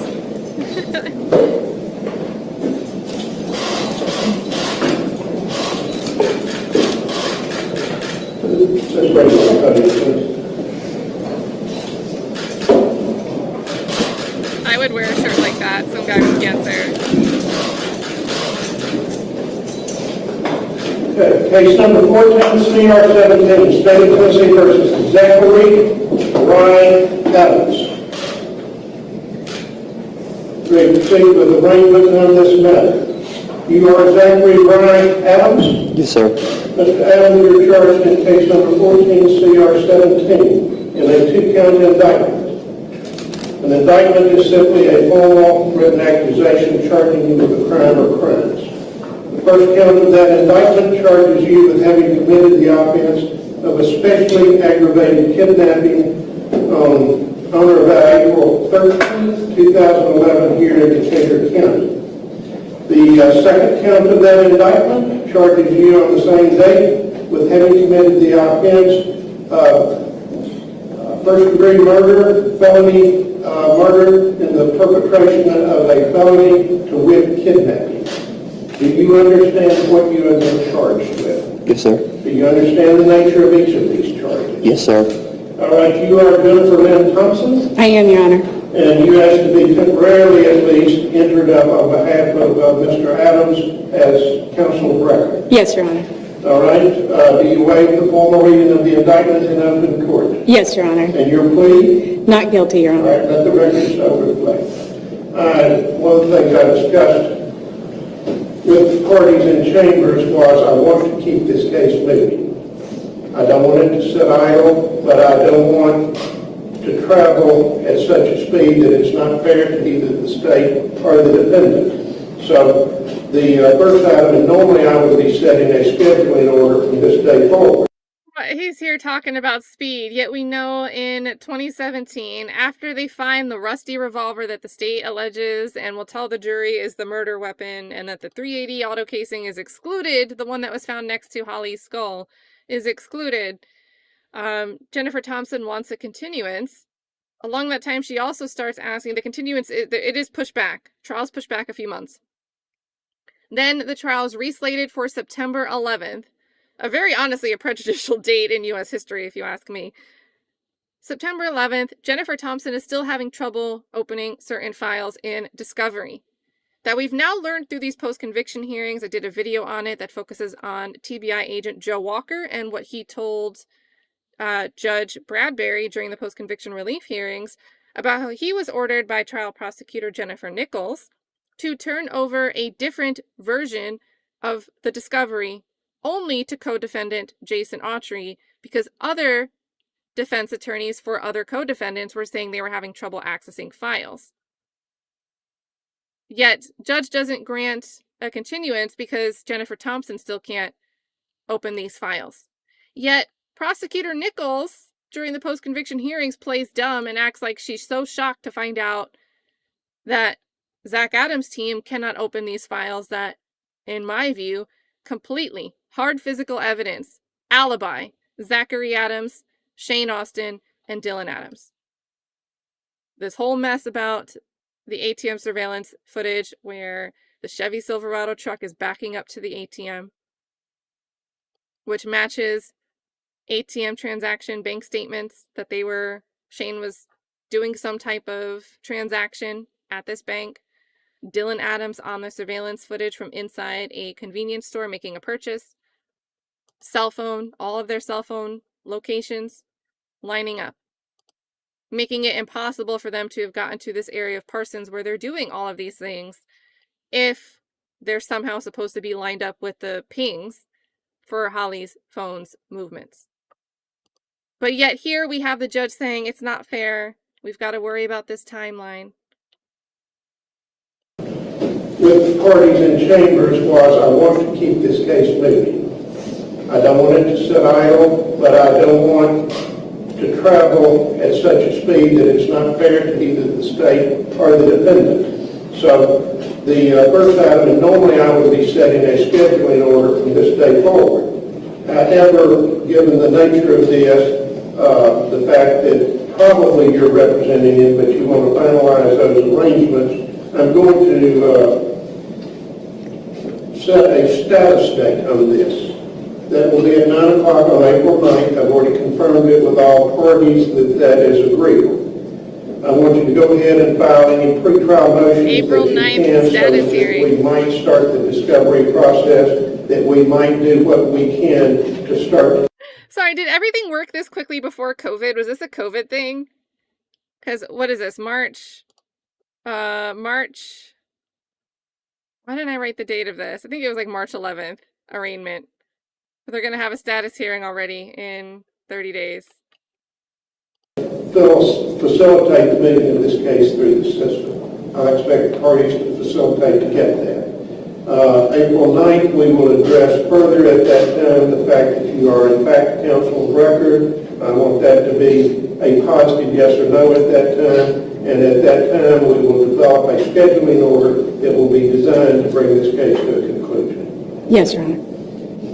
Questions? They want this done. No, Your Honor. Statements? No, Your Honor. Questions? No, Your Honor. Statements? No, sir. Any further business to come before the court? Not from the state, Your Honor. All right, I want everyone to remain seated. You may remove the defendant at this time. Alright, so this might just be visual. I don't know if they're going to have any discussion. So this is March 11th. And then on March 26th, we have Dennis Benjamin running back to Indianapolis to have another interview with Victor Dinsmore.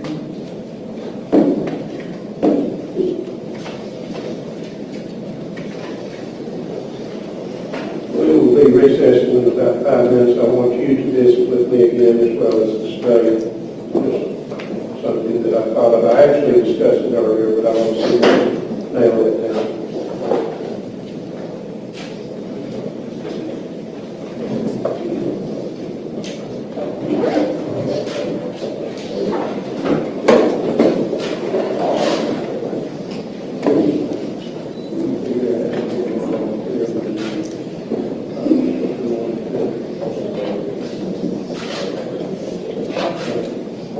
Right, we'll stand in recess. All right. Court now adjourned.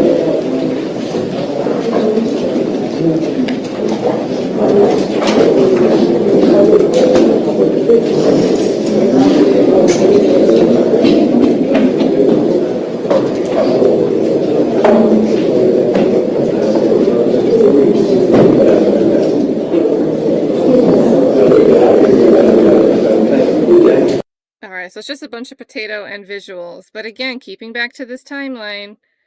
So we have this March 11th arraignment, status hearing set for April 9th.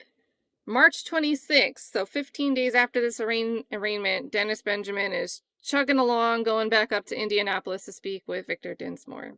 So we only have Zach Adams indicted at this point in time. We have not had the co-defendants introduced. We do not have the rape charge introduced. We're going to get some other charges, I think, like possession, like firearms possession tacked on as well. None of this is in the fold yet, but we hear Judge McGinley like, we're going to close this. We're going to do this status conference in less than 30 days from today. We're going to get this moving, and we've got to put some pep in our step and get more information here. After this arraignment, what do we have next? Next up is... All right, let's get a date. Oh, so this is the next day after arraignment. We're going to see what the coverage of the arraignment entails. Also, holy moly, shout out to Sheriff Chuck here. That's 10 gifted subs. That's like 20 gifted subs today. That's super generous. Shout out to Sheriff Chuck turning us all green. He's throwing us pieces of evidence to put this case together backwards. Little by little. We're figuring it out, chat. Thank you, thank you, thank you so much. Also loving all the conversation in the chat. The idea of going to court and just wearing seemingly innocuous pieces like a BP gas station shirt. T-shirts that reference the bank. Oh, good times, you guys. Let's see how they covered this arraignment.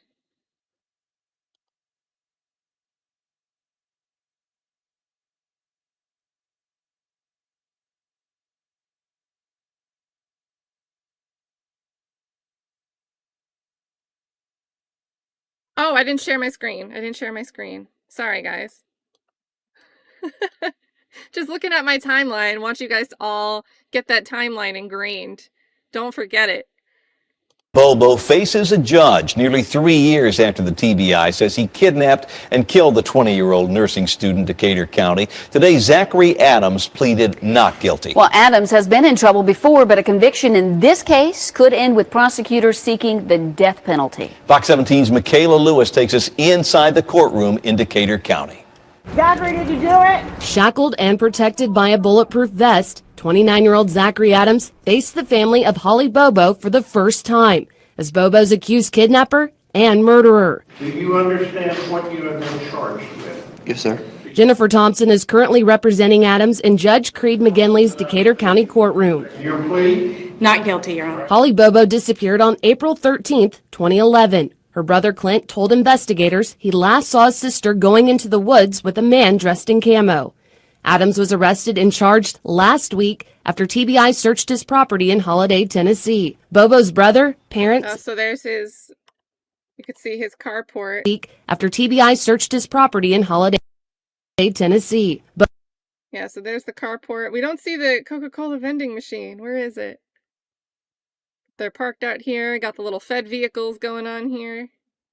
Bobo's brother, parents, and cousin, country singer Whitney Duncan, were among many family members in the brief hearing. They're a family of great faith, and by the grace of God, they will get through this. The Bobo's family pastor, Don Franks, and Memphis attorney Steve Faris spoke on behalf of the family, asking the public to continue praying. I think that it will help them that if a conviction is had and if the facts and circumstances are brought to light. Adams' attorney didn't comment while leaving the courtroom in Decatur County, which remains dressed with pink ribbons in support of Bobo and her family. The community is going through this with them. They're not alone. I know that we don't hurt the way that they do, but we are here for them and we love them. The next court date is set for just a couple of weeks out from now, and Judge McGinley says he wants this case to keep moving along. I don't want it to sit idle, but I don't want to travel at such a speed that it's not fair to either the state or the defendant. In Decatur County, Michaela Lewis, Fox 17 News. Now, a status hearing is set for April 9th. In the meantime, though, this investigation is continuing. The TBI... All right, so next we have a press conference from, it would have been after any status hearing. I didn't see footage from April 9th, but this was uploaded April 29th.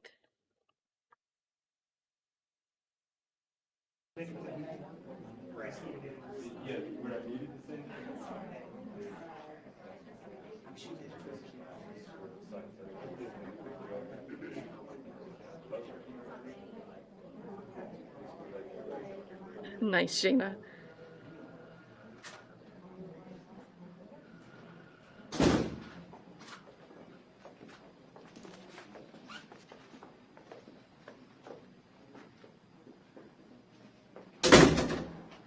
Well, good afternoon. My name is Josh Devine. I'm Public Information Officer for the Tennessee Bureau of Investigation. I want to thank you for spending some time with us this afternoon as we discuss some key developments today in the Holly Bobo case. You'll be hearing from two different speakers. The first will be the director of the TBI, Mark Gwyn. Second, you will hear from the District Attorney General for the 24th Judicial District, Mr. Hansel McCadams. After that, we'll open the floor for a few brief questions. Director. Thank you, Josh. Good afternoon, and thank you for being here. We have continued to work diligently to bring those responsible for Holly Bobo's disappearance to justice. I want to thank the Bobo family for their patience and perseverance during this investigation. In recent weeks, we have developed more information in this case. A TBI special agent presented facts to a special Decatur County grand jury this afternoon at 1 p.m. After the presentment, the grand jury returned indictments against 39-year-old Jason Wayne Autry of Holliday, Tennessee. The grand jury charged him with 1 count of especially aggravated kidnapping and 1 count of first-degree felony murder. Autry is currently being held at the Riverbend Maximum Security Institution without bond. Additionally, the grand jury also returned an indictment for coercion of a witness against Zachary Adams. This investigation is still active and ongoing. We are still requesting anyone with information regarding this case. So applying the hindsight, remember we got to hear with Dylan Adams when he took the stand during the post-conviction hearings before they kicked us out of the courtroom and put everything under seal. Dylan Adams, we go through a bunch of phone calls between Dylan Adams and his mother at different points in time. And after several phone calls, Dylan, mom Cindy Adams changes her tone. And Dylan Adams, she's like, did you tell them? And Dylan says, yeah. And he repeats that they kept holding him. And she's like, well, shut your mouth. You're getting your brother in a lot of trouble. So that presumably happens between March 5th and this press conference on April 29th. I don't have a pinpoint on exactly when. But now we're hearing that a coercion of a witness charge was brought, which relates to Zachary Adams supposedly asking someone that when he goes to the facility where Dylan Adams is still being held, make him shut his mouth.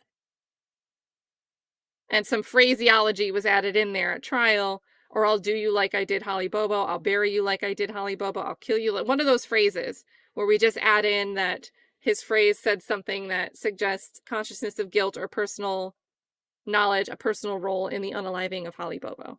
But I don't know if they announced that at this press conference. That's our hindsight. To call the TBI hotline at 1-800-TBI-FIND.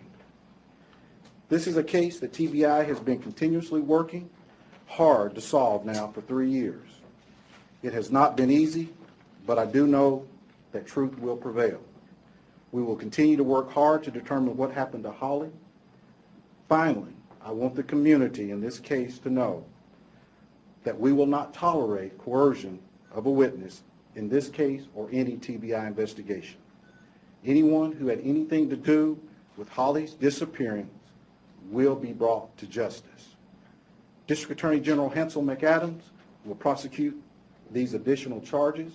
At this time, I would like to recognize General McCadams, and he will provide more details on the indictments and the process that his office will oversee going forward. Thank you, Director. Just want to make a few comments about what happened earlier today in the Decatur County General Sessions Court.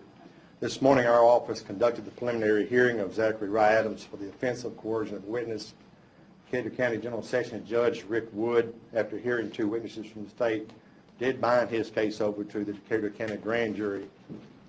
My office then presented Mr. Adams' charge directed to the grand jury today at 1 o'clock, for which a true bill was returned.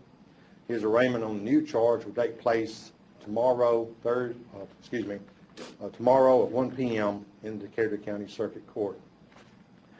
As the director has indicated, the grand jury also indicted Mr. Jason Wayne Autry for one count of especially aggravated kidnapping and one count of first-degree murder for the kidnapping and murder of Holly Bobo. Mr. Autry is currently at the Riverside State Penitentiary serving a 3-year sentence for an aggravated assault that arose out of a case here in Decatur County. That case was prosecuted in the Decatur County Circuit Court also. He'll be arraigned tomorrow at 1 o'clock in the Decatur County Circuit Court in front of Judge McGinley. He will not have a bond as he's currently serving the state sentence earlier mentioned.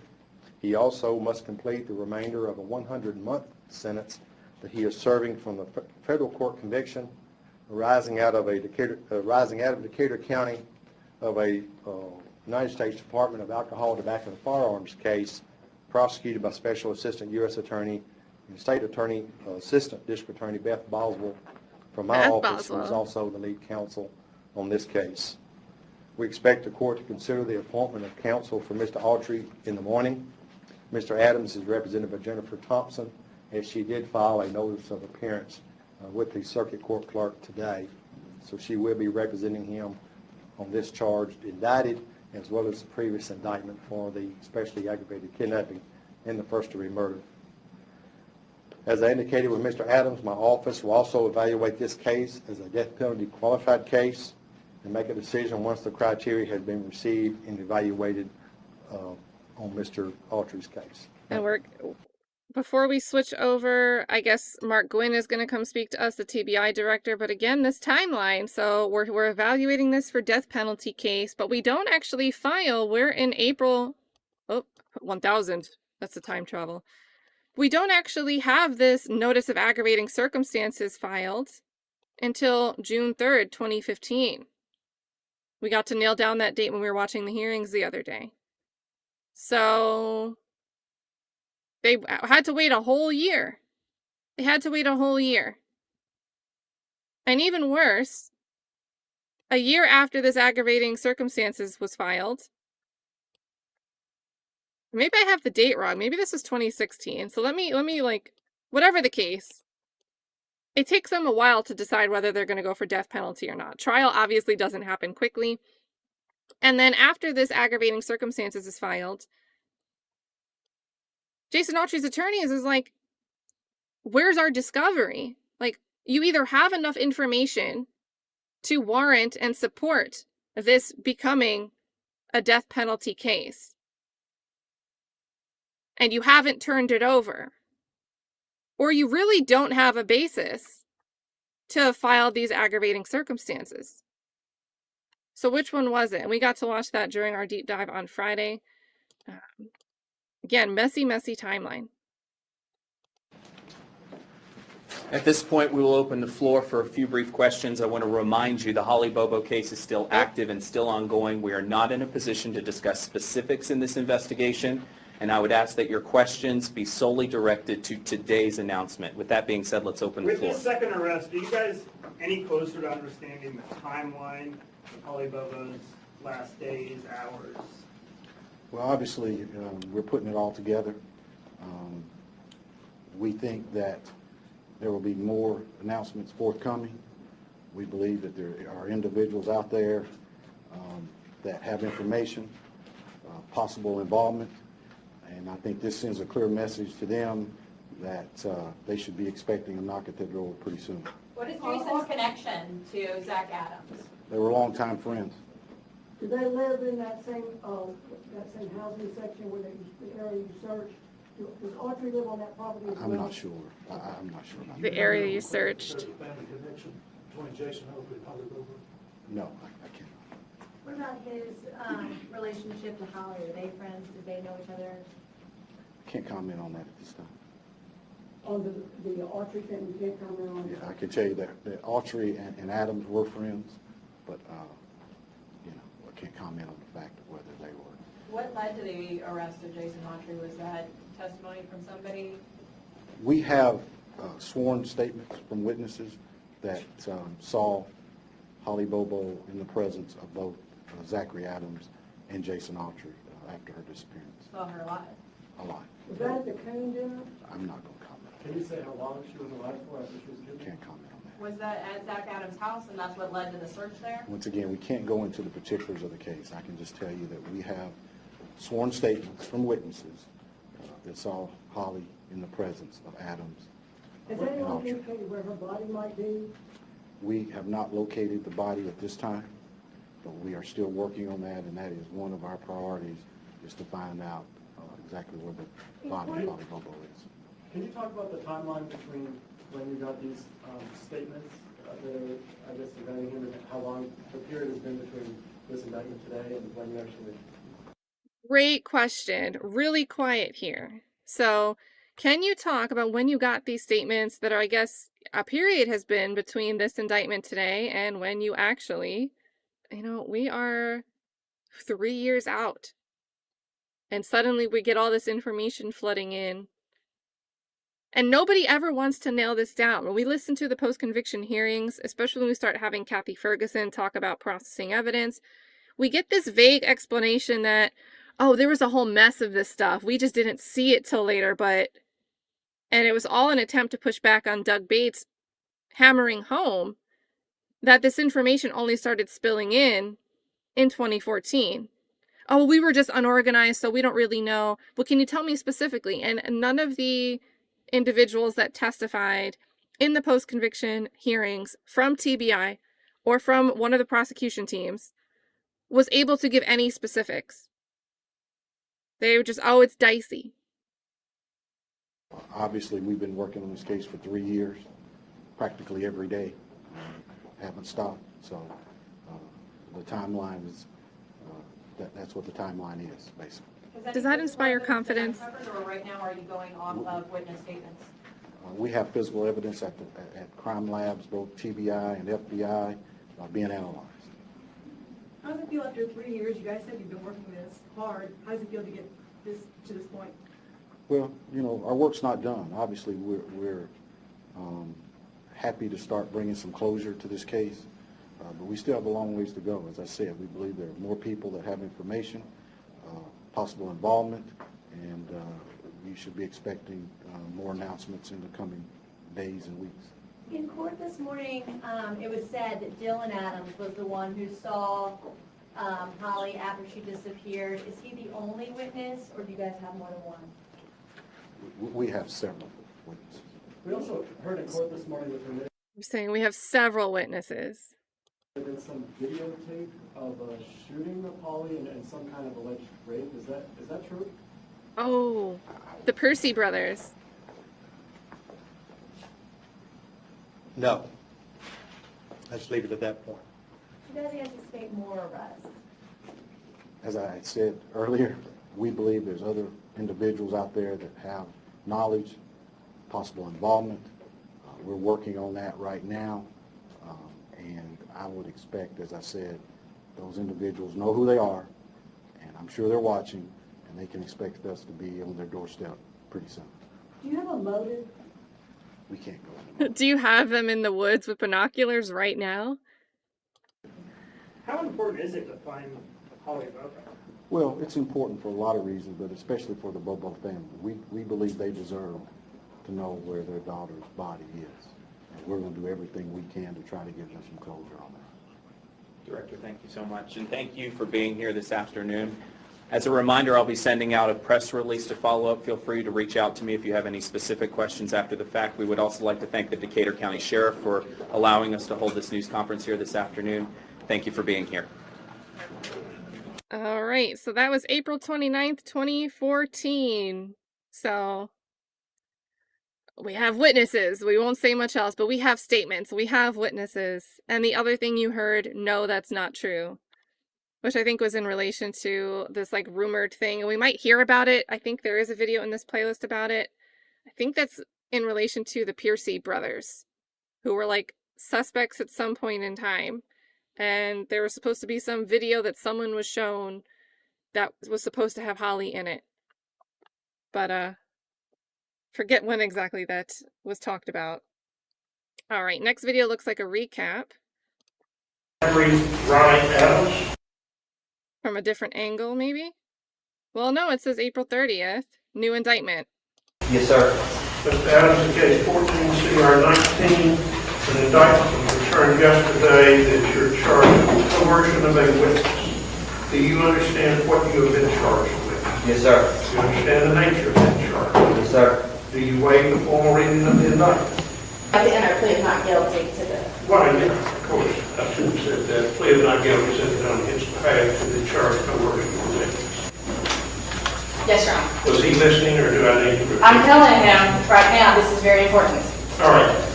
What this court does, I use scheduling orders. I always put a plea cutoff deadline. Past that point, the court will not accept a negotiated plea agreement. Now, I recognize that he has a new charge that was just indicted yesterday on coercion of a witness. But at this time, my client has been kept in the Chester County Jail in isolation, and he's not been allowed to even have a pencil and paper in the jail. He's not allowed to... Now, I think this chopping that they do was just to make this a quick video, but it is interesting editing that we have, you better hurry up with a plea, because I put a deadline on it, no pleas after, no negotiated pleas after a certain point in time, and then we hear that he's also in solitary. And it's possible he's in solitary because they're accusing him of speaking to other inmates and asking those other inmates to go and intimidate a witness when they're transported somewhere else. Or it's possible we put him in solitary because we want to put the pressure on, and we know this judge has a deadline for pleas, so we're hoping we can get quick closure on this. Very interesting edits here. Listen to how quickly this jumps from plea to pressure. The court will not accept a negotiated plea agreement. Now, I recognize that he has a new charge that was just indicted yesterday on coercion of a witness.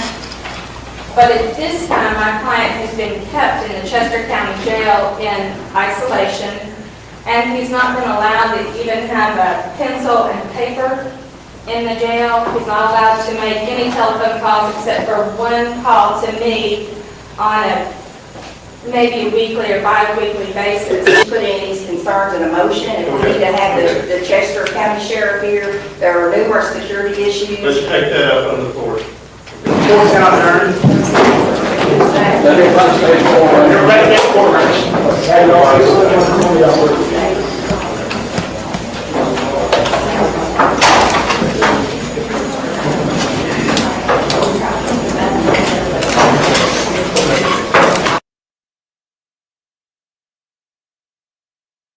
All right, so jumping to the next one.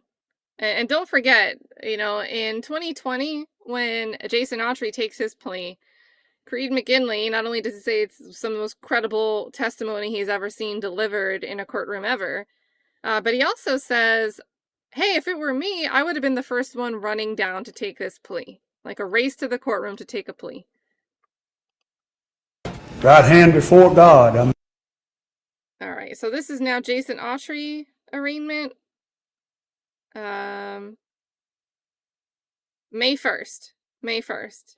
So it says Jason Autry, Zach Adams arraignment. I'm innocent, sir. Right hand before God, I'm innocent, sir. For the first time tonight, we are hearing from the second suspect in the murder of nursing student Holly Bobo. Jason Wayne Autry claims his innocence in Decatur County Court today. That's right. Now, meantime, the original murder suspect in this case, Zach Adams, was also in court pleading guilty, or I should say not guilty, to a new charge of trying to intimidate a witness in the case. But the biggest development here today involves the possibility of a third arrest. Fox 17's Megan O'Halloran is here now with more on that. Megan? That's right, Scott. Two murder suspects in court today, and now investigators are going after another man. They're trying to arrest Shayne Austin, but before they do, the state would have to break its immunity agreement with them, and right now, it's all tangled up in the court system. Court dates are never easy for the Bobo family as they sit and watch just feet away from their daughter's accused killer. A shackled Wayne Autry slowly made his way to the podium, pleading not guilty to kidnapping and murdering Holly Bobo. Do you understand what you've been charged with? Yes, sir. But when Autry was asked to raise his right hand, he gave this complaint to the judge. My hands are purple. I can't feel nothing.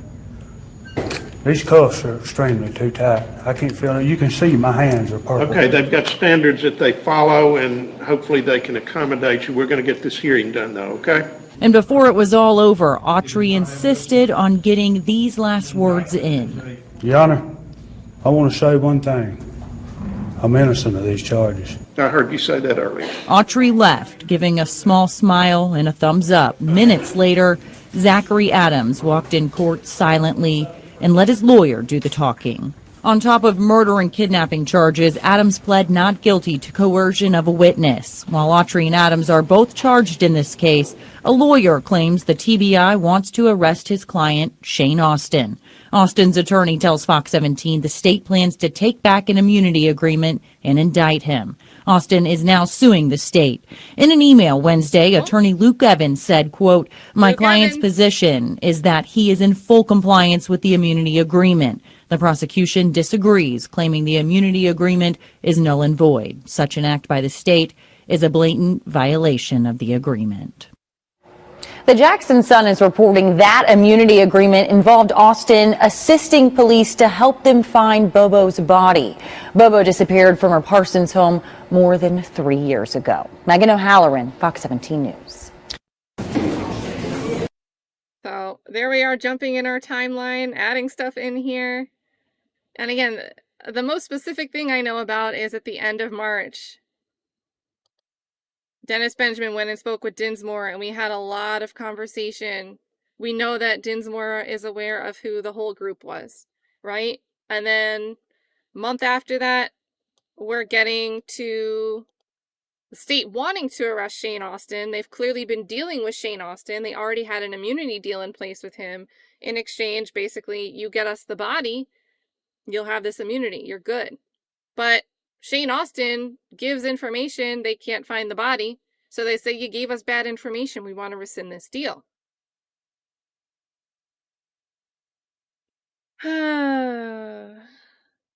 Let's see where we are on this one. Oh, okay. This is a longer clip of from May 1st. So where Autry says he's innocent. All right. McCall County Circuit Court, United States, Honorable Brent McGinley presiding. Be seated, please.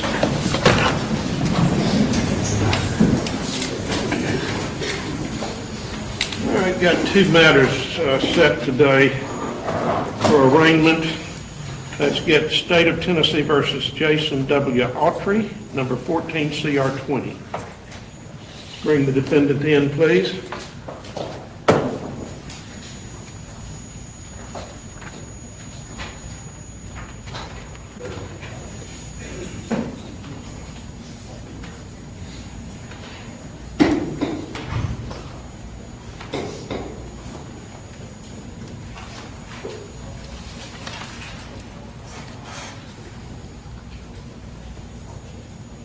Come on in, Mr. Autry, please. You can be at the podium.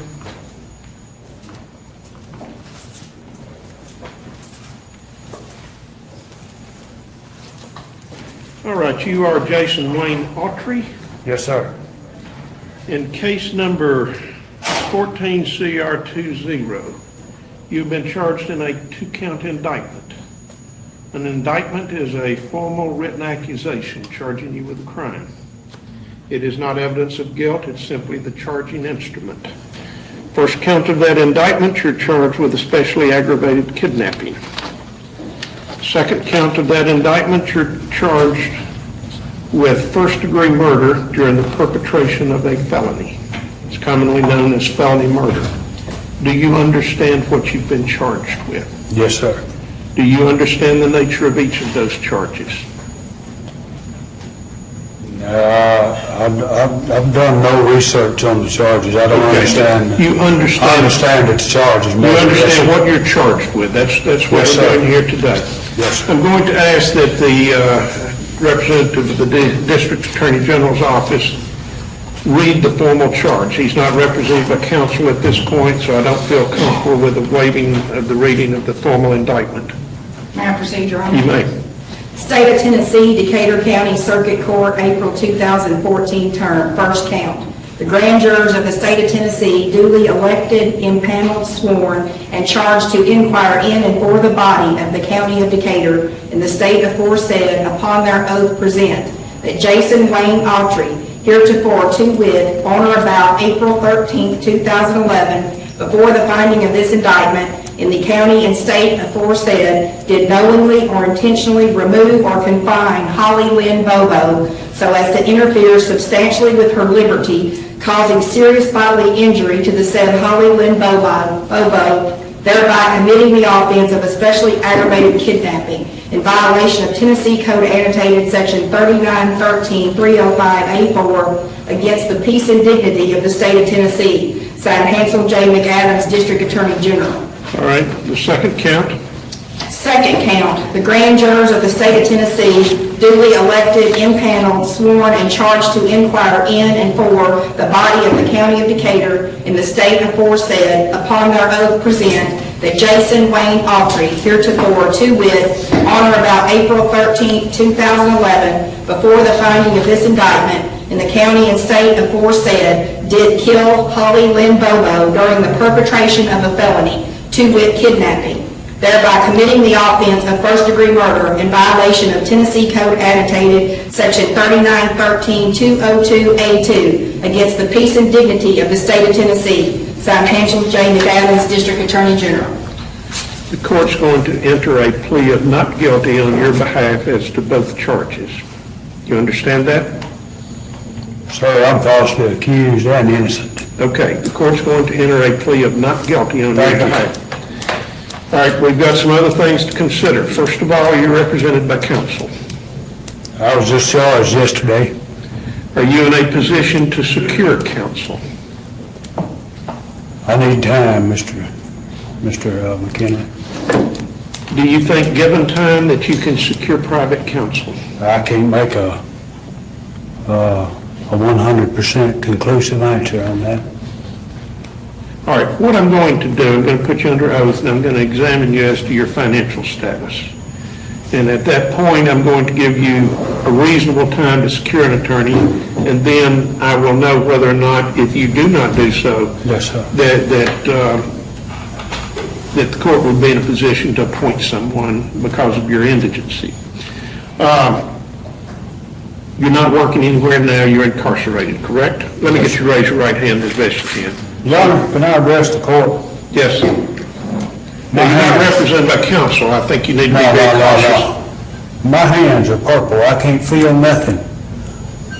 These cuffs are extremely too tight. I can't feel it. You can see my hands are purple. Okay, they've got standards that they follow, and hopefully they can accommodate you. We're going to get this hearing done, though, okay? Solemnly swear the testimony you're about to give is the truth, the whole truth, and nothing but the truth, so help you God. Yes, sir. As I said earlier, you are Jason Wayne Autry. Yes, sir. You're incarcerated. Yes, sir. So you have no employment. No employment. Do you have any financial resources? No, sir. Do you own any property? No, sir. There has been no bond set. You're presently being held on other charges. Yes, sir. Do you think you or your family might be in a position to hire a private attorney? We're in talks. Okay.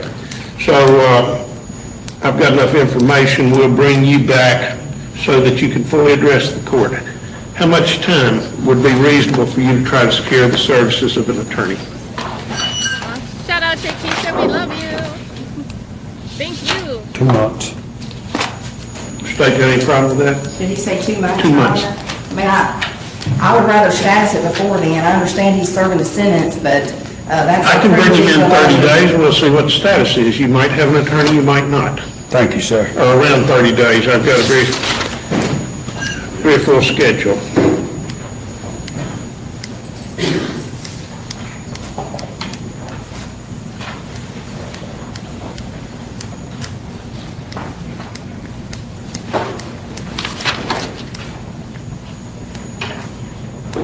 How about June 4?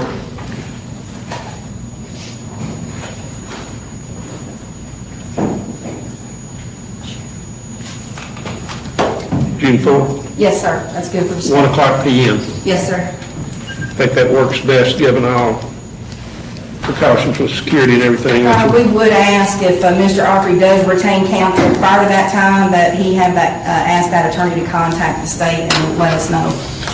All right, what she's saying is, if you secure an attorney, Yes, sir. when that's done, you need to tell your attorney two things: to notify the state's attorney, and second of all, to file a notice of appearance in this case. Yes, sir. And I need to know that as soon as possible, because in all candor, it will be very difficult to get an attorney to represent you on indigent status, because it's financially very, very difficult on the attorney as far as the rates the state pays and everything else. Yes, sir. I don't have to tell you that these are very, very serious charges. Notwithstanding the fact you're protesting you're innocent, I know that. You're facing some, as serious as it gets.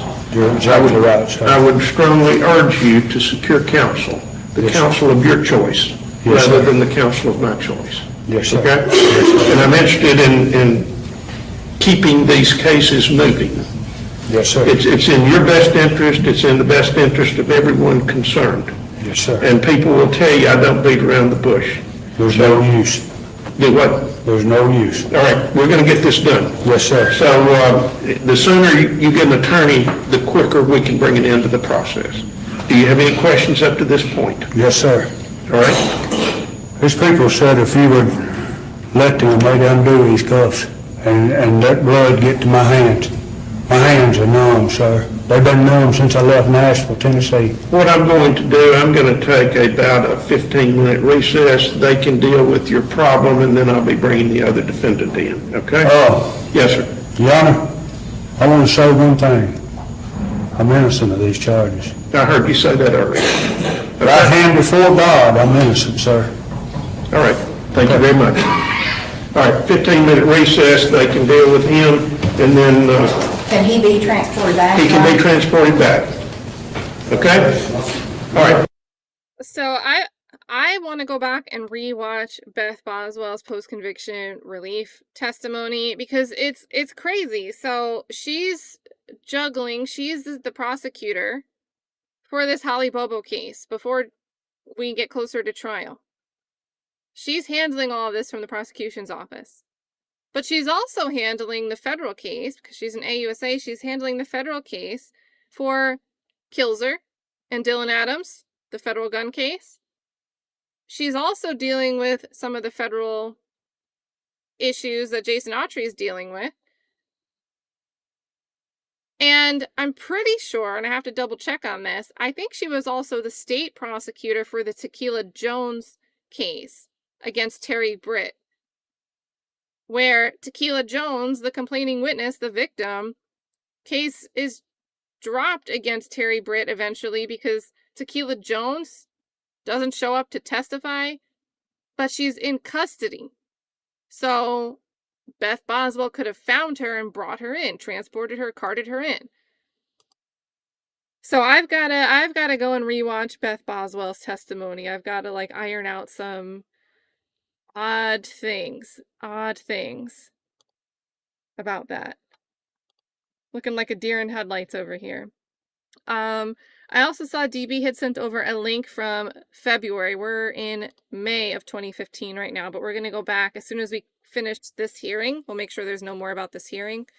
I want to go back in time and catch one that we missed. Yeah, keep everybody in court for security purposes. Court now is in 15 minutes. And it might not be quite 15. It's whenever I can get the other defendant ready. I need help I think it was yesterday, 5. All right, so he has a haircut, so I think we've jumped ahead a little bit here. All right, so this is the end of the month, May 28th. So, 2014, sorry, not 15. Before we hit play on this, and thank you, DB, for sending this over. I will add it to the playlist.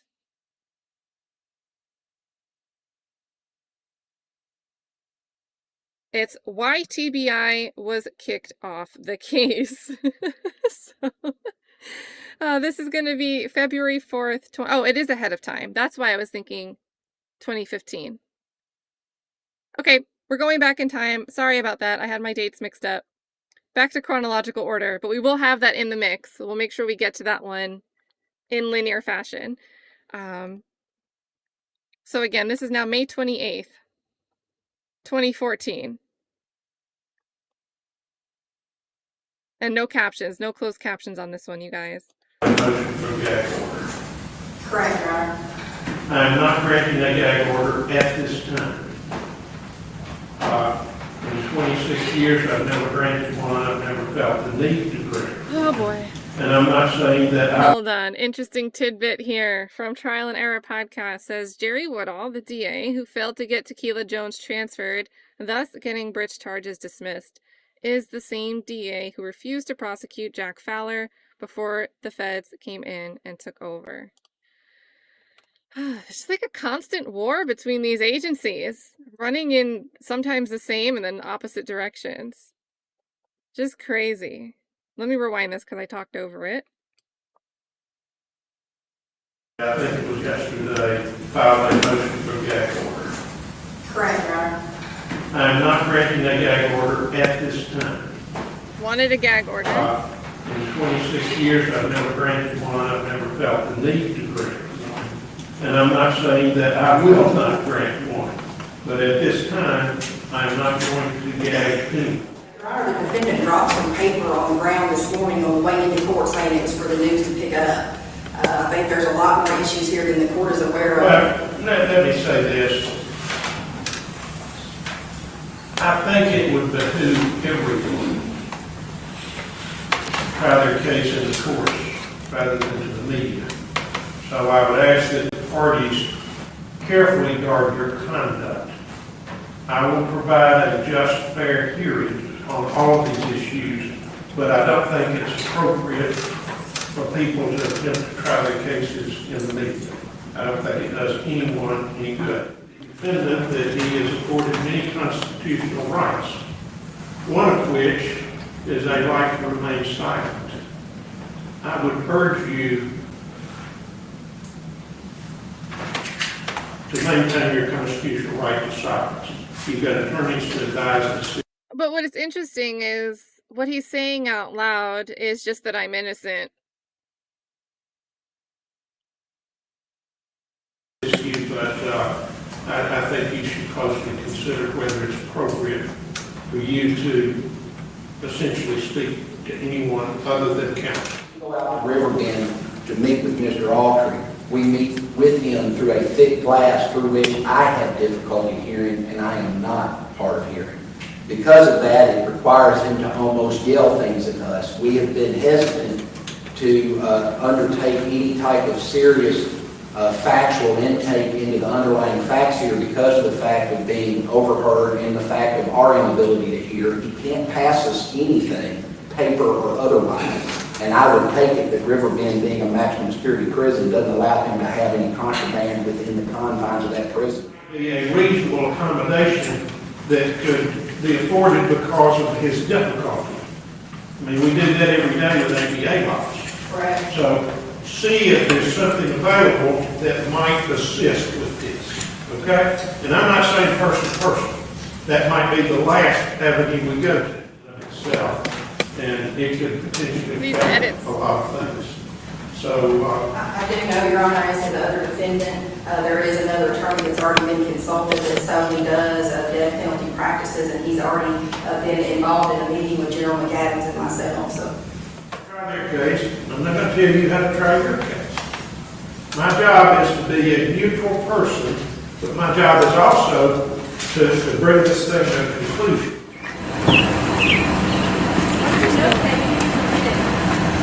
Attendant, Channel 5 News. Yeah. Anything to say to the Bobo family, sir? I will be praying for the family.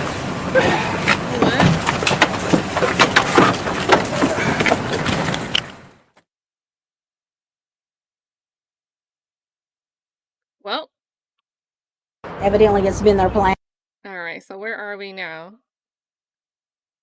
May 29th. So they're probably going to summarize what happened here, but let's see how they characterize Jason Autry in court. And let's get the focus off of justice for Holly and on this circus and sideshow, and that's why I'm asking people to get back to what this is truly about, and that is justice for Holly. Right now, Holly Bobo's family is refusing to let the nursing student's case disappear like she did in April 2011 near her Parsons home. As kidnapping and murder trials inch ever closer for the suspects in the case, Zach Adams and Jason Autry, the spotlight right now is on prosecutors who are accusing a local national television station of using deception to get a prison interview with Autry. Fox 17's Michaela Lewis explains the events leading to what Bobo's family says has become a legal circus. Closure for Holly Bobo's family may come as soon as the start of 2015, but not without open emotional wounds. You know, we've been living a nightmare for over 3 years, and that still continues every day, and the sooner the better. Bobo's mother, Karen, and her family are used to the cameras focusing on them and Holly, but Wednesday attention is zooming in on one suspect. Channel 5 News. That's for y'all. As Jason Autry walked into the Decatur County courtroom, he threw a note intended for a WTVF reporter, but security took it instead. I'm just actually appalled that that's even being allowed. Circuit Court Judge Charles McGinley wouldn't allow prosecutors' request for a gag order on Autry because of the recent interview with WTVF, telling the prosecution, "You've got a pretty steep mountain to climb before I will gag." But also telling the defense and Autry, "I would urge you to maintain your constitutional right to silence. You've got attorneys to advise and assist you." If it's a circus sideshow, it's not a circus we invited to town. It was a circus sideshow before we ever appeared. All we're trying to do is make sure the information related through public mediums is somewhat balanced. If you try my case in the media, I will defend him there. One of Autry's attorneys, Fletcher Long, also says they have a right to meet with their client in confidentiality, but are unable to due to Riverbend maximum security's policies and thick glass that one attorney can't hear the client through. Long adds it could have prevented today's events. Perhaps if we could meet with him from face to face and he could pass us papers personally, he wouldn't be dropping them on the ground outside the courthouse at court appearances. The Bobos say they'll be there regardless at every court date. My daughter deserves that, and we'll be here all the way. And some who would rather not be here. We'll be praying for the family. In Decatur County, Michaela Lewis, Fox 17 News. Now, the judge of the case denied Jason Autry's defense team unrestricted access to their client. However, the judge is looking into some other options like hearing devices to make it easier for Autry and his attorneys to talk while Autry is behind bars. I had drafted a scheduling order that I had designed that was intended. Let's just make sure. I think this is a status hearing, so this might be a different. All right, now we're at June 5th. June 5th, 2014.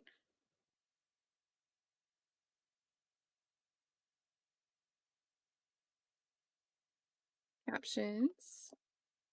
To bring this case to an orderly and efficient conclusion in a timely manner. I've been fairly liberal in this order because I'm aware that there is a lot of discovery to take place. This is a case of unusual complexity because of the length of the time that the investigation has gone on. Essentially, the dates are there, but I started out 90 days roughly for the state to furnish discovery. You good?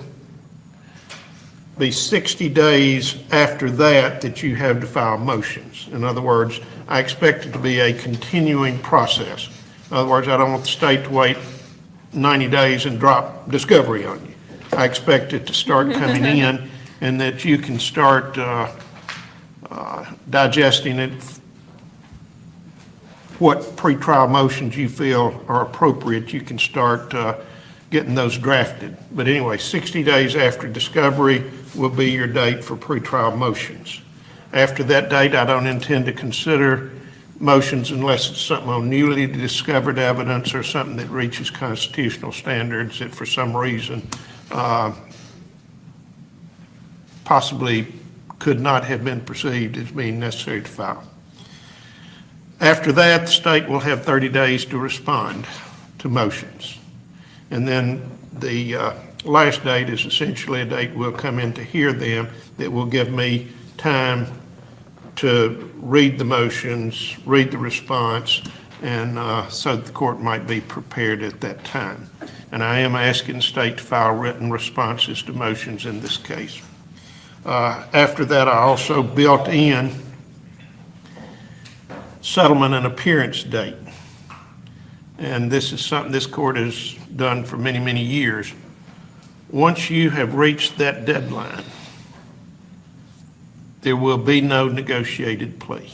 And I set that forth in the motion. In other words, if there's to be a plea, it will be presented on or by that date.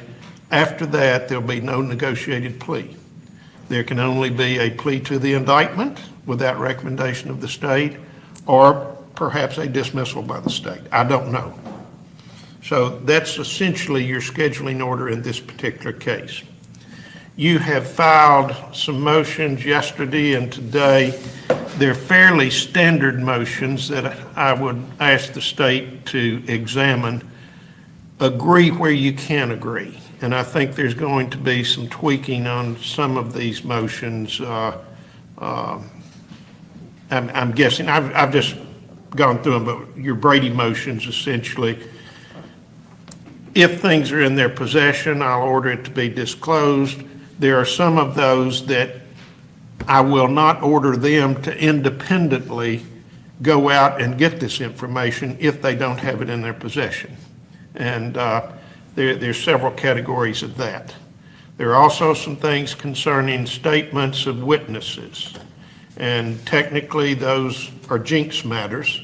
I've always requested that the state go ahead and give statements to the defense counsel essentially as part of this process, as opposed to waiting as legally they could do absent order of the court to give those to you only after that witness has testified. The court believes in open and broad discovery, and the state's used to dealing with me on that behalf, so I don't think there'll be any unusual problems on that. Are there any other matters that we will need to address today?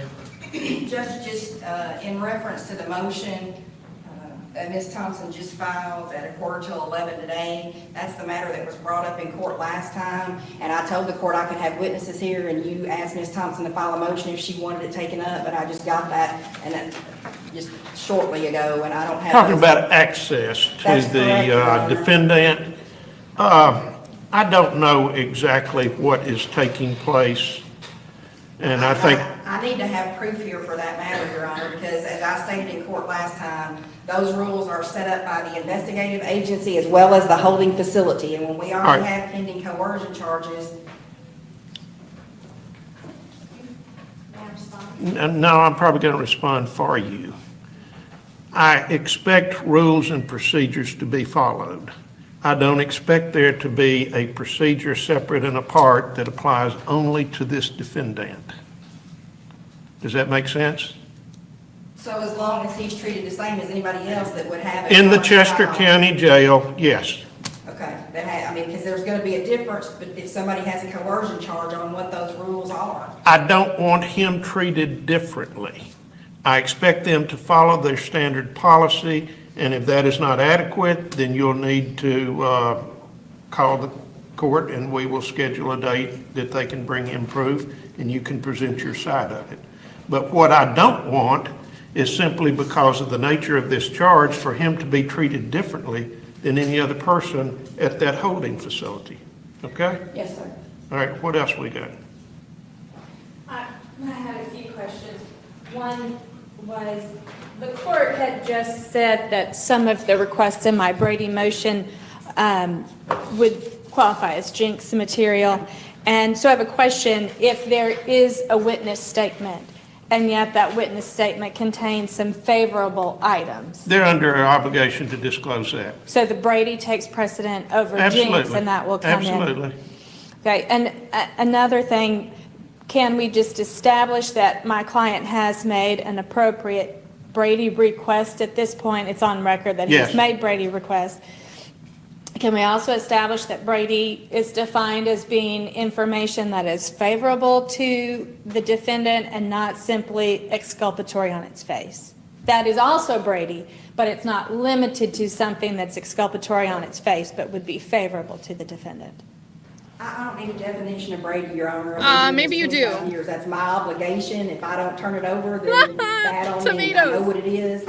She's going to get everything that falls under that. A lot of those things that are in the motion are not discoverable. I think you do know what it is, and I think that's why we know that we don't want to take notes during moments where someone might say something that we'd have to turn over.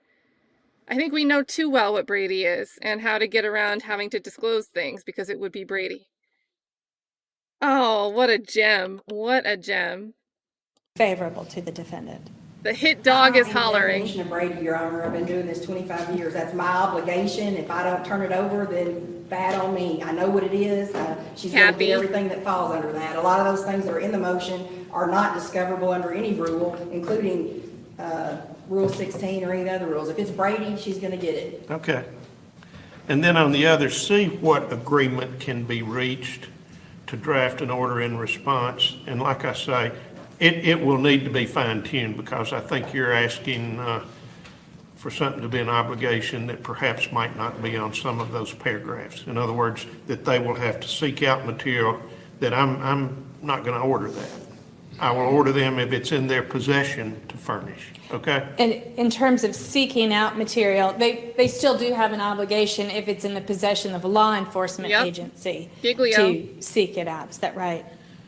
If it's some of it, yes. Some of it, I'm not so sure about at this point.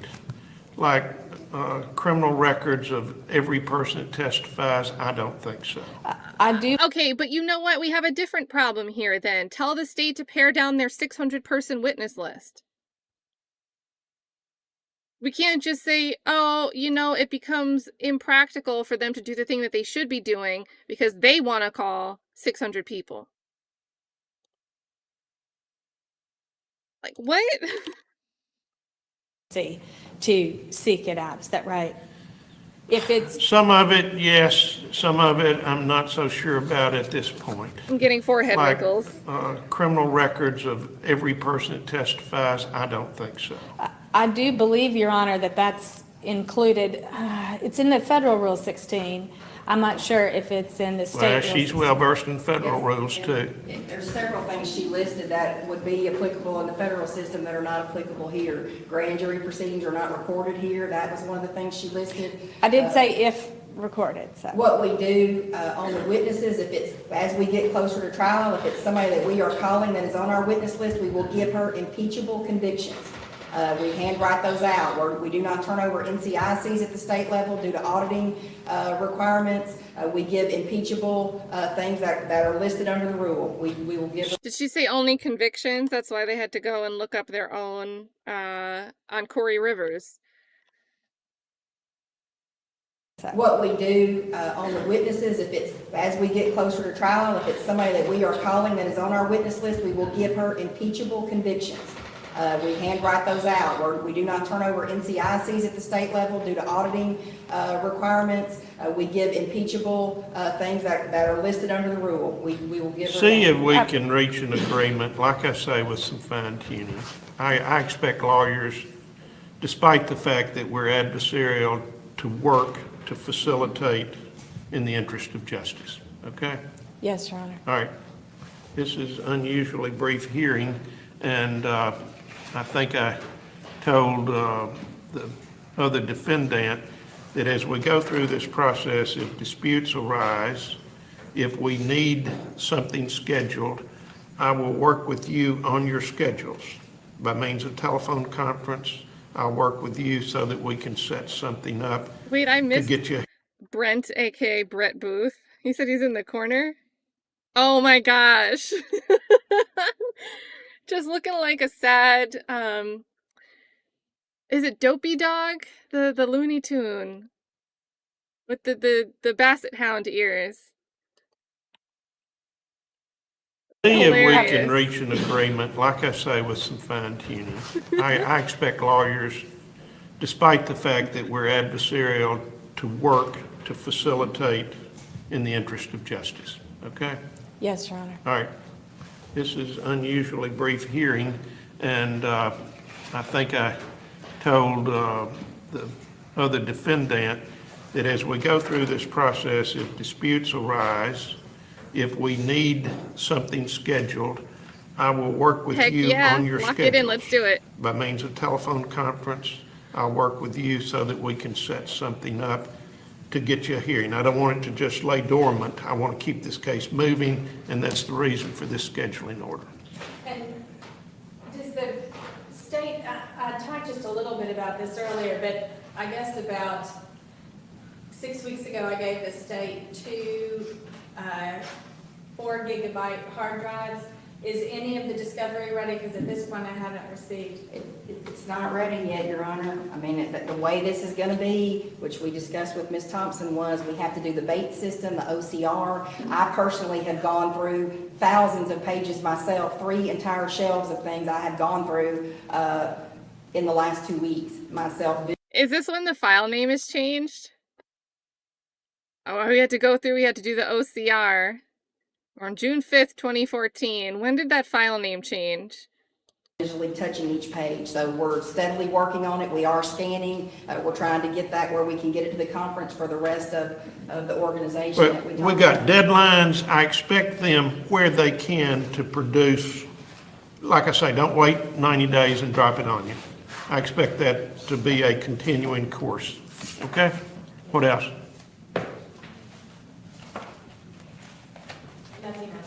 Nothing further from, nothing further from the state? No, sir, Your Honor. All right, we'll recess at this time. All right. Court's now adjourned.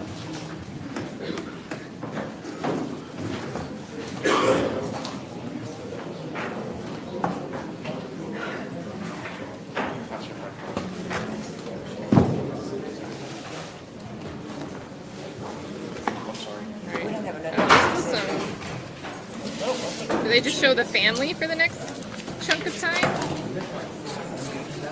I guess it's like 2 minutes that they just show the gallery.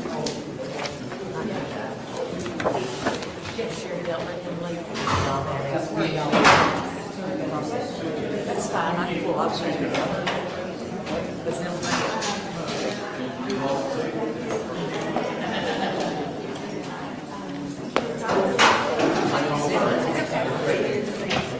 Nothing else can happen? Yeah, no, oh, this. That's when they have to file. Give me back June 25th this month. Are you through with the You're right, things have settled you. Oh, very good. I don't know, it was worse than the sheriff.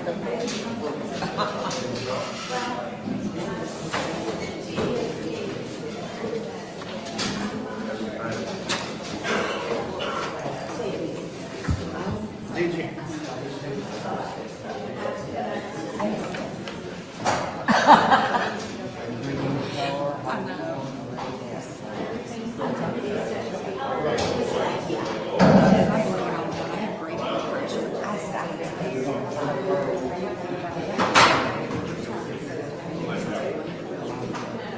All right, there's Kathy walking out.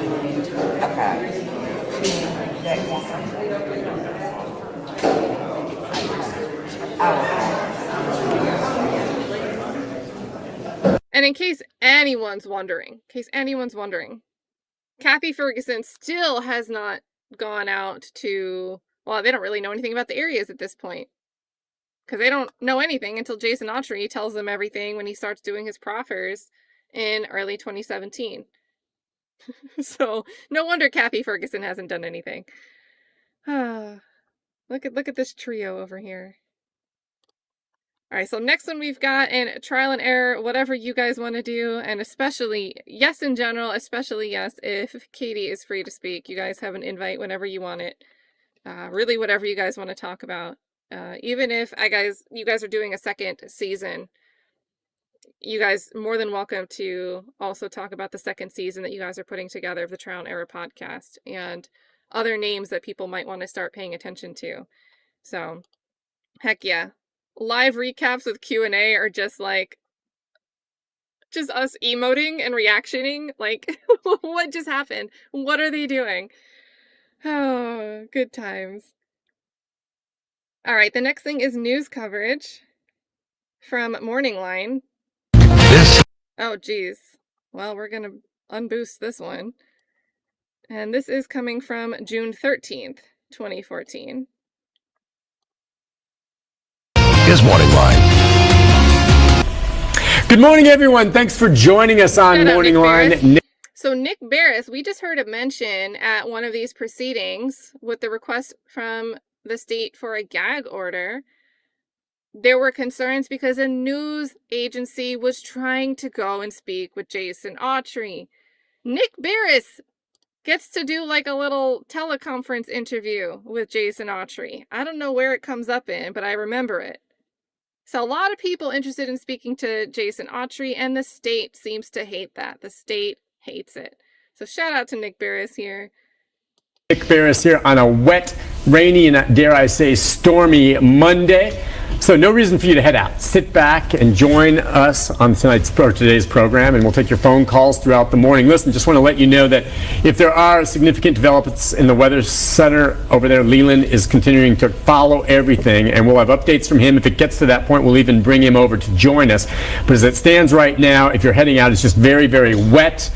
We've got some thunder and lightning in the area, a little bit of wind damage in a few isolated spots, but nothing too severe right now. That's all going to be coming later this afternoon. They're saying between 3 in the afternoon and 10 at night is when we're going to see the worst of it today. So we'll monitor that. Stay tuned all day to the News Channel 5 network. But aside from the weather, we're going to talk today about one of the biggest cases, and certainly one of the stories that garners some of the very most interest right now as everyone follows the saga of Holly Bobo and the criminal case against the suspect, Zach Adams. News Channel 5 legal analyst Nick Leonardo is with us this morning. Good morning, Nick. Good morning, Nick. Thanks for braving the weather to come on in like Thanks this. Thanks for having me. Appreciate it. It's rough out there. But Nick and I had a piece that we put together last week, and I say we because you were very much a part of it, and you do such an excellent job. But we had some new revelations with regard to the Bobo case. Leonardo. Let me ask you this, Nick. You've been in this town for quite some time. The interest around something like this, the way it's playing out, it seems to be approaching the level of a case like a Mary Winkler case or a Perry March case. Would you agree? They're different cases, but the interest is there. Oh, absolutely. I mean, you're starting to see, I think it's actually gotten some national media attention as well, but, and she was an attractive young girl, and we don't know what happened to her, even today. And so, I think there's a lot of interest in this particular case, but, again, the state's going to have to prove that she is, deceased. And that's another big issue they're going to have to deal with. Because especially with the issues of the girls in the Cleveland kidnapping, that I think were gone for approximately 10 years. They showed up alive all those years later. Exactly. So that's a big hurdle they're going to have to get past in this case, is to prove that she's actually dead. Well, listen, one reason we wanted to do this is that we suspect some of you may have some questions about it. I have more questions for Nick as we get into this, but what we're going to do is queue up for you the story that aired last Thursday night at 10 o'clock. A lot of people saw that. It went to the heart of some of those questions you were just talking about. Keep in mind, very much as Brian cues that up for us back there, you let me know when it's ready, but very much of the evidence, discovery, and all that all remains under seal right now. Why is that? Well, I would, speculate that the reason it's still under seal is because there's going to be additional criminal charges and additional there's going to be co-defendants in this particular case. And so there's an ongoing investigation, and if they were to release the search warrant affidavits and things of that nature that gave the basis of the probable cause to search that particular piece of property, then it might let the cat out of bag, so to speak. People might flee, evidence might be destroyed, and so they're trying to keep a tight lid on it until they can complete their investigation and get it before the grand jury, and what I believe bring additional charges and or additional defendants to this case. All right, and because of that, when we do stories like the one you're about to see, you can't get confirmation one way or the other from prosecutors, the TBI, and I certainly understand why. I reached out to the TBI early last week, and they say, well, it's an ongoing investigation. At this point, we can't go into any of these details. I respect that, and as a result, you can't get them to confirm anything. And so much of what we're dealing with is what others have told us that we believe to be credible or close to the case, and maybe they're not all that credible. Who knows? We'll find out if one of the people we talked to, Zach Adams' grandfather, was lying to us or not down the road, but he gave us some very interesting information information that was part of this story. So let's get some background on that with you now, and then we're going to open up the phone lines as we talk. But let's look at that piece.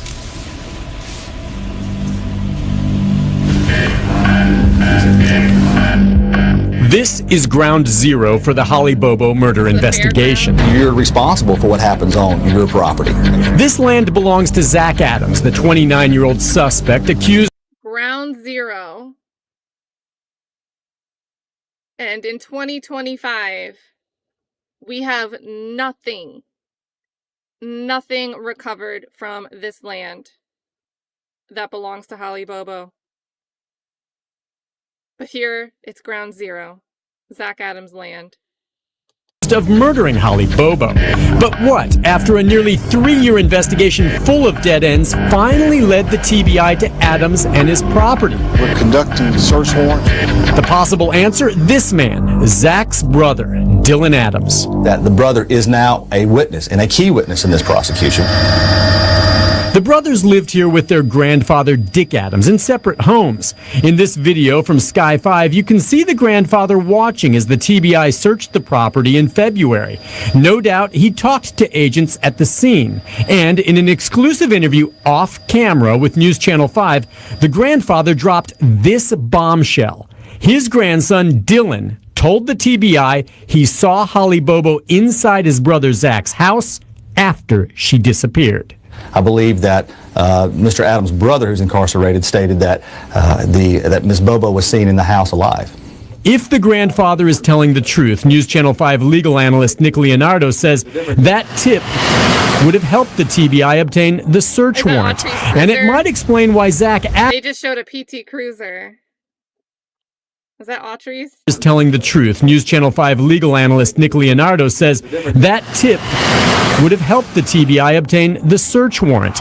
And it might explain why Zach Adams later lashed out at his brother, who was also jailed on separate federal gun charges. This is but one piece of the puzzle that we're getting, but it's all starting to come together very quickly. All right. Not long after the TBI arrested Zach for Bobo's murder, they say he threatened his brother, sending this message through another inmate. He's the one who started this blank, and if he don't shut his mouth, he will be in the hole beside her.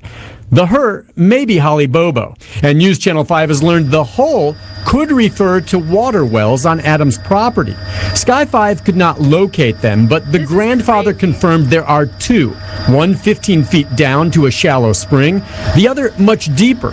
Could a well conceal a body? Well, absolutely, especially a well that goes down deep into the earth. I believe one of these wells was approximately 80 feet. So that's definitely a place of interest. In fact, the grandfather... Yeah, why were there a bunch of bullet holes in the side of the PT Cruiser? Like what? Confirmed the TBI used backhoes to dig up and search both wells. There's no indication they found a body, but several sources close to the... So why didn't they do this type of search when they're like testing all of the dirt and the water? And then at trial we hear that the area where they find these different remains, they don't sample any of it. I think the only thing they end up sampling, they do leave like the rusty revolver in the water before the search team with the metal detectors calls in and says that they got a hit. But as far as where they find Holly Bobo's, the skull and those other personal affects, they don't do any of this type of testing. Why did they do it here? Investigation say they did recover physical evidence, possibly bone fragments. If that's true, the question is, did those fragments come from Holly Bobo? You know, obviously they're waiting to see whether or not they could, that any kind of forensic match with her DNA comes back.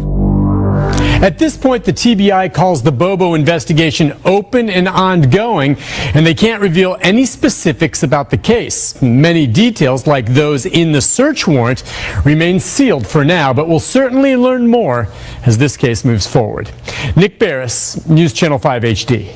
All right, from tape to live, we're back, and it is interesting. Now, we don't know, and the TBI has not confirmed in any way whether they have found any physical evidence. We're wondering if during the search of one of those wells they found some bone fragments. It does take time to get a DNA result back, doesn't it? Absolutely. I mean, So the news Everybody at this point in time is like, oh, what's the evidence? Well, we can't answer that. They're asking these questions at these press conferences, and now the information's out there.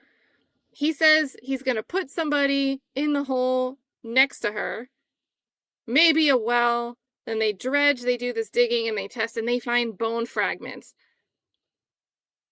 Anybody watching this is going to be like, probably got the right guy. Fast forward to 2025. What happened to those bone fragments? Where are we? There's no relevance. They don't find anything in the search of Zach Adams' property. Just crazy. And trial and error with the context here on why the PT Cruiser has these shots in it. Where was that?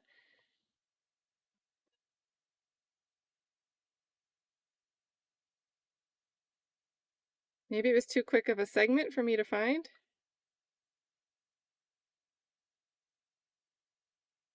All right, well, it's not coming up with the quick scrubbing. But anyway, there were like a bunch of holes in the PT Cruiser as we see it towed on the back of the bed. And apparently, law enforcement shot at the PT Cruiser when Autry was meeting up with an ATF agent he was informing. They opened fire at the vehicle. He climbed out the door and hid in a field. There was also a GPS tracker on the PT Cruiser that was quote-unquote lost. So there was no way that they could, you know, because he tells the story at trial that he parks the PT Cruiser in the church parking lot. So yeah, probably, and I don't know, like the way he's saying I'm innocent in those post-conviction hearings, every time he said it, it just made me wonder like about his other charges. And they mentioned, they didn't say ATF, but you hear them say the alcohol, tobacco, firearms. We heard mention of ATF and his pending, you know, facing 100 months, all of that looming over his head. Attorney discharges right before he has his arraignment. There's just a lot. There's just a lot. Ooh, and that's a good question. I didn't catch this. And I do want to rewatch. I really want to rewatch Beth Boswell. And I want to rewatch some of the Dylan Adams and Zach Adams post-conviction relief hearing testimony just to compare. We're starting to see how the quotes are going out in the media, right? We had that screenshot. We could take a screenshot of the statement. I'll put you in the hole next to her. Versus how Zachary Adams recollects that and how Dylan Adams recollects that. But yeah, why did they think the PT Cruiser was registered to Cindy per jail phone call with Dylan? So, interesting. Yeah. The GPS data that could refute that was lost by the state. And that's also kind of interesting. That was still the time period where people were more often, some people still do, but I think it was more common then that people had GPS units in their vehicles. I used to have one. Really, I think I borrowed one from my aunt. My aunt lived in Europe for a while, and before she was over there, or she was already living there, but came back here for a few months. And she had a GPS, but it was like US mapping. So when she didn't need it anymore, she gave it to me, and I used it all the way through college. So 2012, I was still using it. So. All right. And then Trial and Error Podcast says they didn't think that in relation to this PT Cruiser. I think people were just getting confused because they were getting so many quote-unquote witness reports. So witnesses would mix up the who's who. Yeah, the old A-train mix-up. Let's see. They're discussing, we're back to the bone fragment conversation here. Shout out to Special Bendy Bros. Good to have you in the chat with us. I saw a few people coming in. Hey, Yellow Jacket. Good to see you. It would have to go to the TBI, which is over here in East Nashville off Ellington Parkway, and you know there are other cases that may be set for trial sooner that they're still working on. You know, so it takes a little bit of time to get the confirmation back you're needing. Okay, and again, we don't know. We've heard from folks we've talked to close to the investigation, not the prosecutors or TBI, that there are indications they may have found something. But for all we know, if they did, it could be animal bones, could be anything. We don't know yet, but certainly you take it as a whole, and it creates a plausible explanation for one way this might have played out. Wells, Zach Adams, his brother, what he says. Let's take a phone call before we go to the break, and then we'll take more as we go. 737-7587. The calls really can be your theory, questions, comments about what we found, and we've got a couple of mics right off. Hold on, this sounds harder to lose. So Try on Error Podcast, additional context here, says the finance company who held the note had one installed to recover the vehicle in event of non-payment. That isn't what I'm speaking of, where I can go to, like, I don't know if Target still sells them on the shelves. They might have cleaned up the shelf real estate in 2025. But back then, you could go and buy, like, a Garmin GPS device for, like, $100, $200, and you could prop it up. That way you could watch it while you were driving and navigate. But this type of GPS tracking, it's not like something you can just poop from one vehicle. Oh, we're going to take your car today. Let's just pull it out and move it to another vehicle. They're installed differently. So to hear that it's installed by the finance company and gets lost, when did it go missing? When did it go missing? Like, oh man, crazy. There's like so much more hot mess than what we've been able to do a deep dive on. Off the bat, we'll start with the first one on line one. Good morning, Mike. Good morning, Nick. Hey, Mike. Good morning to you. Enjoy your program.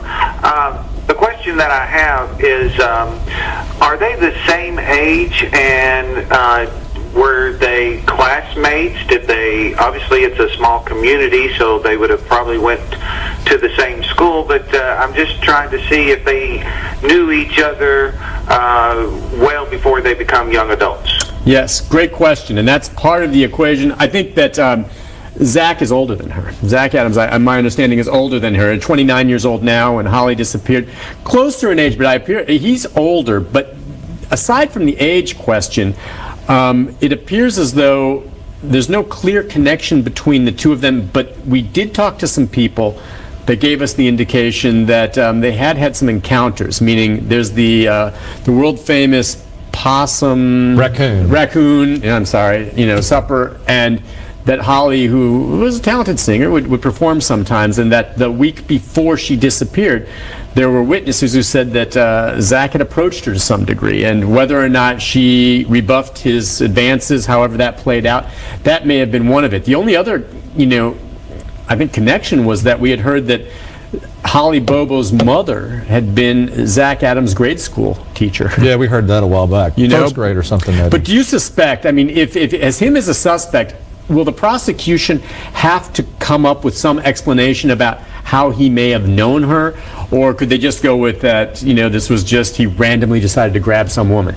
Well, I think it's important to bear in mind, Nick, that the biggest city in this county, which is not the county seat, only has about 2,300 people. So there's a good chance that everybody sort of knows everybody in a small town kind of feel. But I think that it'll come out that there was that encounter at the Coon Festival. Okay. And I think that may go, even though the state doesn't have to prove motive, it may go to how she got into the crosshairs of Mr. Adams.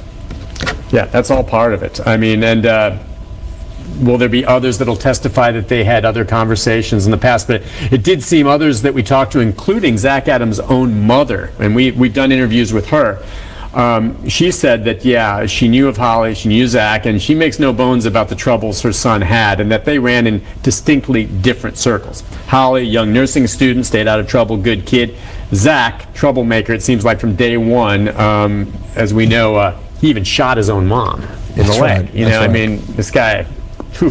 All right, listen, how about we take a break on that note? I see Leland's just walked into the studio, and we may get an update from him on what the weather's looking like out there and what we can expect later today. And then if you're on hold, stay there. The number 737-7587. Questions, comments about the Holly Bobo case and some of these new developments. Nick Leonardo's here. If he's here, that's enough reason to tune in. We'll be right back. All right, so that was that. And this is still blowing my mind about this, the tracking type of GPS. And Trial and Error says they had the data for that day. They had it until Decatur County seized the vehicle in 2012. And yes, it was found. The data was downloaded and then the data went missing. That is not a footprint that inspires confidence. like what? What?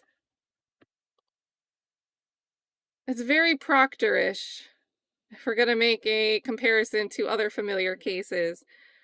Guys, this next bit, how long is this? All right, we're going to 2 times this. I've got to jump right at 3. So I'm going to speed this one up, and this is going to be the last one for the day. We've got plenty more. We're going to start finding remains, and we're going to get into more of the hearings. Motion to qualify a new attorney. Tons more. As you guys can tell, there's tons more to get through. So we will resume. We're going to watch one more, and we'll resume tomorrow, doing the same thing, following this timeline through.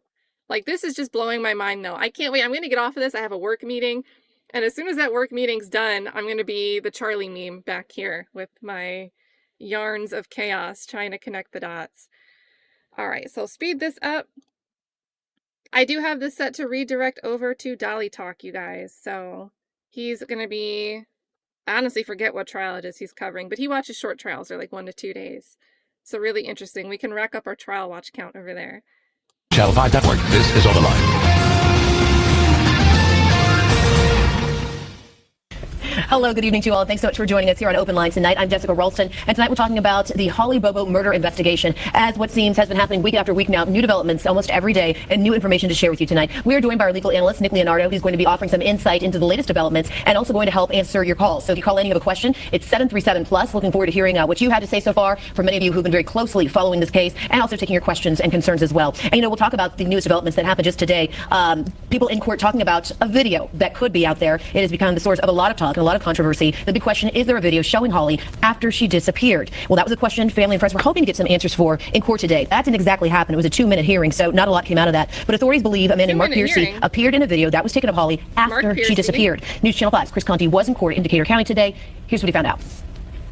Compared to all the other court appearances that have happened so far in this case, today's just felt different. There was no tight security, no police helicopters flying above, and the appearance by Mark Piercy in court this morning lasted no more than 2 minutes. You told me at that time you thought you were going to be able to hire an attorney and make bond. Have you done either, sir? Mark Piercy appeared in court this morning with his hands bound by handcuffs and his feet bound by shackles, wearing a black and white jumpsuit. We did not learn much about... Okay, so Piercy he's officially a suspect in the Holly Bobo case then at this point in time.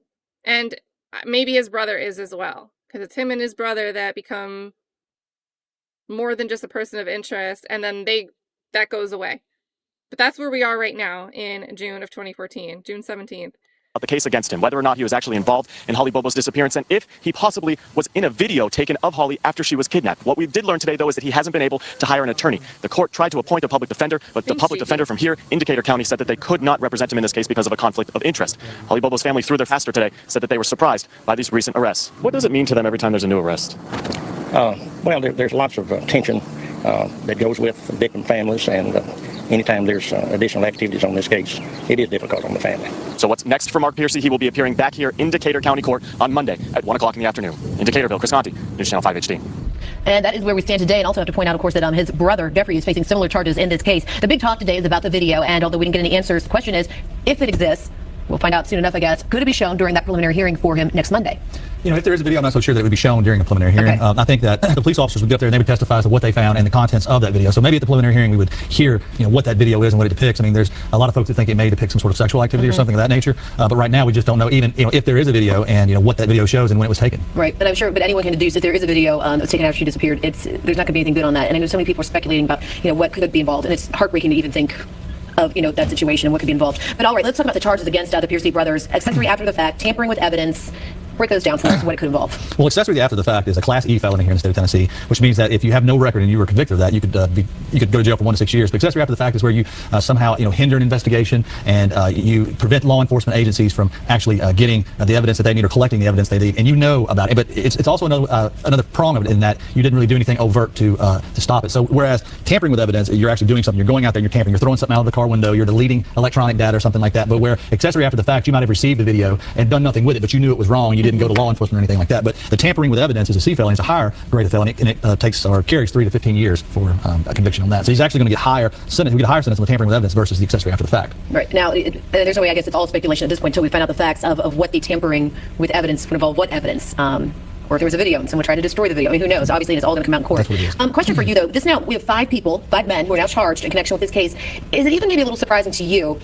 I think sometimes in murder cases, you have one suspect and that person eventually says something and starts talking and telling friends, oh, I did it. Or, when you have 5 people all accused of being in on this, do you think it would have come out a little bit sooner? I know people in Indicator County said they've known about this for years. They've heard the same names over and over. But the fact that the arrest took so long, when you have 5 people accused of being involved in this, that they weren't all just eventually blabbing and talking about it. Well, I think it's exactly what you said. I think we're starting to see that they started off with both the Adams boys, and then it's kind of morphed into other defendants. But the law enforcement is in the business of solving crimes, and that is they want to bring closure to the family. And they usually have a body, and they have some sort of forensic evidence, and they can say this is the individual who did it, and this is why we think this is the individual who did it. But in this case, it's turning out to be unfortunately more of a witch hunt. And I hate to say that, but they are arresting more people as time goes because they're trying to put the squeeze on somebody to come forward and say, I know where Miss Bobo's buried, or I can give you the one piece of evidence that you need that's going to link this particular defendant to the crime. So these charges, it seems it's kind of a cry for help from the prosecution because these charges on these 2 Piercy brothers, if that video does show some sort of sexual act, they could be charged with something else. But if they were convicted of what they're charged with, the punishment is very small, very, very small, and yet the family has to go through, the Bobo family has to go through and maybe see this video and be apprised of what contained on that video. So I think as this goes, we're starting to see more and more arrests. And Mark Gwyn told us that the last time they did a press release about the last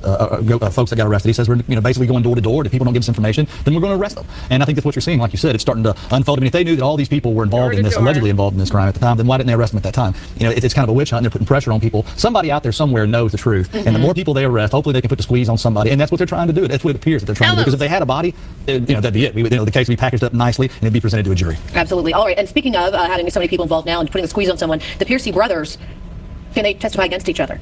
Sure. That's what they're hoping for. Whether you like it or not, law enforcement in the district attorney's office quite frequently relies upon the criminal environment or co-defendants to tell on the other one. And so that's exactly what they're hoping will happen, just like the Adams boys. Okay, Zach Adams purportedly or allegedly sent some message to his brother that said, if you don't quit talking, you're going to be in a hole right there beside her. And so that's what they're hoping that these brothers do. But there are rules about co-defendants and whether or not they can all be tried at the same time and whether statements are going to be used against one or the other. And there's a good chance in this particular case that the defendants would be severed and they would each be in separate trials. Okay, that was going to be my next question, because to imagine a trial with five co-defendants and everything that entails. But now sometimes, does that work against maybe the defense in some cases or against the prosecution? When you have separate trials, different things can happen in every single one of those trials. Some information from this trial is going to make it into that trial, and it could definitely affect the outcome or the verdict for that particular person. Sure. If they could find some sort of direct evidence, and right now I don't know they have that. It's my understanding from talking to the attorneys that are involved in some of these matters that there's 10 or 9,000 pages of documents that they have to go through in this particular case. So that's a lot of work, and that's what I think the state's case is now. Is circumstantial, but there's going to be. We'll wait and see, how the evidence shakes out and what the discovery shows. And just recently, the judge in the case declined to issue that gag order against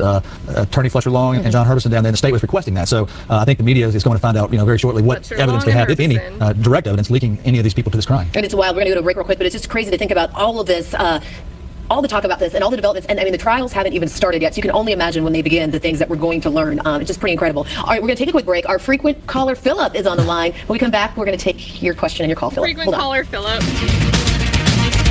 All right, so that wraps up. They don't include that call in this. And I thought it was interesting to hear the calls, hear what the people want to know. Yeah, so guys, we will continue this tomorrow. I really do have to jet. We pushed it to the limit here because we wanted to play one more. My bad, I did it to myself.